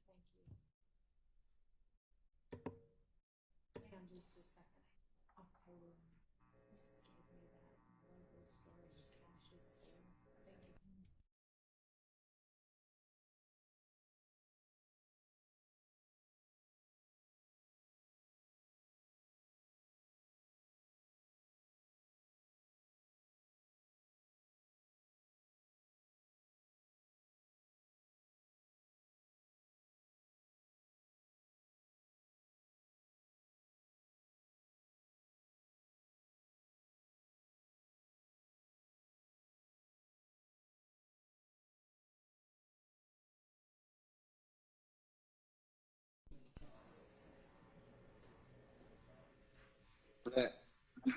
What's going on? Where you at? In the apartment. You got your family? Hell nah. Oh, nah, I got my shit. Just got down. What's in? So no folk got down. Where you at? I finna pull up. The meet on White out there. Yeah. Nah, everybody out here though. I ain't got no fire. I been got the chillin' since these folks home. You say you trying to do what? I said I just been chilling trying to see what these folks on before I get another fire. What? Yeah, man, fuck you. Nah, cause them folks they got damn man. That shit, them folks they hit the spot that they went in there but still just like what Miss V boy. I know they hit that bitch. Yeah, but now I just feel like Miss V on a nigga boy, so I'm really trying to move cautious. Well, definitely. You know that wrong. Yeah. And she saying y'all see nothing. Well, you know she on y'all. Who else you say out there? Big regular, big, Zudo. Big out there? Yeah. Alright, here I come. Alright. Yeah.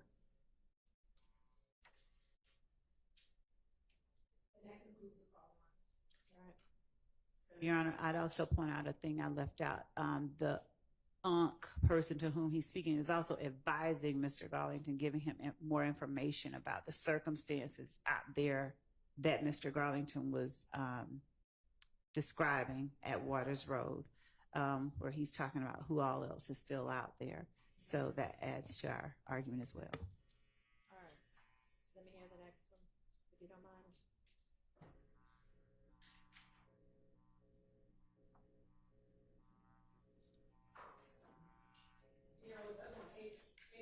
Yes.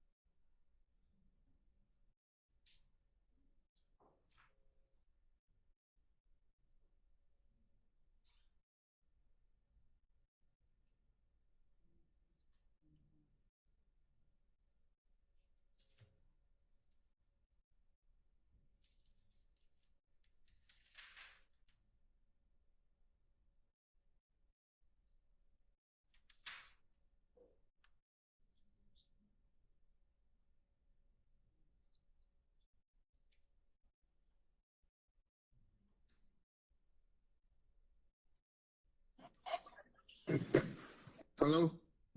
Hello? What going on? What's up? Hey, what's up with you? What happened? What is that? That My bad. No, look. I just seen the news. I seen the news. They said the two they got, and they said the one they got on outstanding one. They ain't say the name. Oh, okay. Yeah, well, I just feel. Well, I just want to make sure. I don't know what's going on. yeah, you know I'm back though. I just really let you know too. I was back. Yeah, you don't made it back. Yeah. Okay. Yeah. Well, shit. You just keep that shit to your chin, really, and hold on to that paper. Yeah, that's what I'm doing. I'm just trying to make as much as I can, Yeah. Exactly. Right down, I'm here though. I'm gonna let you pull up on me. Just got down, answer the phone. All right. All right. And if the court notices, I think Mr. Garlington does not even start giving details until he's reassured that it's Unc, who of course then tells him, you just keep that close to your chest, and so forth. So I think that both of these calls make it apparent that this person is giving information that serves to reinforce the underlying purposes of the conspiracy itself. They're providing reassurance. They're informing of what's going on, that is putting members of YSL in peril. Ms. V out there looking for Mr. Garlington. He knows who she is. So we believe that these all form to tell the court these are statements of co-conspirators that should be admitted. And yes. I'll hear any defense argument.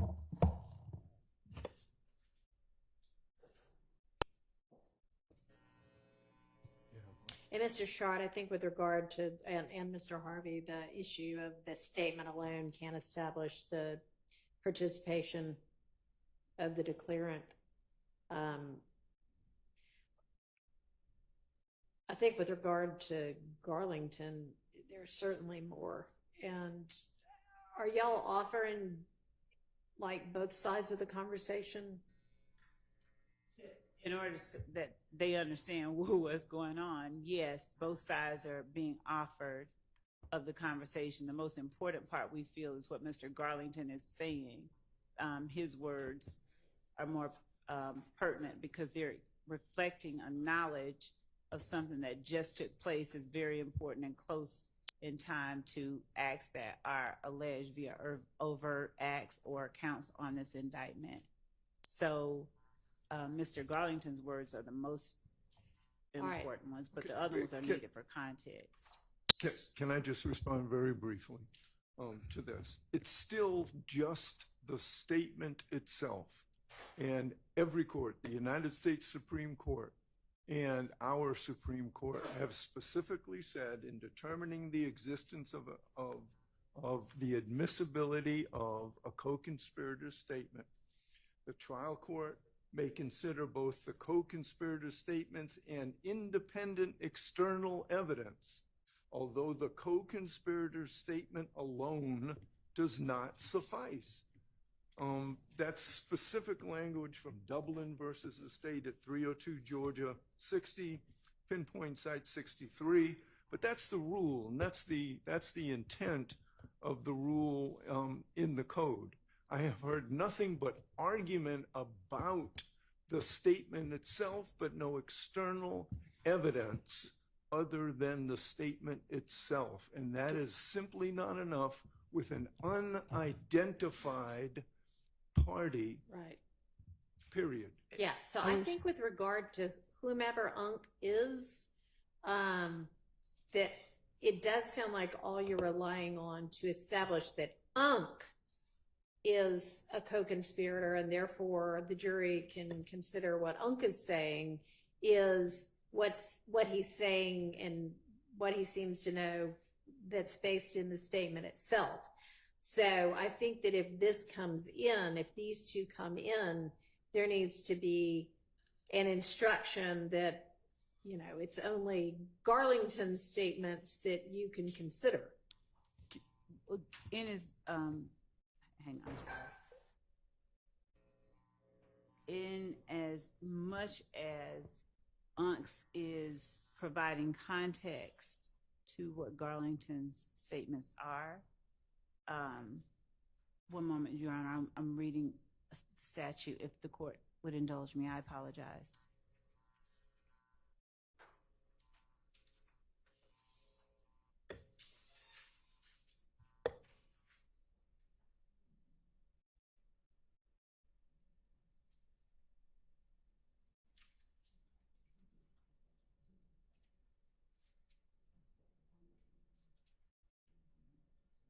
Your Honor, if I may jump in, I just have actually a couple cases I could maybe just All right. Can you wait just a second? Because I think Ms. Love's trying to absorb the statute right now.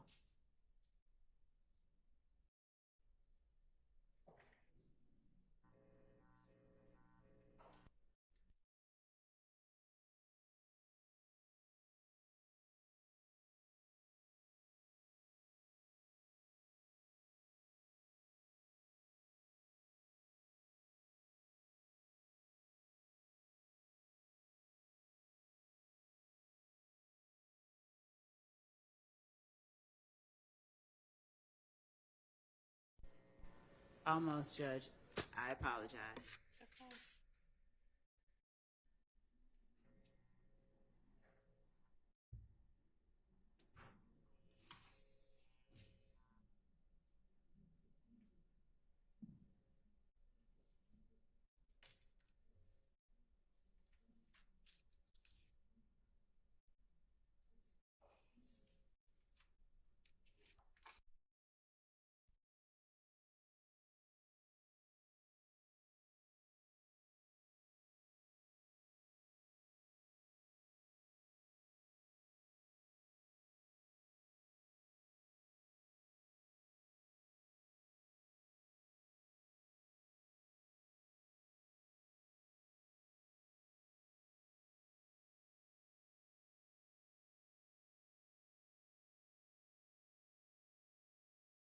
Making sure that I'm reading the right area.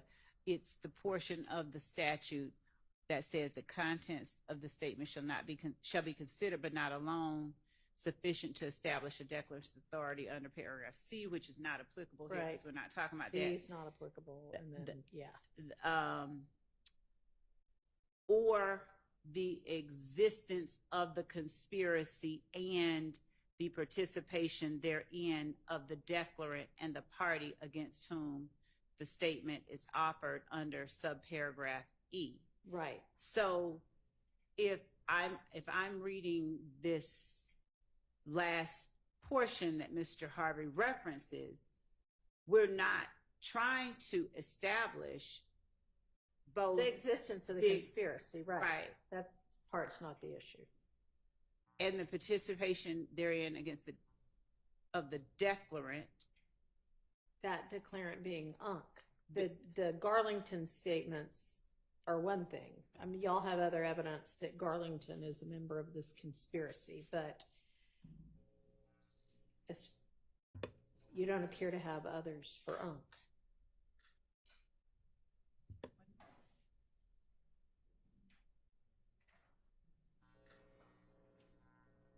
So it's not, and I hesitate to say it, but it's not so much UNC's statements that are important. UNC's statements are the ones that give context to Garlington's statements. And so to the extent that you need to hear what UNC is saying so that you know what Garlington is responding to, that part is important. So to the extent that I guess an instruction that UNC statements, you can consider them for context for Garlington's statement.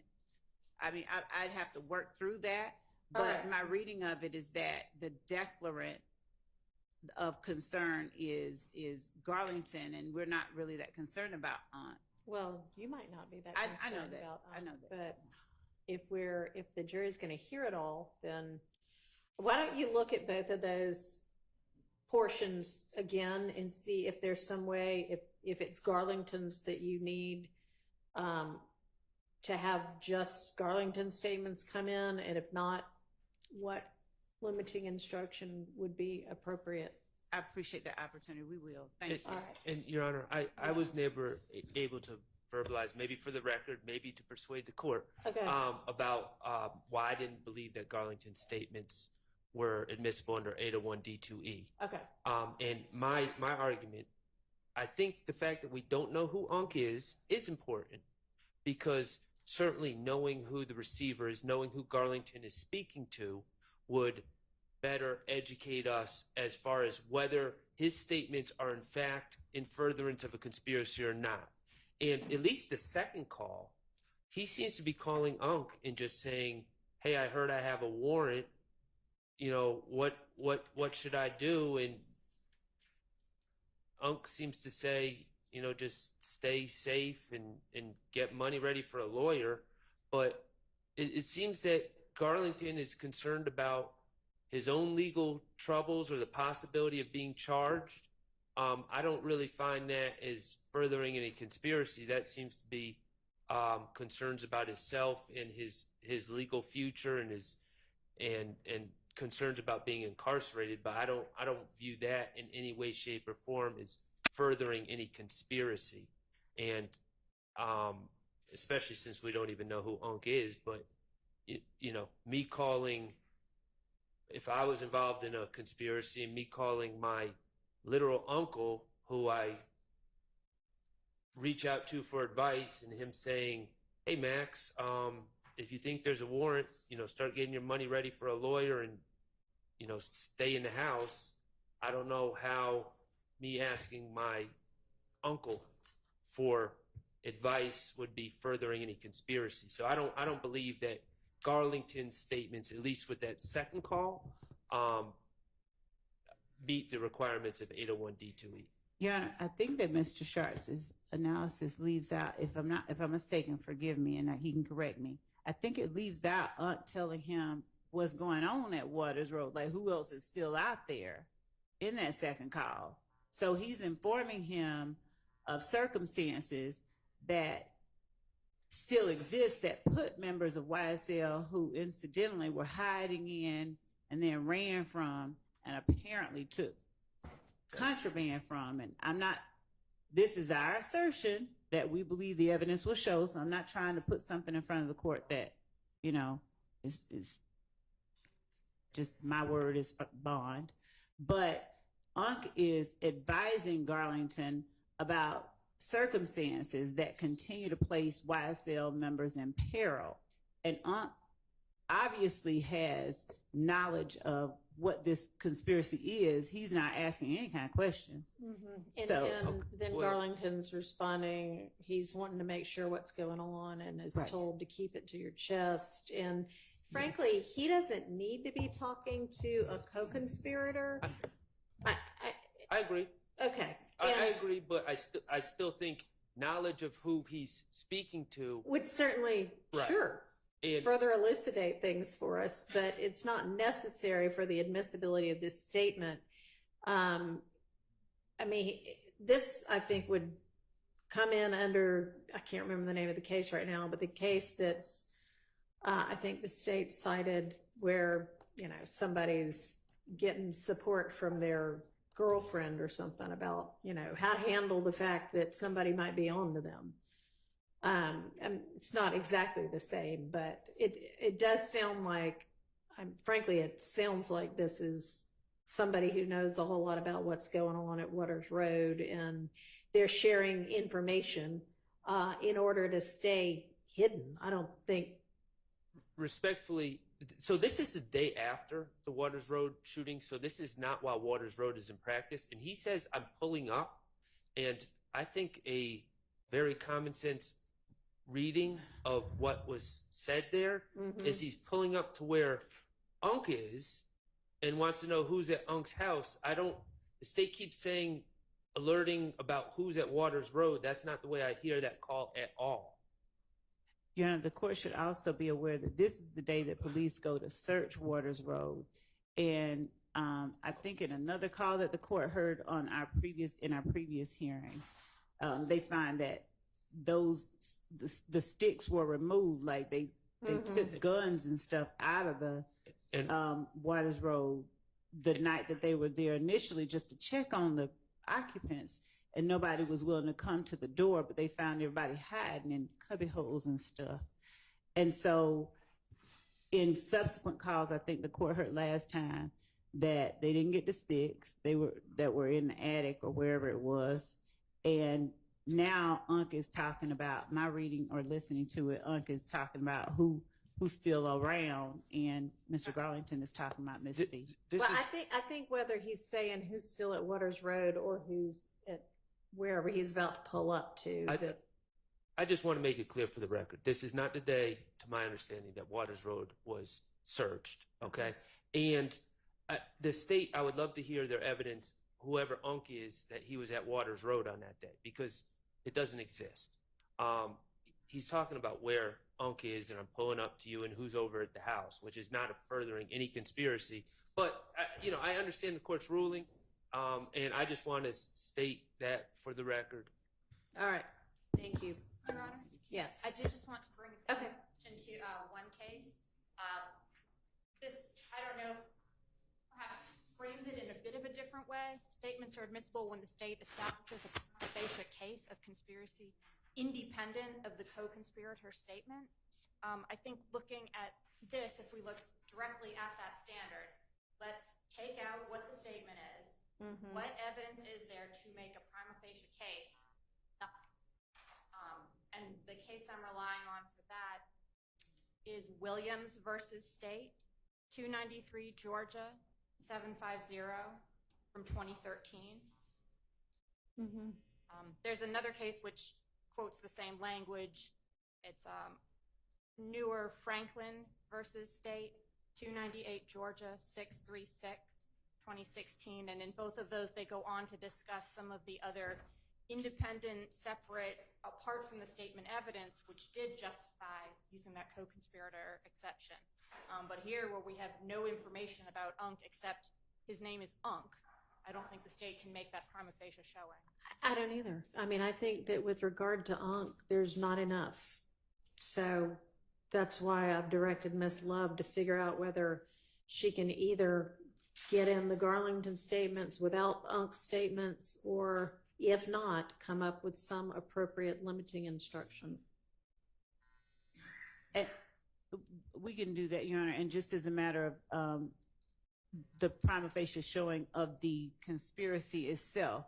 Yeah, no, we're not dealing with that. I get that, and there's enough to show that Garlington is a co-conspirator and that there's a conspiracy. This is just with regard to Unk, as far as I'm concerned. So let me write myself a note.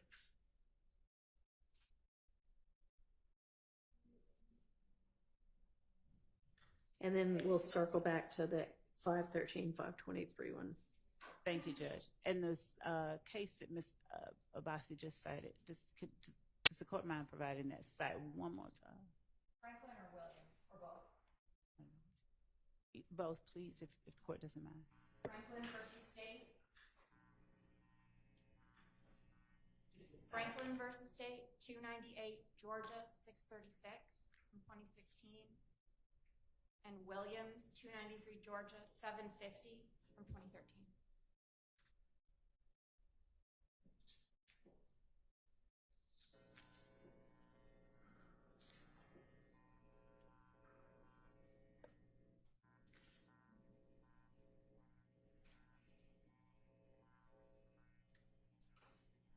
Thank you.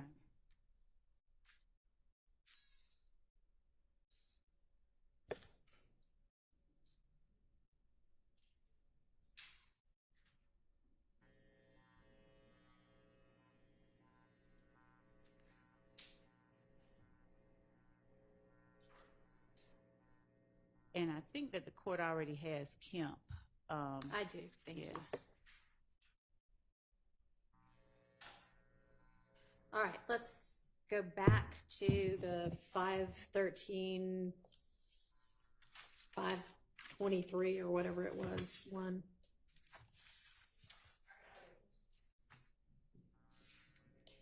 So the narrowed version, that's what you were going to do, was figure out.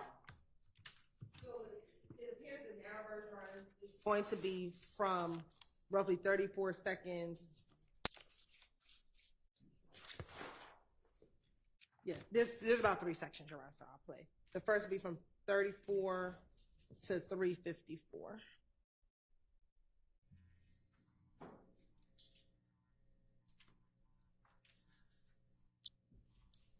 I don't need to hear the drug part again. We already rolled on that. I believe we're past the drug part.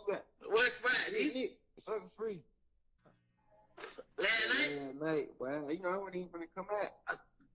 Man, you like goddamn pull up. We were finna be on one. Goddamn. But y'all was in there. And boy, about 6, 7 deep. Toon, they had them pulled out, boy. Damn, that's some food. I thought they already went over there and shot one upside. They did, but still, man, I'm following some everyday shit. They double back. Oh, you talking about yes, right?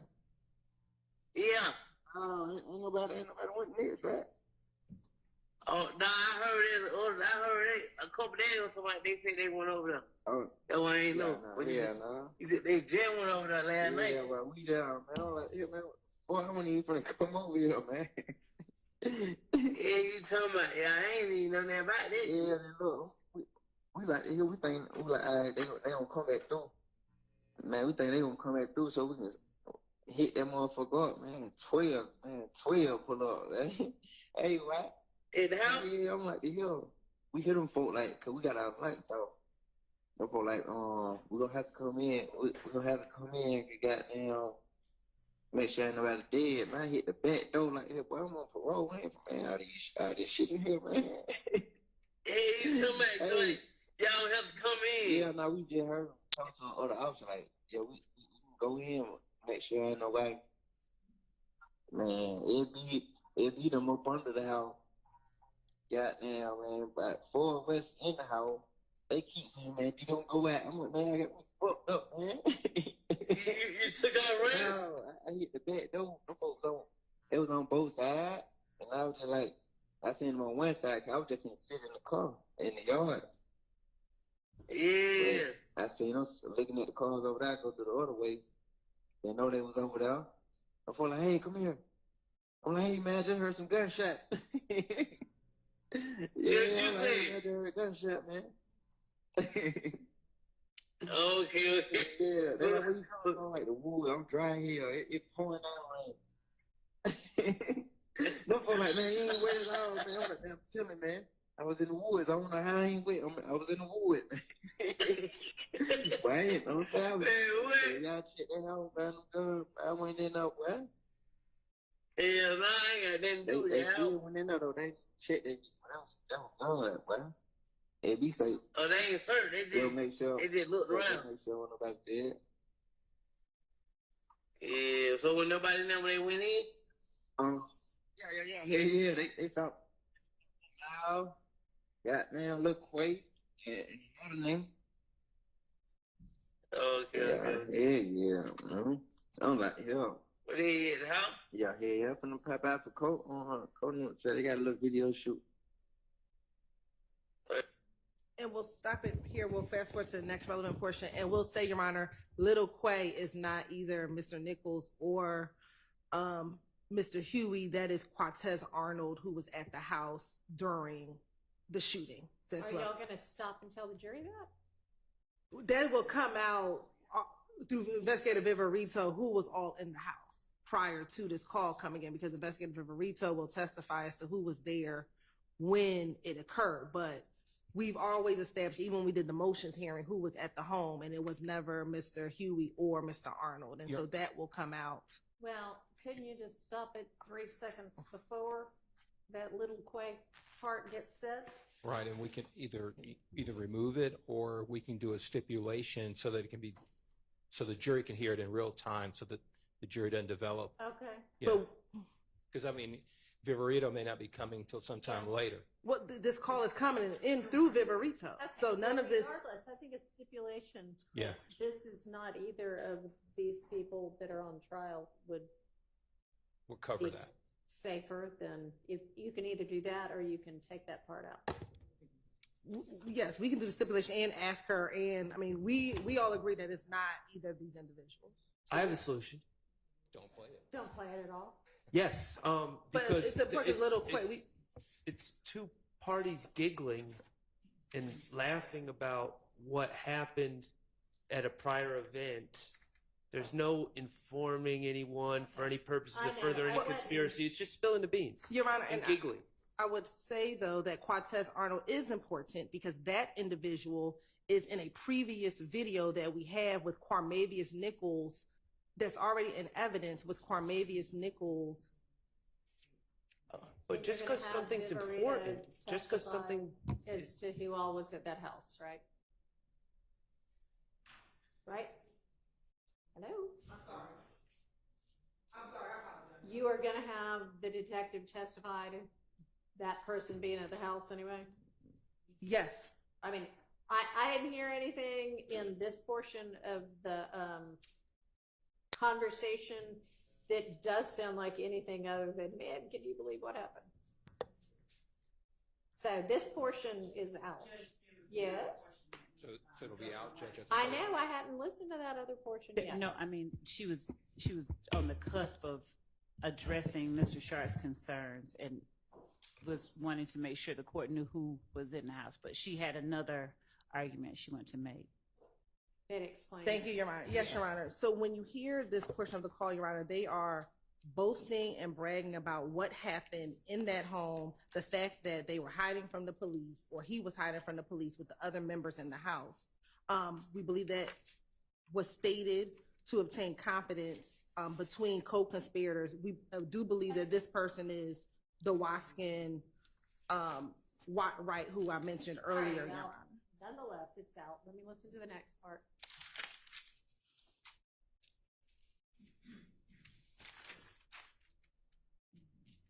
The next portion starts at 4:18, Your Honor.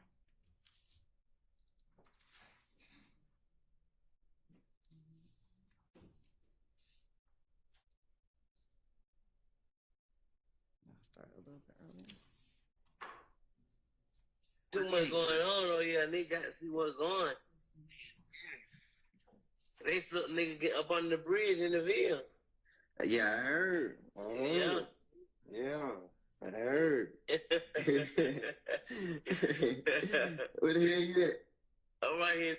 So, Your Honor, that's when they say they flipped Right. under the bridge under burden. We believe that they are referencing and laughing about Shamel Drinks because he just got killed under the bridge, which would be the I-20 bridge in Mechanicsville 2 days before this phone call. Okay, and you had said before that you had some non-hearsay purpose for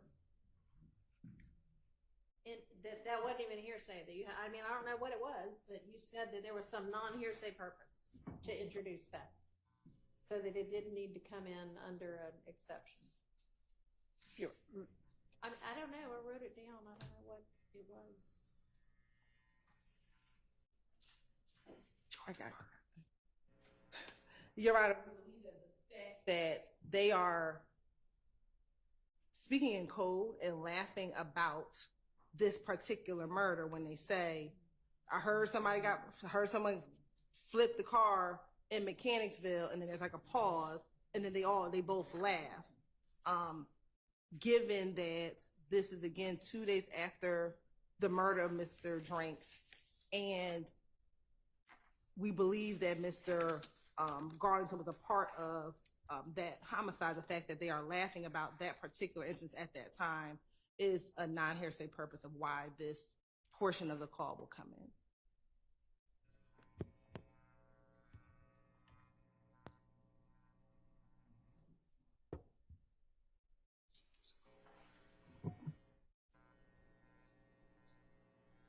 I'm going to exclude that. So that drug part that we talked about before is the only part of this conversation that is going to come in. And there's one more portion, Your Honor. I believe this is the portion that Mr. Steele referenced earlier today.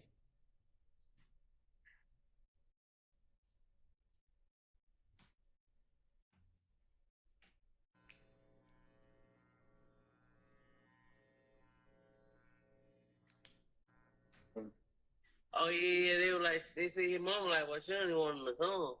Yeah, they said she only wanted to come. Yeah, I already told them for but folks' family gonna be talking crazy anyway. Like they gonna be like, we don't want no money, nothing. Like they gonna be tripping. Yeah, you know how. They just how that shit be, yeah. Yeah. I'm like, damn. That's why I know he just like, man, he just respect it. He just know how that shit is. Yeah. Yeah. I never see what the hell you had going on. I just, you know. I'm pull up on you like tonight or tomorrow or something. And Your Honor, that portion is Mr. Wright and Mr. Garlington speaking of the murder or the funeral of Christian McMiller, and it's Christian McMiller's funeral, and that Mr. McMiller's mother did not want Mr. Williams to be present at the funeral. We do think that that is relevant given that we believe that Mr. McMiller, Mr. Ford's murder was a direct result of Mr. Bennett being stabbed in the jail, and we do believe that the evidence, we believe, will show that the stabbing at the jail was done at the permission of Mr. Williams, so it was a trickle-down effect. So we believe that Mr. Jaden Myrick, who actually stabbed Mr. Bennett, asked for permission through Demekion Garlington to Mr. Williams to get permission to do that stabbing. That stabbing occurred once that stabbing occurred at the jail, and that information was released to the public early in March, on March 2nd or March 3rd. Only about 7 days later was Mr.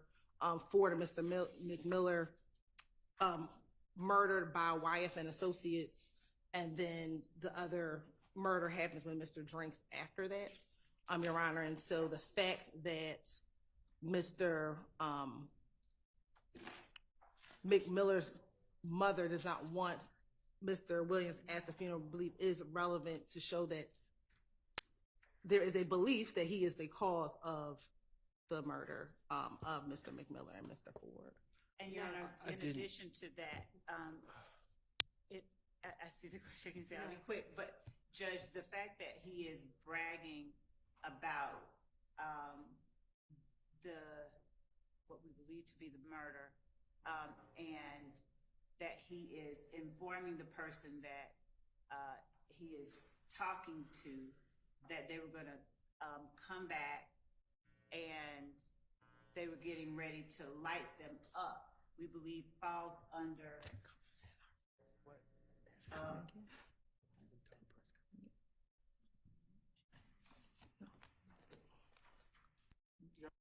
that in that clip. So the part about the funeral is definitely out. If there's some other part where somebody... That's the first part, Your Honor, I think is coming in, that you allowed. My understanding is everything from the drugs to everything before Little Quay can come in when we talk about what it... No, nothing from this call is coming in. That part is the only part that can come in. But Your Honor, Yes. But there's portions of that first part where they discussed that they were going to get ready to shoot back at them, shoot back at the opposition when they were going to come through.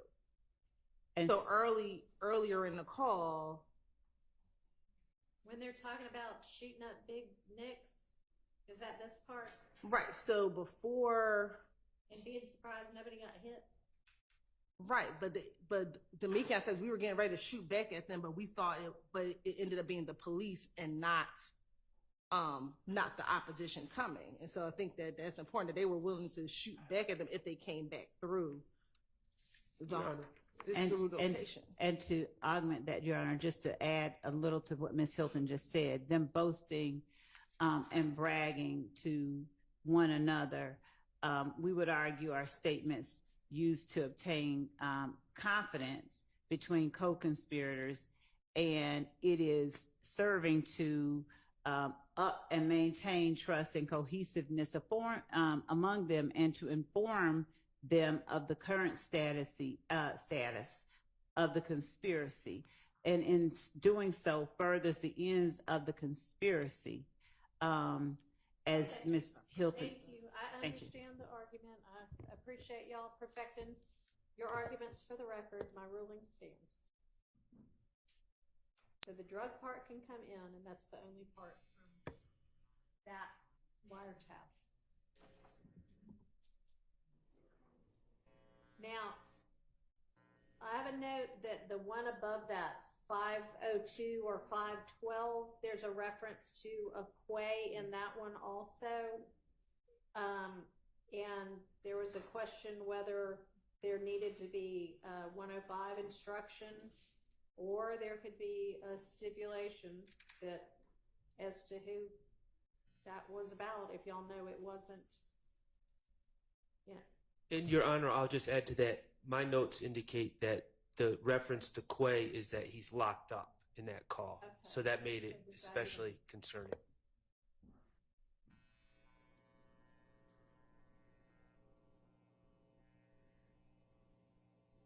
Do y'all know who was being referenced there?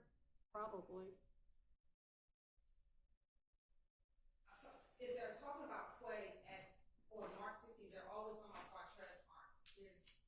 That is who was at 2380 Waters Road. There were outside of Mr. Garlington, Mr. Stillwell, and Mr. Farley was Quattrez Arnold. A young man who didn't get to the K that's escaping me right now, one other individual. So every time at Waters Road on March 16th, they're only talking about Quattrez Arnold. All right, and so y'all are going to enter a stipulation that says it's not either of these defendants? We can't. Okay. I mean, if it's a stipulate, would you rather it be that? Well, I'd rather that it not. I can't hear you. I'd rather that it not come in because it's an assumption, Your Honor, that they're saying we believe, we think that it's Martinez Arnold. No, it's going to be a stipulation that it's not either of these defendants. And again, Your Honor, we intend to introduce testimony through Investigator Viverito, who was at the house when she arrived, along with the responding officers. Okay. We'll talk about who was detained on that day. So is it going to be a stipulation that it is whomever Arnold, the Quay referenced in here? Yes, that is Quattrez Arnold. Yes, Okay. we will stipulate that the Quattrez Arnold, the Quay that they're talking about is Quattrez Arnold. Okay. So that's another Quay that's being referenced. Fair enough. Thank you. Okay. So that takes care of that as well. Make sure y'all get that stipulation together before that gets played. All right. Let's get this nested hearsay issue taken care of before we break for the day.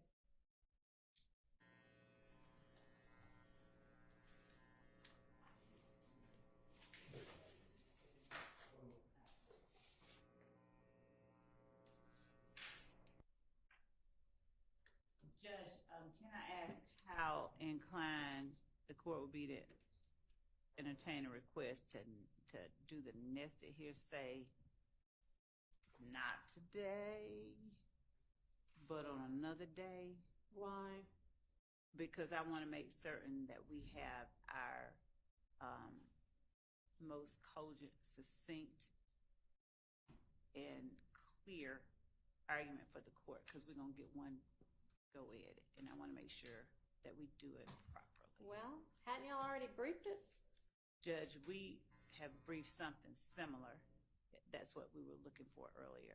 But I don't want to read a brief to the court. I just like to give about 4 lines to the court if I can, if the court would indulge us and allow us to just argue it on a different day. That particular one, because it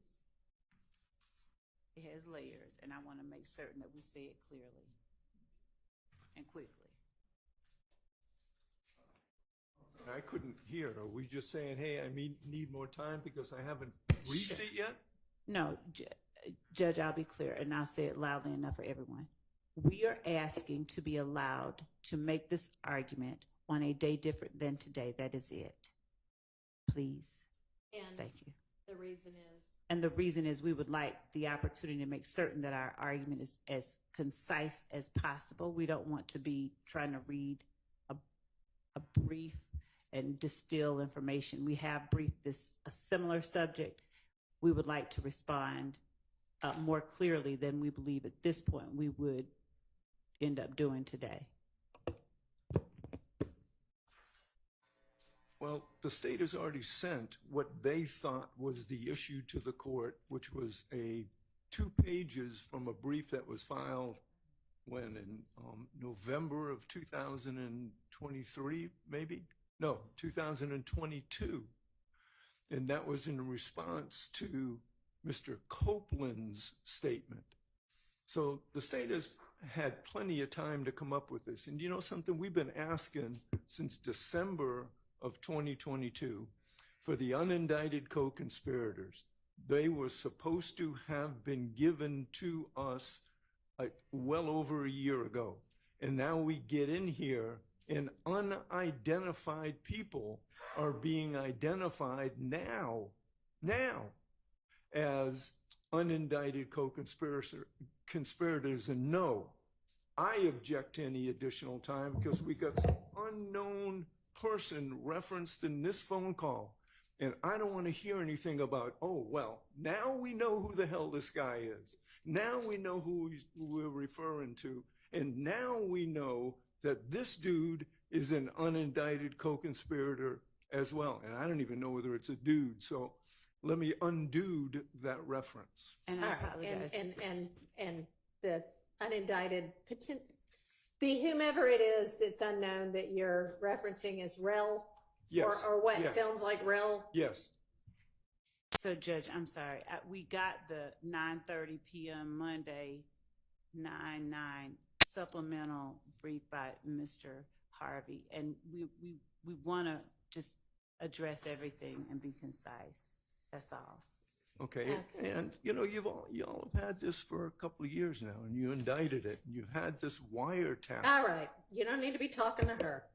So, I think your biggest sticking point is probably the fact that some of this is only coming through Rel, and we're probably going to have the same issue we just had with UNC, which is, unless you're going to be able to tell us more, it's only this statement that is going to be able to establish anything about, and obviously Rel is very knowledgeable about what's going on, or they wouldn't be talking to Rel about this kind of thing, but that's only the statement that establishes that. So if we could be allowed at the same time that we address, that we provide the court the additional information the court said it'll allow us to do on that one, the call, or if we have to do it before, I'm just asking for an additional time to address the last call, just this last one. Okay, so I haven't given you any additional time at this point to do anything about the UNC call, right? That's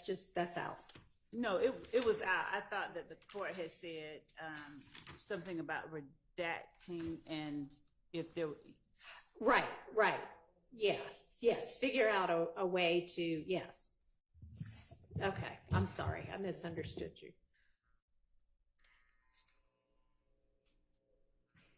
Honestly, I'd like for us to do, what do you want, to just skip over it and move to another one? Yes, if we can, and then come back. Well, we certainly have 3 more pages to get through.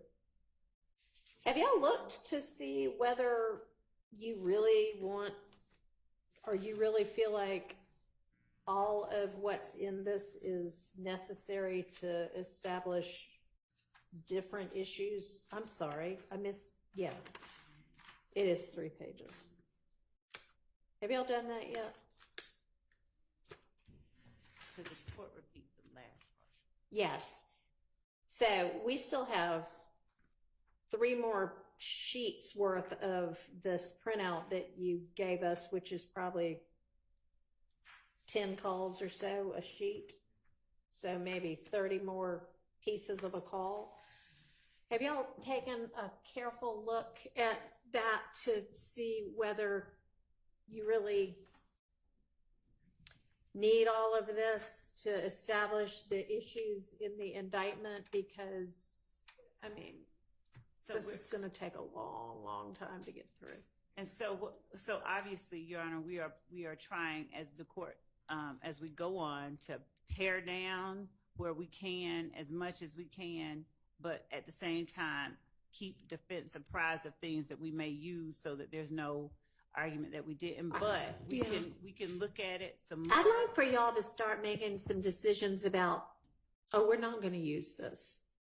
So have you done that evaluation yet? We on a lot of others, these are the ones we said we wanted to use. So yes, we can do that more. And as it relates to these that the court has in front of it, Your Honor,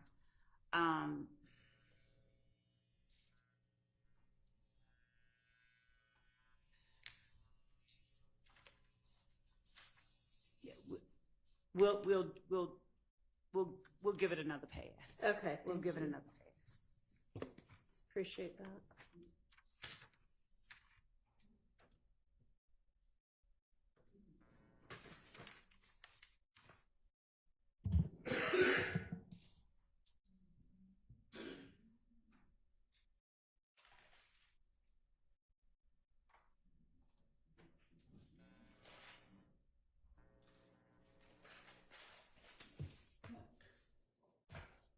Does the court have another day because that we can just, or do you Have just want us another to send the non-jury one day? to us? Oh. Yes. I mean, can y'all get that done by Monday too? Or no? My team is saying we're gonna. I mean, I'm asking.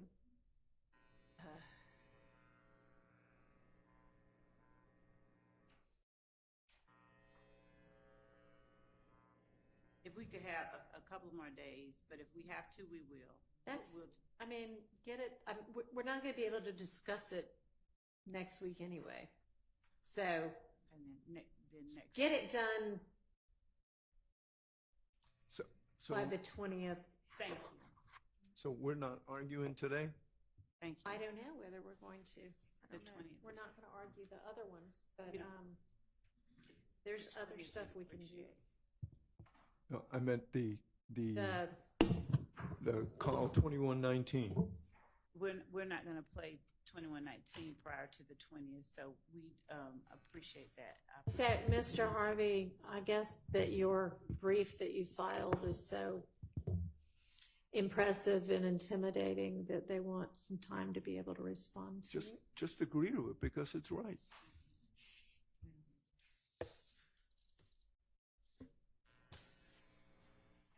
So, have y'all gotten together yet on, Mr. Steele made us all a nice chart of where he thinks the evidence, the status of the various exhibits is. Have y'all been able to look at it and see where there is any kind of discrepancy in what y'all believe?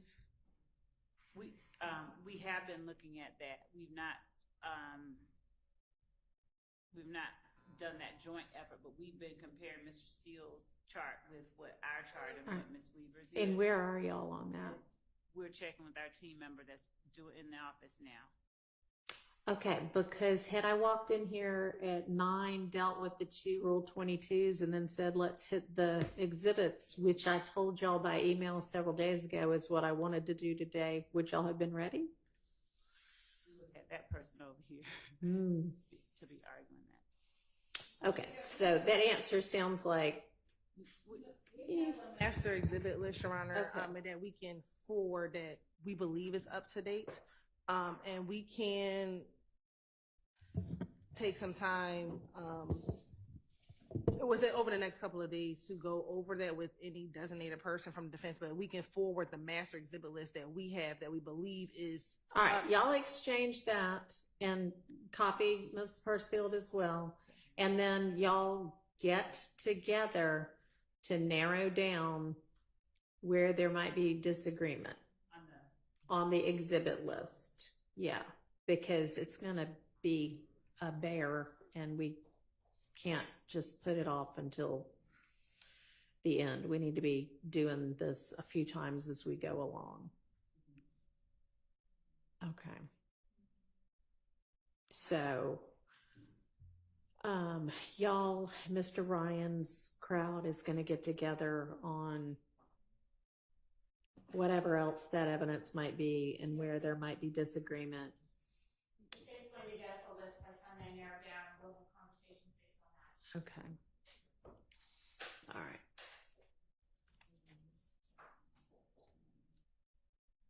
And y'all are both going to get me briefs by Monday, I think is what I said on the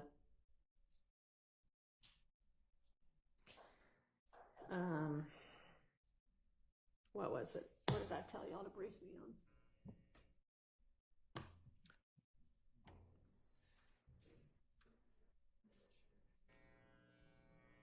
Anybody know? I believe we were supposed to. Yes. Over whether or not It was over something X. else. Yeah. Was someone in jail but it ends the conspiracy with that one? Well, somebody wanted to do that a long time ago and never did. The other one was whether or not an overact not listening indictment could solely be the basis of a conviction on count one. Okay. But you abandoned No. You think that something not charged? Is that what we're going to research? Yes, that's what And was one. overact. that is not listed, not a count charge, but an overact not listed.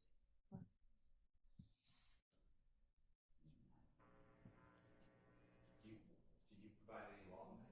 No, they haven't yet. That's what I would like for them to do. Okay, that was the Monday one? That was one. Okay. Judge, with respect to that, would we be able to wait for the state's brief and then respond in kind if they're able to find that? Versus us just arguing what the Constitution says to begin with? Sure, you can wait on that. Thank you. And then, okay, I guess if a prior conviction, which Mr. Ryan's murder conviction is alleged to be an overt act, were y'all going to brief me on whether and how and if that needed to have any kind of a limiting I think that instruction? That would be a smart thing to Or was I just writing that down on my own as an issue? No, I don't. I think that we had earlier Okay. today we had said that his conviction, that there should be a limiting instruction as to his conviction. We had not fleshed it out or anything, Okay. but I think it does bear some addressing. I think so too. Your Honor, again, and I'll do whatever if you want to brief, but I can't imagine a limiting instruction to cure. You know, I'm on trial with Mr. Ryan, and to have this jury be told that another jury in Fulton County found Mr. Ryan guilty of murder, and that his overt act, because you're dancing, the court's going to tell the jury to do this dance because, okay, don't use the prior conviction against Mr. Williams or anyone else of the jury because it's hearsay. But you can use it against Mr. Ryan somehow. But then it's an overt act against Mr. Ryan. And if Mr. Williams and Mr. Ryan are a conspiracy, even though Mr. Williams is not part of that overt act, you can use that evidence against Mr. Ryan to find the overt act, and therefore Mr. Williams gets convicted on that piece of evidence. I don't mentally understand how you're going to cure that. The determination is going to be made separately as to each defendant, whether they participated in those.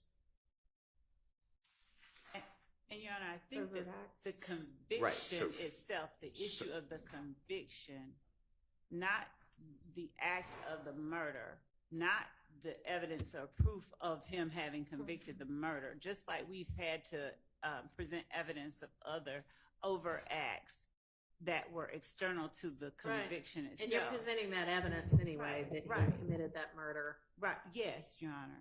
And so the conviction itself, and by conviction, I mean the certified isn't the overt act. It's the actual murder that we are putting up evidence of that we...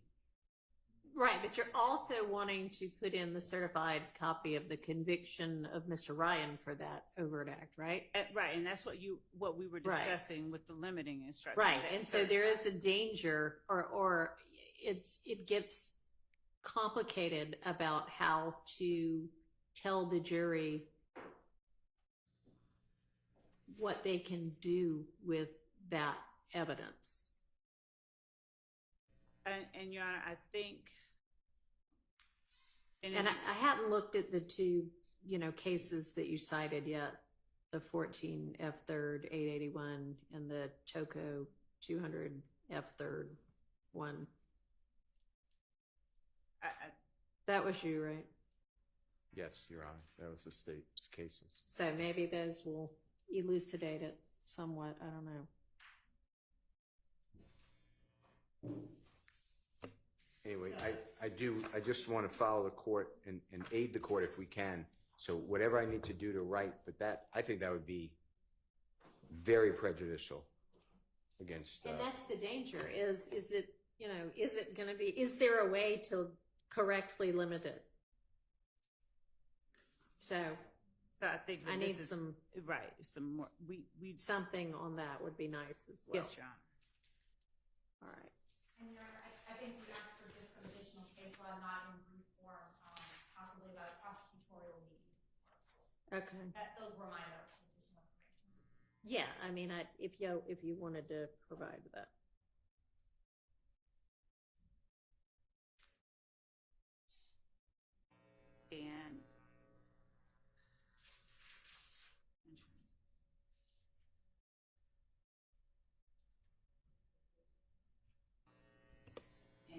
And then you'll get me the hard copy of the in-camera material by Monday also. My first thing the Monday. printouts, right. And when we're discussing the prosecutorial need for the intrinsic acts, we're looking at it through the lens of. I mean, I don't need further evidence on that. Oh. I mean, not evidence, further case law on prosecutorial need. If y'all want to come up with some, great. But yes, that is exactly what I did want further evidence on, was could y'all find something that more factually aligns with your situation?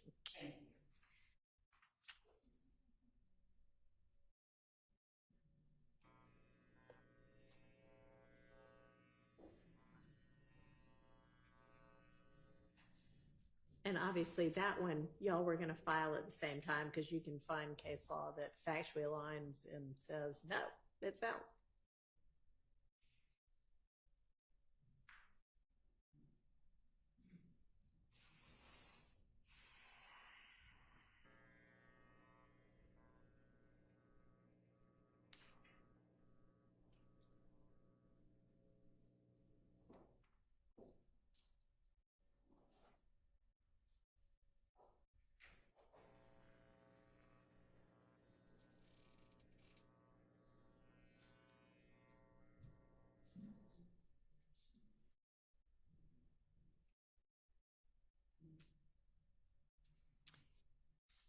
And just to flesh that out some more, and it being either admissible or inadmissible, because it either does or doesn't complete the story of the crime of the gangs or the crime of the RICO violations, or, be the same kind of series of events as that. Because those are the only two that it might come in under. Right, it has to, right. Okay. So just making sure that the cases that we bring to the court's attention addresses that. Yes, ideally, that would be wonderful. All right. Anything else we can do in the next 15 to 30 minutes?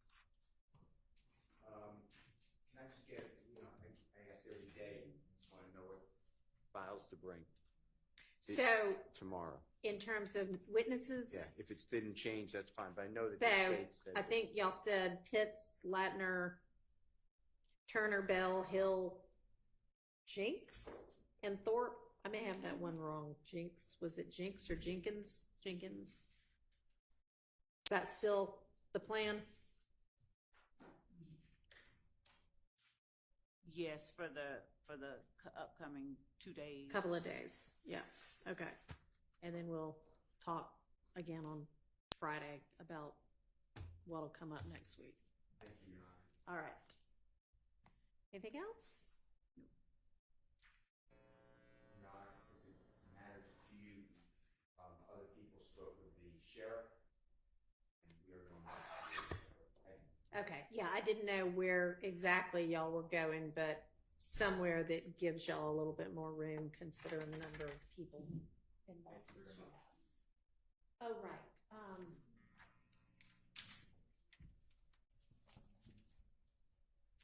I'm sorry, I don't mean to just point at you.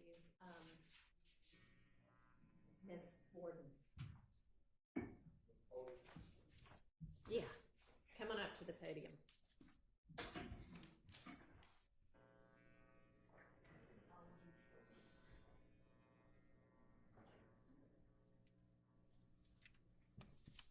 I want to say thank you, Your Honor, for allowing me to come back up again. Sure. And I'll be real brief. I just want to share something to you and also on the record. Okay.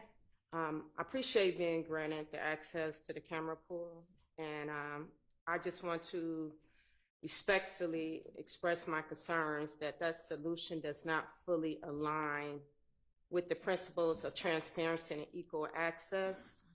The decision to limit the media coverage to a single camera controlled by a pool, which restricts the diversity of perspectives and it raises concerns about control, suppressing, and also withholding crucial details that can be caught by several angles. And I know earlier, I think I might have shared, I am a civil rights leader. I'm also a noted and awarded community advocate for the state of Georgia since 2009. The Rule 22 provision was designed to ensure that the public and media has open access courtroom proceedings. And it is not to be limited to a singular source because that risks tampering with the spirit of that rule. By only allowing one feed, it is inherently biased. It ends up being biased with that coverage. Are you reading from a case or are you just reading? No, I just take some notes. I didn't want to spend extra time and I'm almost okay. done. I mean, so this is just your position. It's not case law, is I it? do have some case law. I got two of them. Okay. All right, go ahead. So it assumes that one viewpoint is sufficient for capturing the full scope of the trial. It's essential that different media outlets are allowed their own access so the public can be provided with a fair and transparent view of all proceedings. So I am asking the court to reconsider this limitation and the transparency of the Rule 22. So when it comes to, for example, O.J. Simpson trial, also I was a part of Derek Chauvin trial. We were permitted live streaming to ensure full and unbiased representation of the proceedings. If you look up Press-Enterprise COV Superior Court, 1986, also Richmond. I don't know how to look that up. Oh, I'm sorry. You just said. Okay. Do you have a site to a reporter, like a case reporter? Well, it's usually like numbers and then a book and then some numbers again. I didn't. So basically, I pulled it. If you was to type in Press-Enterprise COV Superior Court 1986. COV? Press- I'm sorry. I got Enterprise. C is in Charlie, O is in Oscar, V is in Victor. V. Okay. Yes, V is in Victor, Superior Court, 1986. And I have another one. What state? This, wait a minute, this is in the state of... I mean, I can try that, but I don't think that's going to bring anything up for me. But anyway, what's the next site? Okay, the next one is Richmond Newspaper, INC versus Virginia Supreme Court.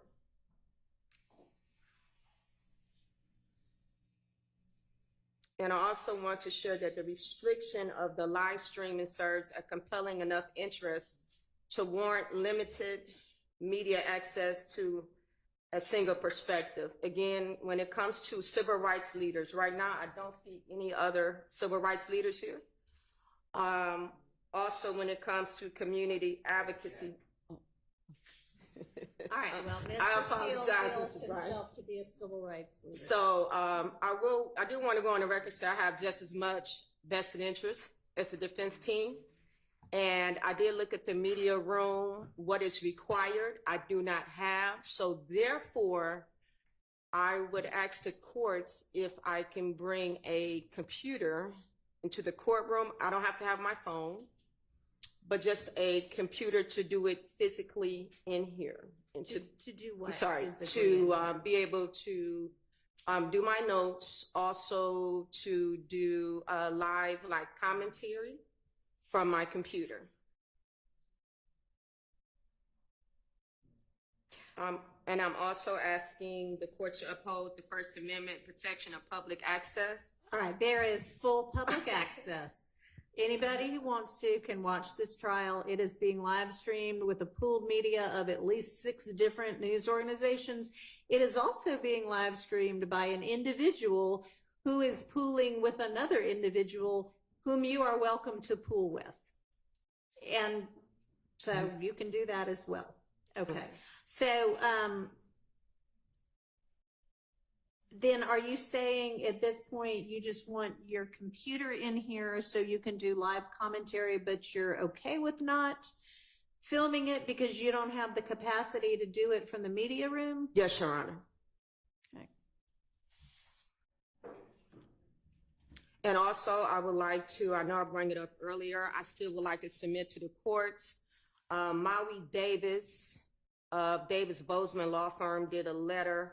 Also, Channel 11, I work closely. Oh, yeah, I mean, and I said before, I'm Okay. happy to, and I would I like know to Mr. submit. Davis, and happy to, but again, I don't not believe that you are a civil rights leader or that you would be able to add something to what's already in the news, and you are certainly welcome to report on, Okay. everything about this trial. So in there also is a letter from DeKalb, Mr. Robert. He was the DA, DeKalb County. Yeah, I know him as well. Also, Channel 11, I work closely with their investigative team. They also did me a reference letter as well. Okay.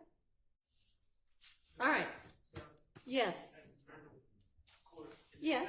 I just wanted to, this young lady referenced Richmond newspaper Thank you so v. much. Virginia, and I believe the site is 448 US 555. From I 1980. thought that was a pretty big case. so much. I was familiar with Press- that. And Press Enterprise is 464 US 501. Okay, thanks.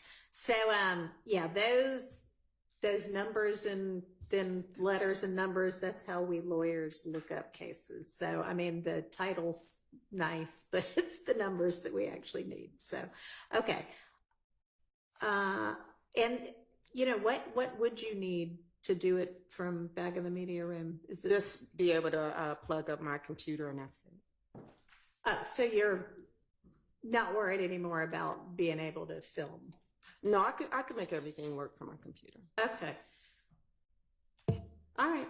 Well, I mean, I just gave somebody else the ability to do that. So I will revise your Rule 22. I don't know if I think it might have already been emailed to you, but Yes, it we'll was. withdraw that one and do another one.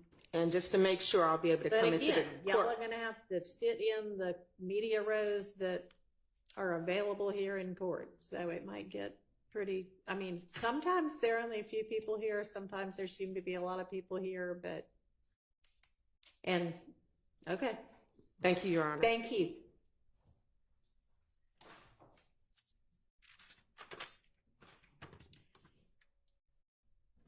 All right, anything else? Well, tomorrow is your next court date. Is that what you meant? Or no, the jury's coming back tomorrow. Did you mean when are we going to have our next non-jury date? I don't really know.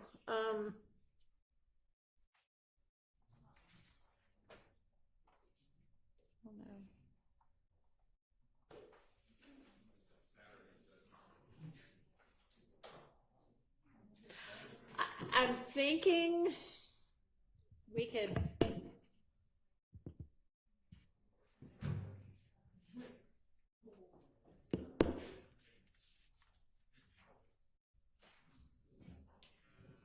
I don't know, possibly sometime the week of the 7th, later in the week. But if we need one before then, or if we need one or two before then we'll have to fit those in.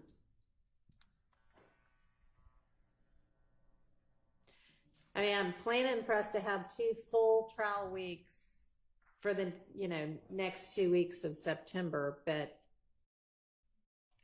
do y'all think we're going to need 1 or 2 non-jury days? I don't foresee that, not with how far out the issues that we still have. Okay. All right. So then we'll plan to do full weeks for the next 2 weeks. And then maybe sometime the week of the 7th, we might have a non-jury day or 2. And if not, I mean, certainly sometime close thereafter. Okay. Thank you. And Judge, one Yes. last inquiry. The matter that the court brought to our attention, from the sound of things regarding the request that we dealt with at the bench, No further. I don't know okay. what you, no, I don't know what you mean. I'm sorry, my memory just may not be as good as yours. I'm not quite sure what you're referencing. May I approach with just any member of the defense so that I can Yes. deal with it appropriately?